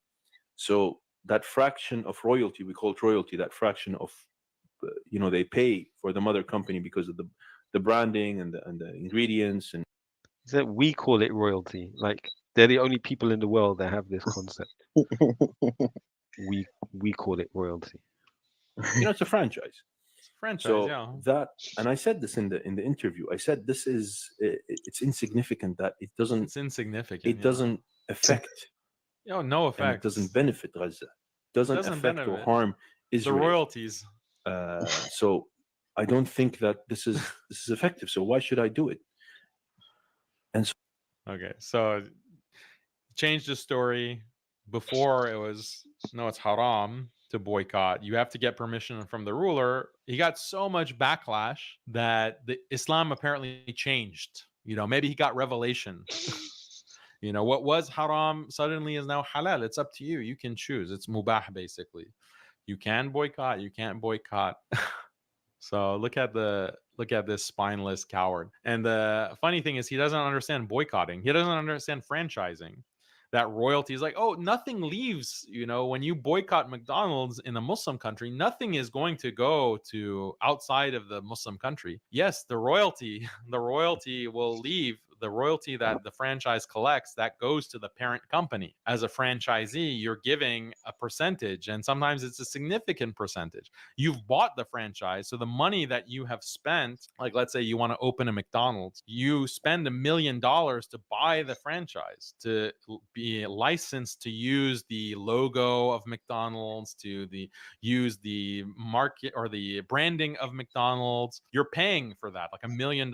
So that's money that goes out of your country, out of the UAE. It goes outside to these wherever that company is located. So that is money that's going outside of your country, number one. Then there's royalties that are every quarter or annually are going from your business, as a franchisee, to the parent company. So that's number two.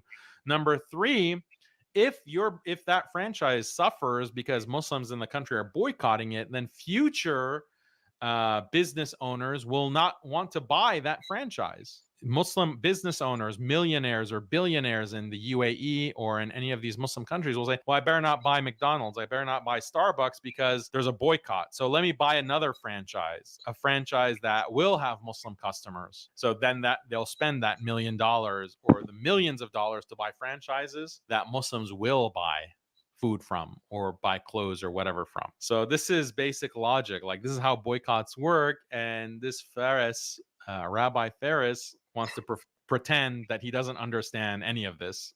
Even though he's a business owner, he had his CrossFit gym. So I'm sure he has like this kind of knowledge of how franchises works, but he's playing dumb. So this is very despicable, disgusting. What a loathsome person. Like the minimum that Muslims want to do is, I want to do something for my brothers and sisters in Palestine. I can't do much, but the least I can do is I won't buy from these companies that overtly have supported this kind of war against Palestinians. I want to do the minimum. And then immediately this agent, the Zionist agent, comes and says, no, it's haram. It's haram to do even that little bit. Imagine what kind of a sellout agent you have to be. There's not enough, bad things that can be said about such a person. Bro, it's hard to disagree with that. Mm-hmm.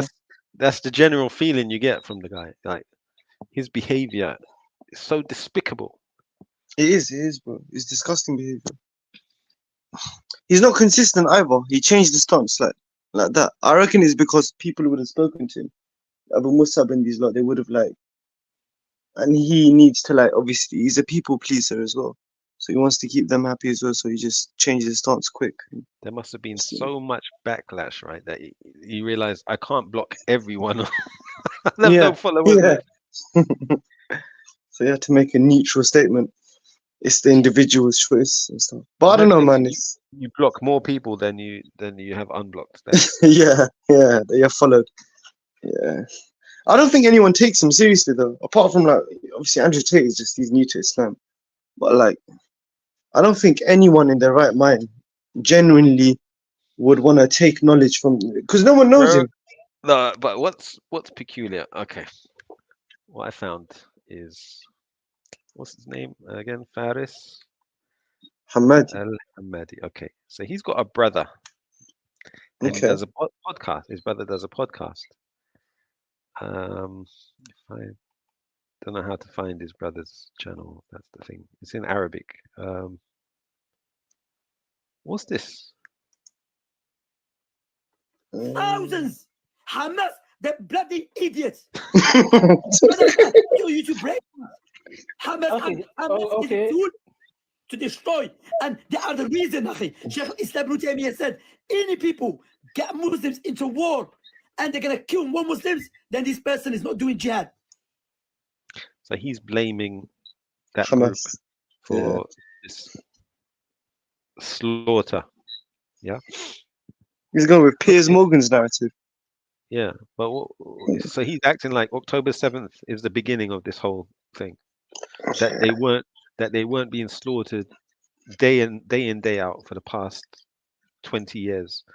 Yeah, Abby Martin went on Joe Rogan and said how the Israelis target young girls and shoot them in the vagina. Subhanallah. Shoot them at the vagina. And shoot men in the balls. This is what they've been doing for time. Kidnapping children. They've been doing a lot of messed up not even stuff in flipping Gaza, but also in West Bank. West Bank, yeah. Yet, where was Shamsi's outrage? That's true. But by his own logic, shouldn't he not? Isn't Hamas aren't they the rulers of the Palestinian territories? Yeah, there you go. Exactly. He shouldn't be talking bad about the rulers, and should he? Technically. Khawarij. Yeah, these terms, Khawarij, terrorist, what else? Ikhwani.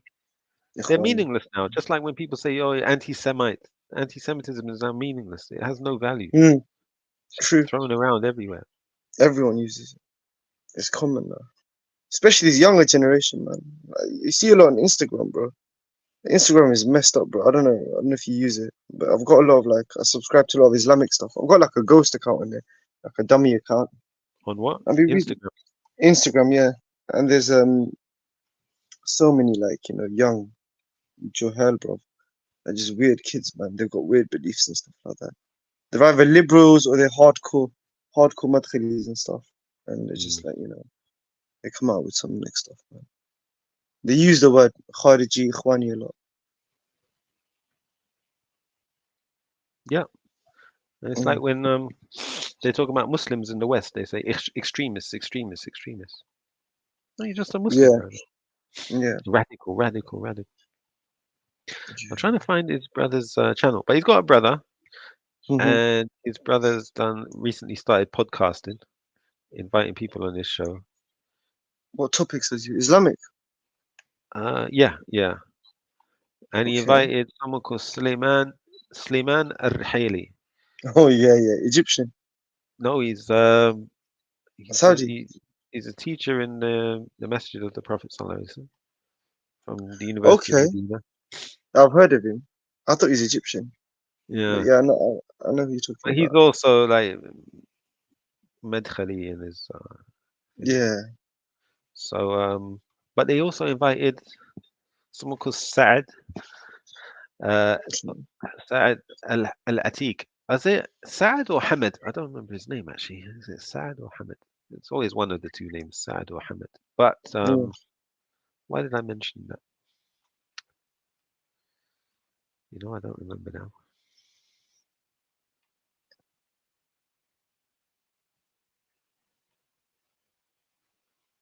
Has Faaris been on the podcast yet? Deep questions. Who's He that? might. That's Andrew Tate's friend. Oh, Australian. Sartorial shooter. That guy. Yeah. He's alright. I like him. He's a nice guy. Seems like a nice guy. Yeah, he comes across all right. Yeah, he seems genuine. Allah knows best. Yeah. Australian guy. He lives opposite the masjid. May Allah reward him for that.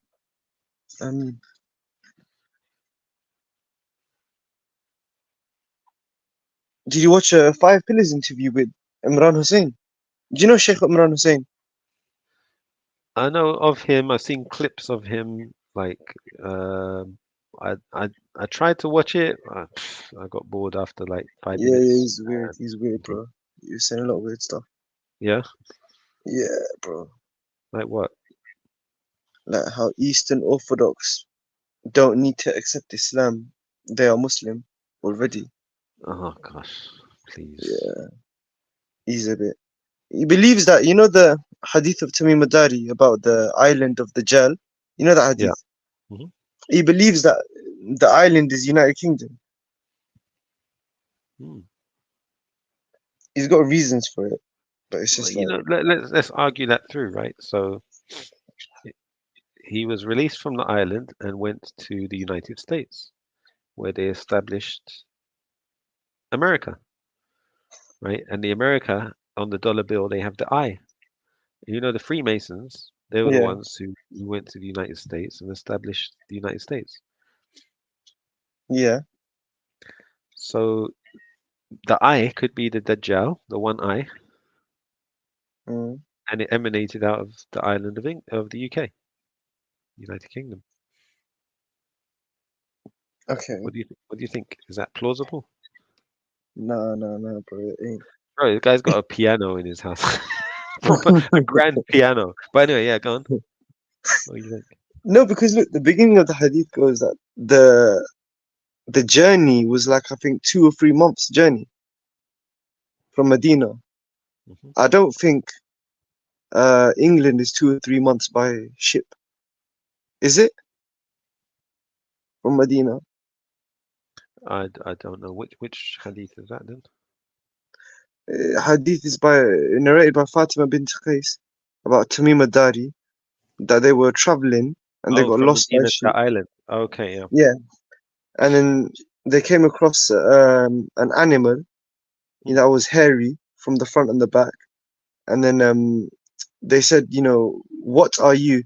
And then she said that I am Jassasa, coming to the monastery, and there is someone that is waiting for you. So they went inside, they saw a big man that was chained. And then the big man, they asked, who are you? And then he asked the question, he goes, oh, what happened to the lake of Tabariya? What happened to the date trees of Bayzan, I think, a place in Jordan? And he asked, what happened to the Nabi al-Ummiyin? And then he said, the answer, then he responded and said, I am al-Masih ad-Dajjal, and when I come, this will happen, da, da, da. It's paraphrase, I don't know the exact words of the hadith. and then they went to Medina and they accepted Islam, and that was the hadith. And Imran Hussein is basically saying that the reason why he's saying United Kingdom is because Jassasa, apparently its roots words come from like espionage, and England is known for espionage, like the security services and stuff. And also in the hadith it said that it was a broken monastery, and he goes that England is a secular state, so they were originally founded on church and it was dismantled. So he's doing like some ta'wil of, you know, Yeah, that hadith is symbolism rather than yeah, actual. yeah, like that basically. And he came to that conclusion. It was I don't know. I watched it because like I used to hear his, you know, snippets of him from a lot of like, you know, stuff back in the day. He used to be, you know, they used to edit him into, you know, like I don't know if you remember. Yeah. Do you remember the Arrivals? Yeah. Oh, I didn't hear that one, but there was one before that called what was it? It was about the Freemasons. I've forgotten what it was called. Whoever done the Arrivals done that as well. Yeah, but go on. Noriaga, them lot, yeah. Okay. So look, I understand the hadiths the same way, literally, right? Yeah. At the same time, you have to ask yourself, a lot of the signs have come true. Like, for example, the competing to build tall buildings by the barefooted. Like, look at the video, right? Guys barefooted. Yeah. You've also got, what else do you have? The United States, right? Hold on, if there's a video clip. Freemason anniversary.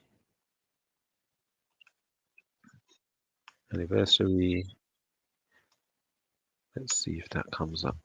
It was at the Albert, actually.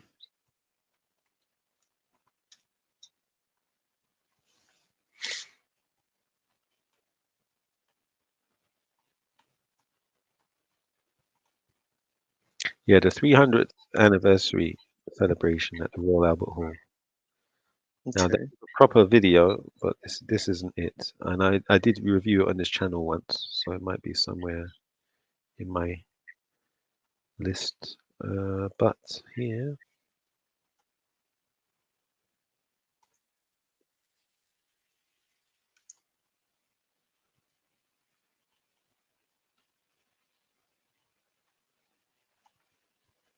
What was it called again? Let's say Freemason 300. Let's try that.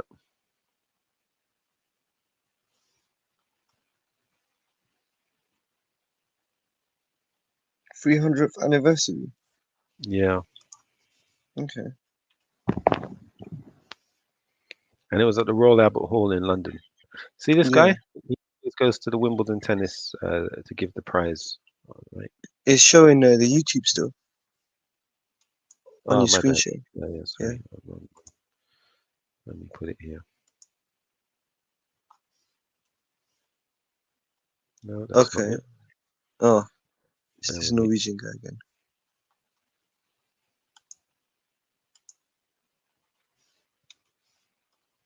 Yeah, this one. Most people have no clue that in 2023, the best way to make money on Amazon is not.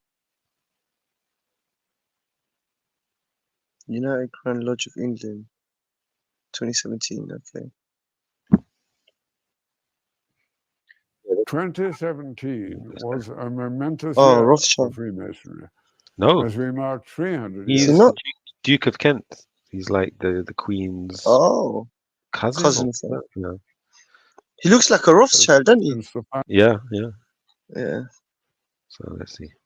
2017 was a momentous year for Freemasonry, as we marked 300 years since the founding of the world's first Grand Lodge here in London. The Astaghfirullah. special meeting of Grand Lodge Did you see the held title? at the Royal Albert Hall What? on the 31st of October. Look what The his special title meeting is. of Grand here In the in caption, London. look what it says. Yeah. The special the most worshipful. They don't mean by that you worship him. There's I don't actually know how to explain it, but it doesn't mean it in that sense. It's more like the most worshipper. I think he's the most. yeah, I'd have to Oh. get an actual meeting of Grand Lodge held at the Royal Albert Hall on the 31st of October last year was the culmination of a year of proud celebration by our members in provinces up and down the country and in our districts overseas. Some 4,000 of our members came from all over the world and were joined by the Grand Masters and other representatives of 136 overseas Grand Lodges. It was certainly a special meeting of Grand Lodge, for very few people at the Albert Hall knew quite what. Bro, you're good at accents. I would love to see you do an imitation of his accent. When you get This one's hard. This one's hard. To expect. As well as being the biggest meeting of Grand Lodges ever held, it was also rather more lively and colourful than would normally be the case, because we had several ambitious aims. We wanted to reaffirm Freemasonry's values, our principles and tenets, which are as relevant today as they were back in 1717. We wanted to show the enormous and positive impact Freemasonry has had on Western thought and society, including among its members many famous figures from the worlds of philosophy, music, drama, and politics, and many others. We wanted to show the journey of each initiate as he comes to an appreciation of the fundamental goodness of Masonic teaching. We wanted to tell the history of the United Grand Lodge of England and of Freemasonry more generally, from before its official founding up to the present day. We wanted to show that in continuing to inspire many thousands of people worldwide to strive towards self-improvement and the welfare of their fellow creatures, we have a bright and confident future. And finally, we wanted to show that we are also a happy institution, communicating happiness amongst ourselves and to the wider world. The wonderful stage of the Royal Albert Hall allowed us to present a dramatic and musical representation of our values and our history, which we hope properly recognized the contribution of those first founding lodges in 1717 and showed how their legacy is cherished and continued to this day. We all derived great satisfaction and enjoyment from our order, as well as being challenged and inspired by the moral lessons it imbues. I hope that as you watch this recording of the show, you will share in that sense of pride, wonder, and enjoyment communicated by those who took part. But where's the recording gone? It's disappeared, For bro. anyone struggling with high blood sugar, do not Of the ceremony. Yeah. They do like some theatre stuff in it. No, it was a really well made professional video, and it talked about the United States. Is this it? Yeah. No, that's not it. Maybe they've got clips of it. Ciao nonna, come stai? Bene, grazie amore, sto cucinando. E ho un'idea.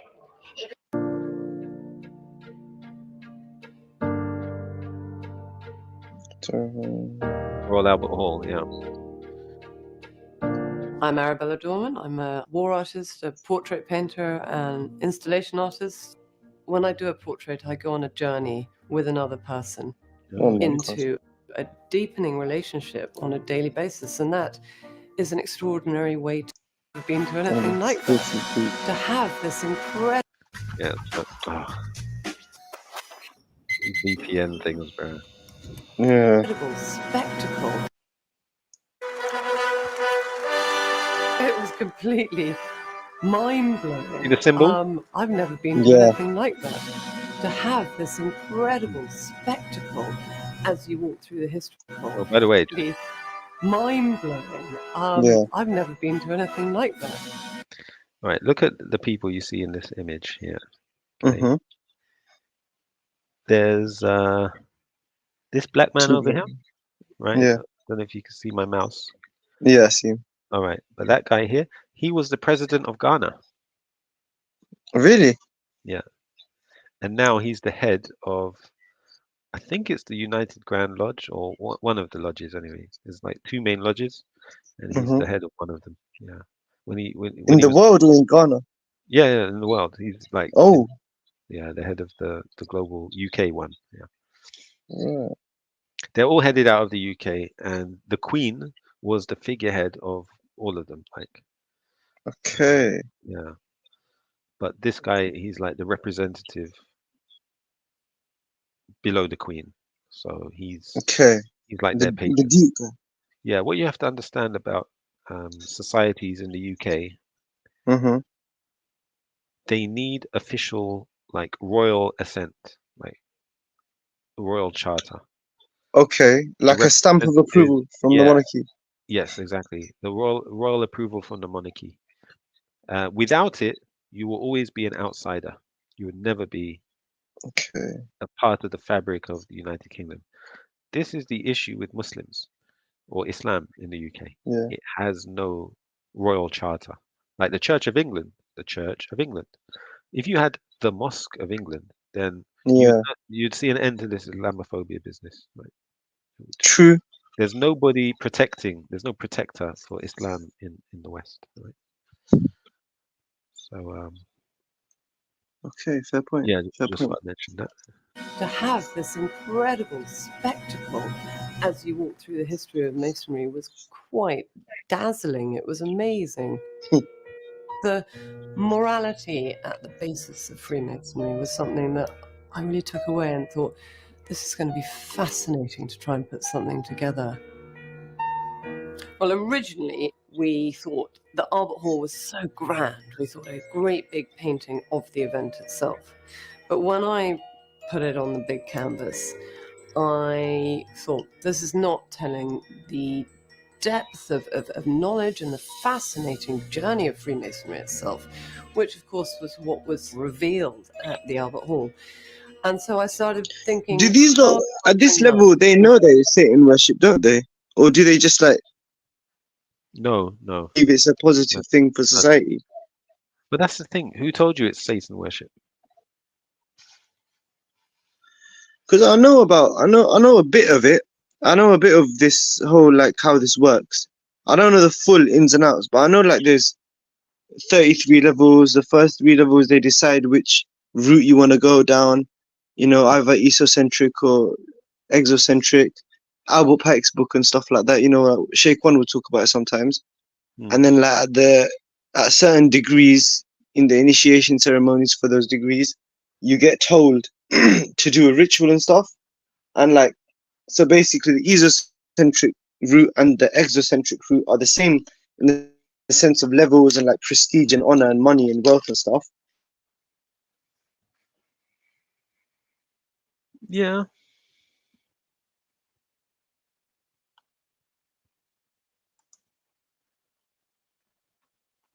You're taught about a great architect that you're doing this all for, and then at the 30th level you're told that the great architect is Shaitan, pretty much. And the person who told you that did not reach that level and did not experience that. So you have no way of knowing, right? It's just somebody claiming that. Yeah. Obviously, a Muslim told me, so he's not. He wouldn't have been involved in it. But what isn't it like that though? Like, don't they know they worship Shaitan, or are they not worshiping Shaitan? Is that what you're saying? It's a group that it's like a brotherhood, right? So you know how you have a Muslim concept of brotherhood in the Iman? Yeah. They formed an organization of brotherhood based on certain principles. No matter what your religion, right? No matter what your religion, you can be brothers. So it's a form of brotherhood. This is why it's odd when you hear Muslims say my brother Hindu, all this kind of stuff, right? It's crazy. But because brotherhood in Islam is only amongst the believers, whereas this one, Freemasonry, is brotherhood amongst people on common values. one of the core values is you believe in the grand architect of the universe. Yeah. Now, obviously, Christians will say that's God. We say Allah. But so in general, they don't accept people who don't believe in this grand architect, or they don't. Someone who doesn't believe in God could not be accepted as a Freemasonry. Yeah, I heard that one. Yeah. Yeah, but and there is a video I viewed a couple years, maybe 4 years ago, on my YouTube channel. Yeah. I'd have to find it, but it was some little ritual walk through somewhere like Bradford or something. It was a Yeah. Freemason walk around one of their local lodges, and one of the people who was there was dressed in old Indian clothing with the white turban. He was a Yeah. Muslim, and he was part of the Grand Lodge. Yeah, bro, it was weird. Some And then Pakistani guy. they opened the lodge, and then they said, "In the name of the grand architect of the universe," or something like that. Okay. So a lot of the Muslims Interesting in aspect. English society, Yeah. interesting, are Freemasons that we don't know about, but they are. Just like you got Muslim members of the Labour Party and all that stuff. You've got But they people. worship Shaitan then, though, don't they? Don't they? Like reaction, they worship like. No, they No. worship Allah. Yeah, it's just a fraternity. That's all it is, really. Okay. Yeah. Okay. I mean, there might be people who worship Satan who've gone into the group, but Yeah.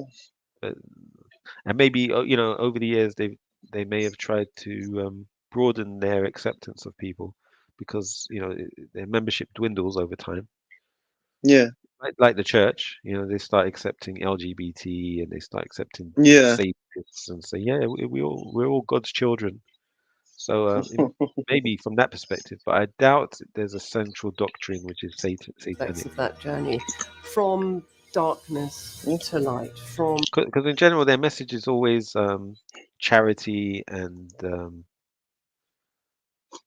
what do you call it? Noble principles, ethical, moral type stuff. Yeah. several things happening at once, which actually in reality happen one after the other. But in order to get that narrative and the symbolism in, I've compressed time.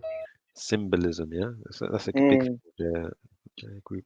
The everyman that the candidate is going on, you've got to place him in several times around the canvas. Derek Jacobi, who represents the enlightened figure, the overseeing. He's an actor, right? What movie was this guy in? I've seen him before. I've seen him as well. He's famous, but I don't remember which movies he was in. I can't remember. I don't know, bro. He does look familiar, though. It was wonderful to paint him. It's not Star Wars, is it? It's one of those Julius Caesar type movies. Maybe Gladiator. He's probably in that. Maybe. He's got such a powerful and wise face, so he was represented more than once to be the pervading presence over the canvas. There are 29 different scenes in this painting. The key figure really is the guide, Derek Jacobi here, who unpacks the story. Hey, hast du neue Trikot von Nazi schon? And you know who was getting initiated that evening? Who? I don't know if you've ever seen a TV show called The Kumars at number 73 or whatever. Yeah, I've heard of it. It rings a bell. The actor or the main comedian, the main star of that show. Yeah, he was the narrator of that evening, and then he took his initiation there as well. Okay. Freemason thing at this event, where they welcomed them to the fraternity. Yeah. And I never go to a blank canvas and think I've got exactly the end point in sight. Painting is iterative, it's organic. But the question is, where is that video? Because if you see it, then you'll realize, okay, some link with the gel. No, but you have to ask yourself, okay, the United States, their symbol is the one eye, right? You know, you have the triangle on the dollar bill with the one eye inside. Yeah. Why is that the one eye? Is that not related to the Dajjal in any way? It is, yeah. It is, somehow. The The all-seeing eye of Horus or yeah, something. exactly. Yeah, is that just completely unrelated? Is there no link? Mm-hmm. The globalist system, right? That's been established. Is that not related to the Dajjal? You know, like Yeah. the making the deserts green and traveling from one place to another Yes. Yes. Yes. in an That's true. instant. You know, like when you watch Star Trek, you see them Mm. materialize from one place to another, and they so really some of the symbolism thing, some of it must be symbolism. I know we're Yeah. literalists in a big sense, but some of it must be symbolism too. I don't No, see I how this mean, whole globalization and the Masonic symbols and all this can just be ignored. no, you're right. You're right. Some of it is The symbolism. I would say Dajjalic that. system that exists, right? It's a Dajjalic. Yeah. There's a book here that was written. I read it ages ago when I was like, I must have been like 12, 13 years old. Yeah. It's an old book. I don't know. You ever heard of someone called Ahmed Thompson? Yeah, yeah, yeah. I know. I never read it, but I know the book you're talking about. Yeah. You He's read a the book? Have you read barrister. the book? Yeah. He's a Muslim barrister, a convert to Islam. Yeah, He's a bro. barrister. That book is I read that book. It was an interesting book, yeah, but it was a work of fiction, and it was like all like conspiracy theory and stuff like that. And they were talking about how before the jail comes, there's going to be a system established, and it was going in depth describing like symbolism basically about like hospitals and all of this kind of stuff. It's interesting. It's not a book I would read again because it's not really factual. It's not literal. Yeah. It's more like symbolic, but it's like it goes into like what you're saying, kind of, but not.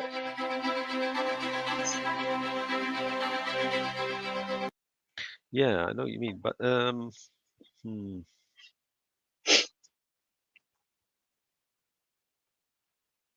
So what's their link with like Masonia, like Satan worship and like Kabbalah? yeah, the word Masuniya means masonry. That's what it means.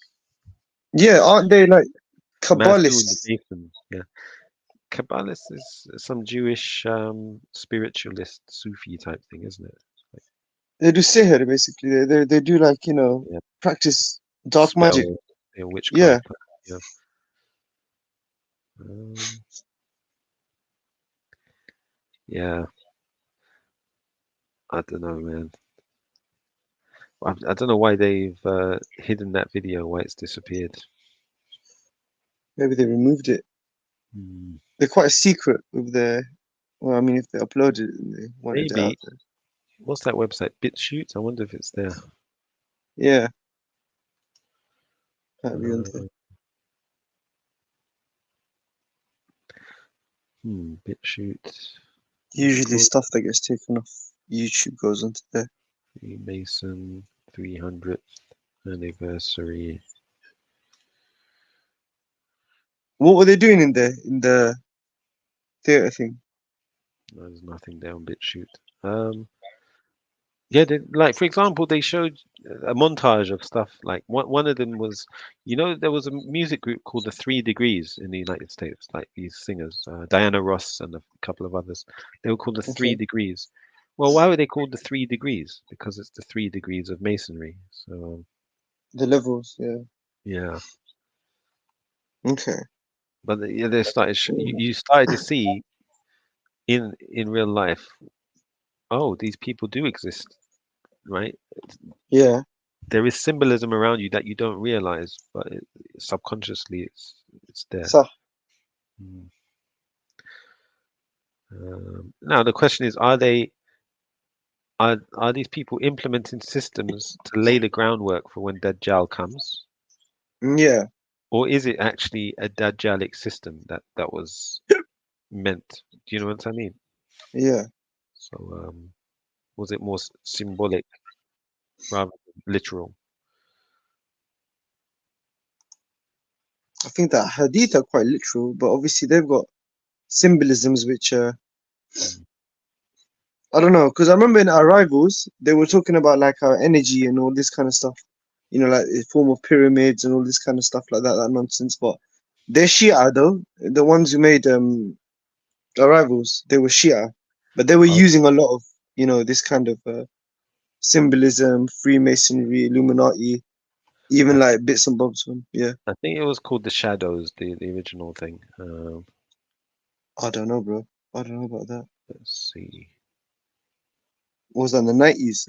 There's lots of episodes, it seems. Of Shadows? Yeah. No, that's something else. Is this the one? No, Bilal Asad is Australian sheikh. Oh, okay. That's someone else. That wouldn't be on there. Maybe this one. What's that?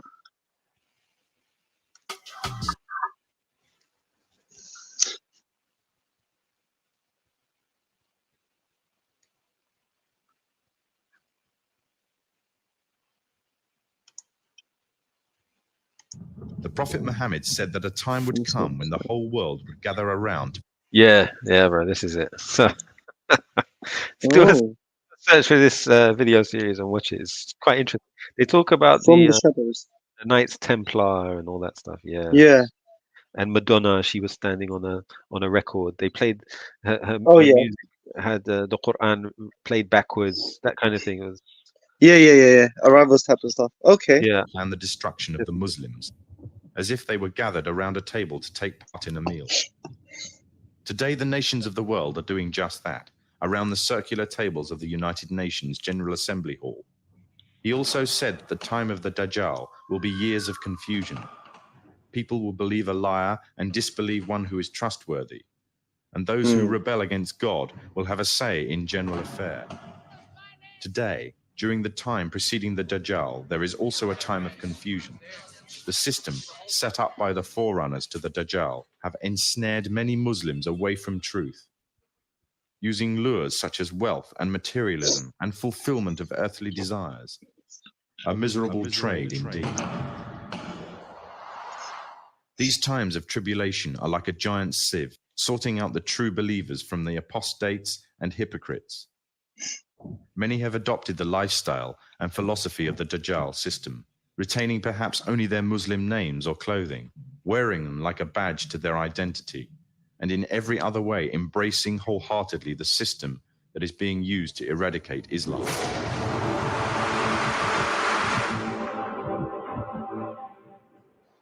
Embracing the same system that stood back and did nothing when pregnant Muslims. Yeah, that's pretty much it. Check that out when you get a chance. I'll have a look at that. Very quite interesting. Well produced at the time. There was nothing like it. Yeah. When they Or was it in the 90s it came out? I don't even know. Yeah, I don't know. Arrivals came out in the early 2000s. Yeah. I was very I don't even know who made it. I have no idea. Arrivals was made by Shia. Noriaga Productions. There was some Shia Lebanese, couple of Lebanese guys. So it's not the same people then. I don't think so, because in the end they started pushing forward this 12th Imam thing. The Imam is hidden and he's gonna come out. That narrative. They started pushing that after a while, after like a certain level of episodes and stuff. They started talking about that. But people feel the need to join these organizations. Yeah, it's interesting. I don't know, There's one brother I know. He's a revert. He's a white revert. His father's quite high up in Freemasonry. Yeah. But my friend is convinced that it's Satan worship. But he doesn't know the ins and outs of what his father's involved in. But there's some sihr aspects involved. And he knows that, he told me they've got a Bible. He's got a Bible at home in his mum's house. He don't live with his family anymore. He's moved out, alhamdulillah. He's started his life on his own and stuff. He's been Muslim for a few years. And, what do you call it? They've got a Freemason Bible, another Bible, basically, that they follow and stuff like that. And, yeah. I mentioned to him what I was told from whatever I heard from Sheikh Wan and Albert Pike, that kind of stuff. And he didn't affirm it or deny it. I don't think he knows about it, to be honest with you, but I don't know, man. I do think there's some sort of satanic element towards, Freemasonry, bro. I don't know exactly what the link is, but I'm sure there is No, some well, I'll form. tell you what I think it is. I think it's just like, you have these groups like the Labour Party or the Mm, police, right, as an example. Um, People will say they're Islamophobic or they're anti-Muslim and this and that. Okay, are they? Yeah. no. Why? Because that's who their membership are. But Mm-hmm. when Muslims start joining these organizations, then they can influence it because a pizza is a product of its ingredients. Yeah. Do you know what I mean? Yeah, So yeah, if you start changing the ingredients, the pizza starts to taste different. So yeah. as long as Muslims are not involved in organizations, what do you expect? What you Mm-hmm. expect to be is like Islamic. If it, you expect it to establish Tawheed when its members are mushriks. Mm-hmm. That's true. So being absent from so I guess what I'm saying is that the idea of Freemasonry, I don't think is meant to be mushrik or shirk and that type of thing. However, Mm-hmm. if those are the people who make up its membership body and they have more influence than others, then you're gonna see that type of thing. So there might be an element of satanic ritualism or whatever in there, Yeah. but I don't think from the Usul.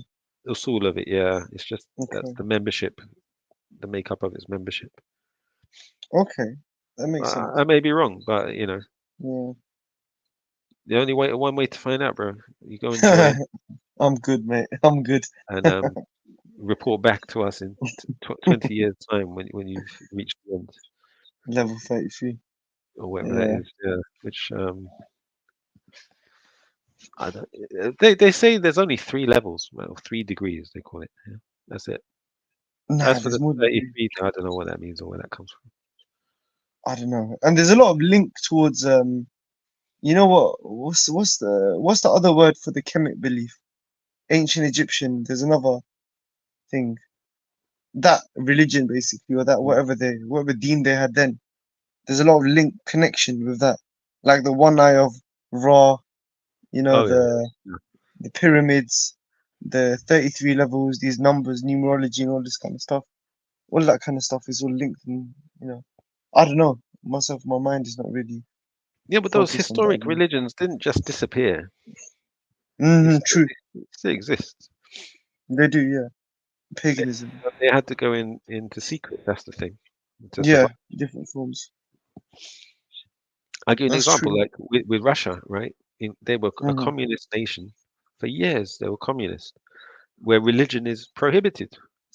Yeah. The moment that the Soviet Union fell, Mm-hmm. what happened? The churches opened and people started going to church again. Yeah. Yeah, Why? yeah, yeah.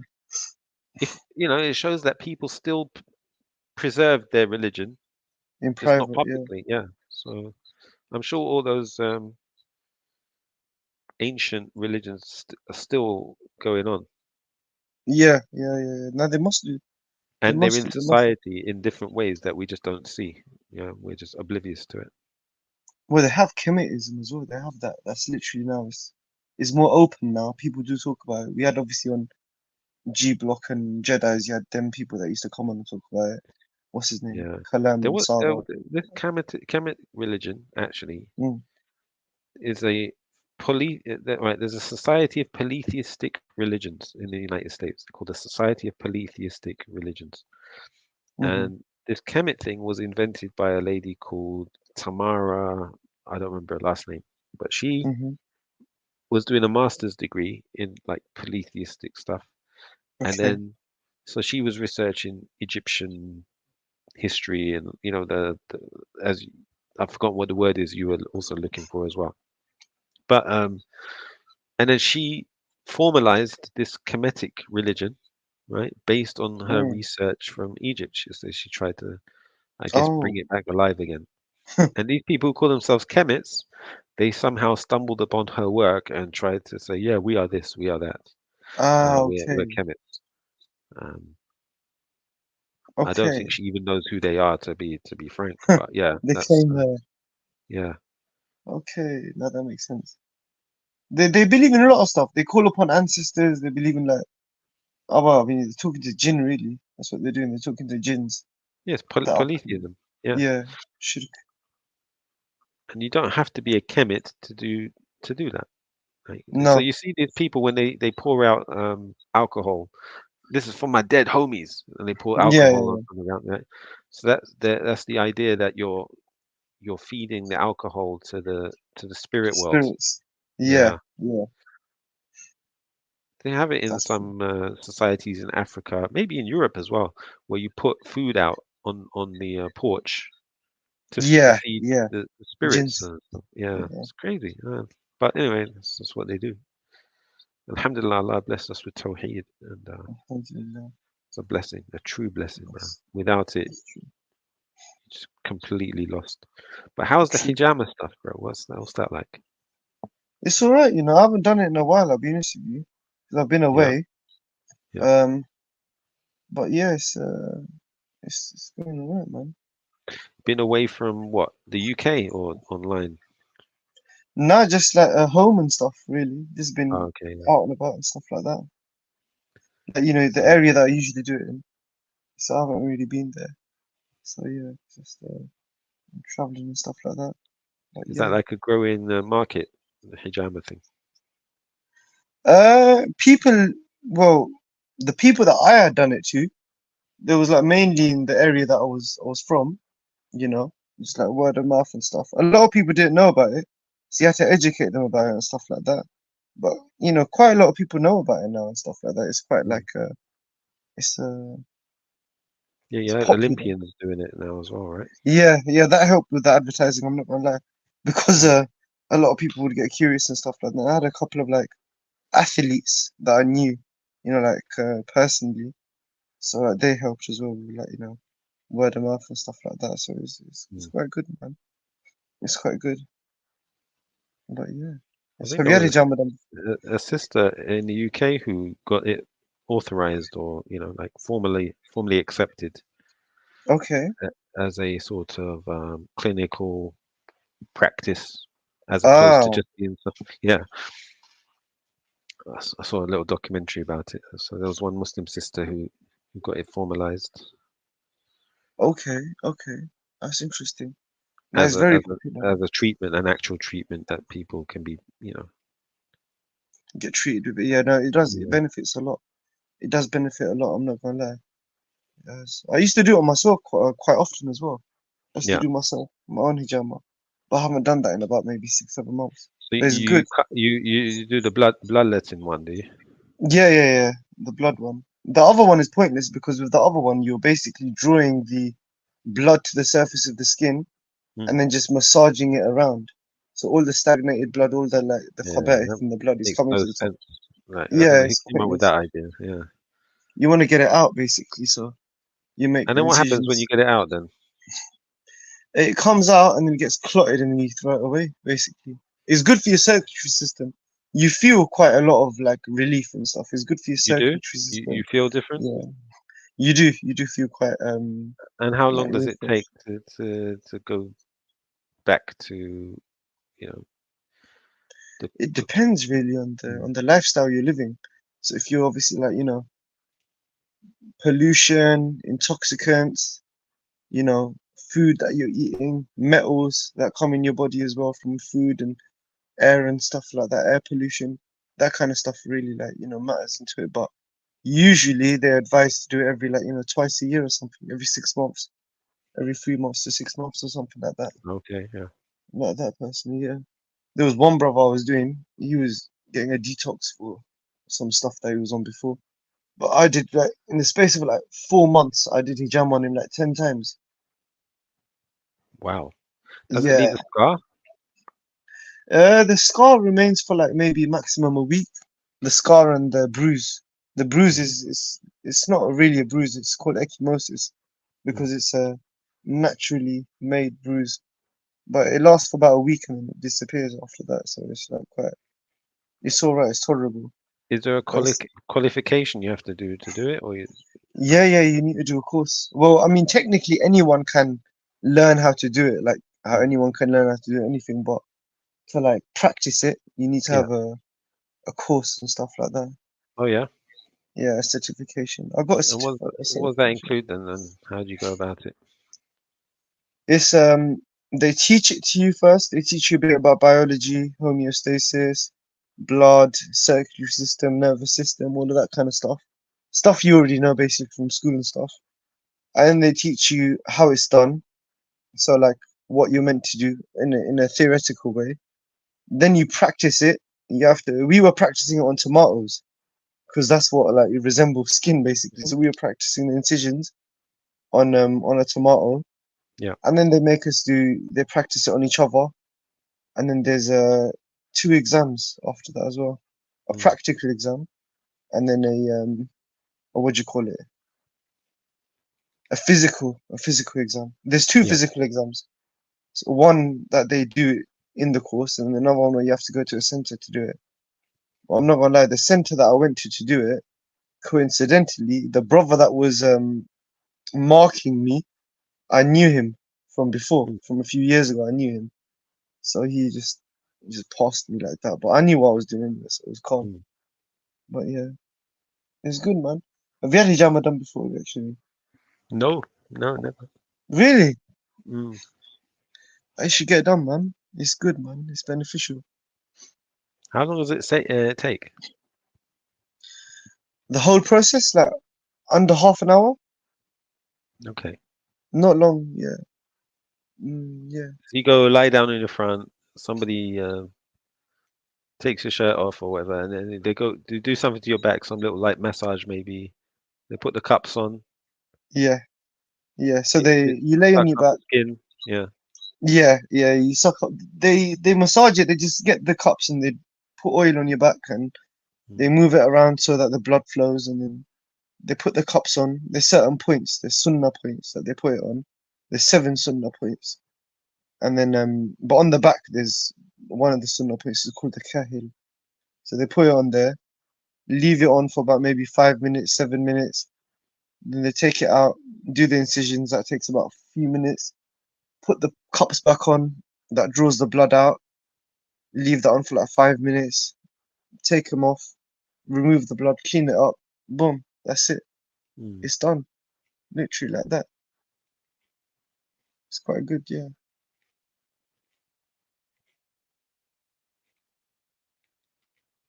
Yeah, bro. Madness. Okay.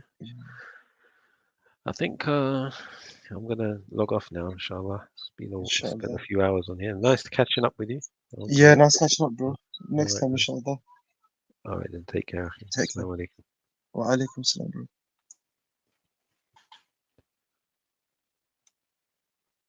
Close this.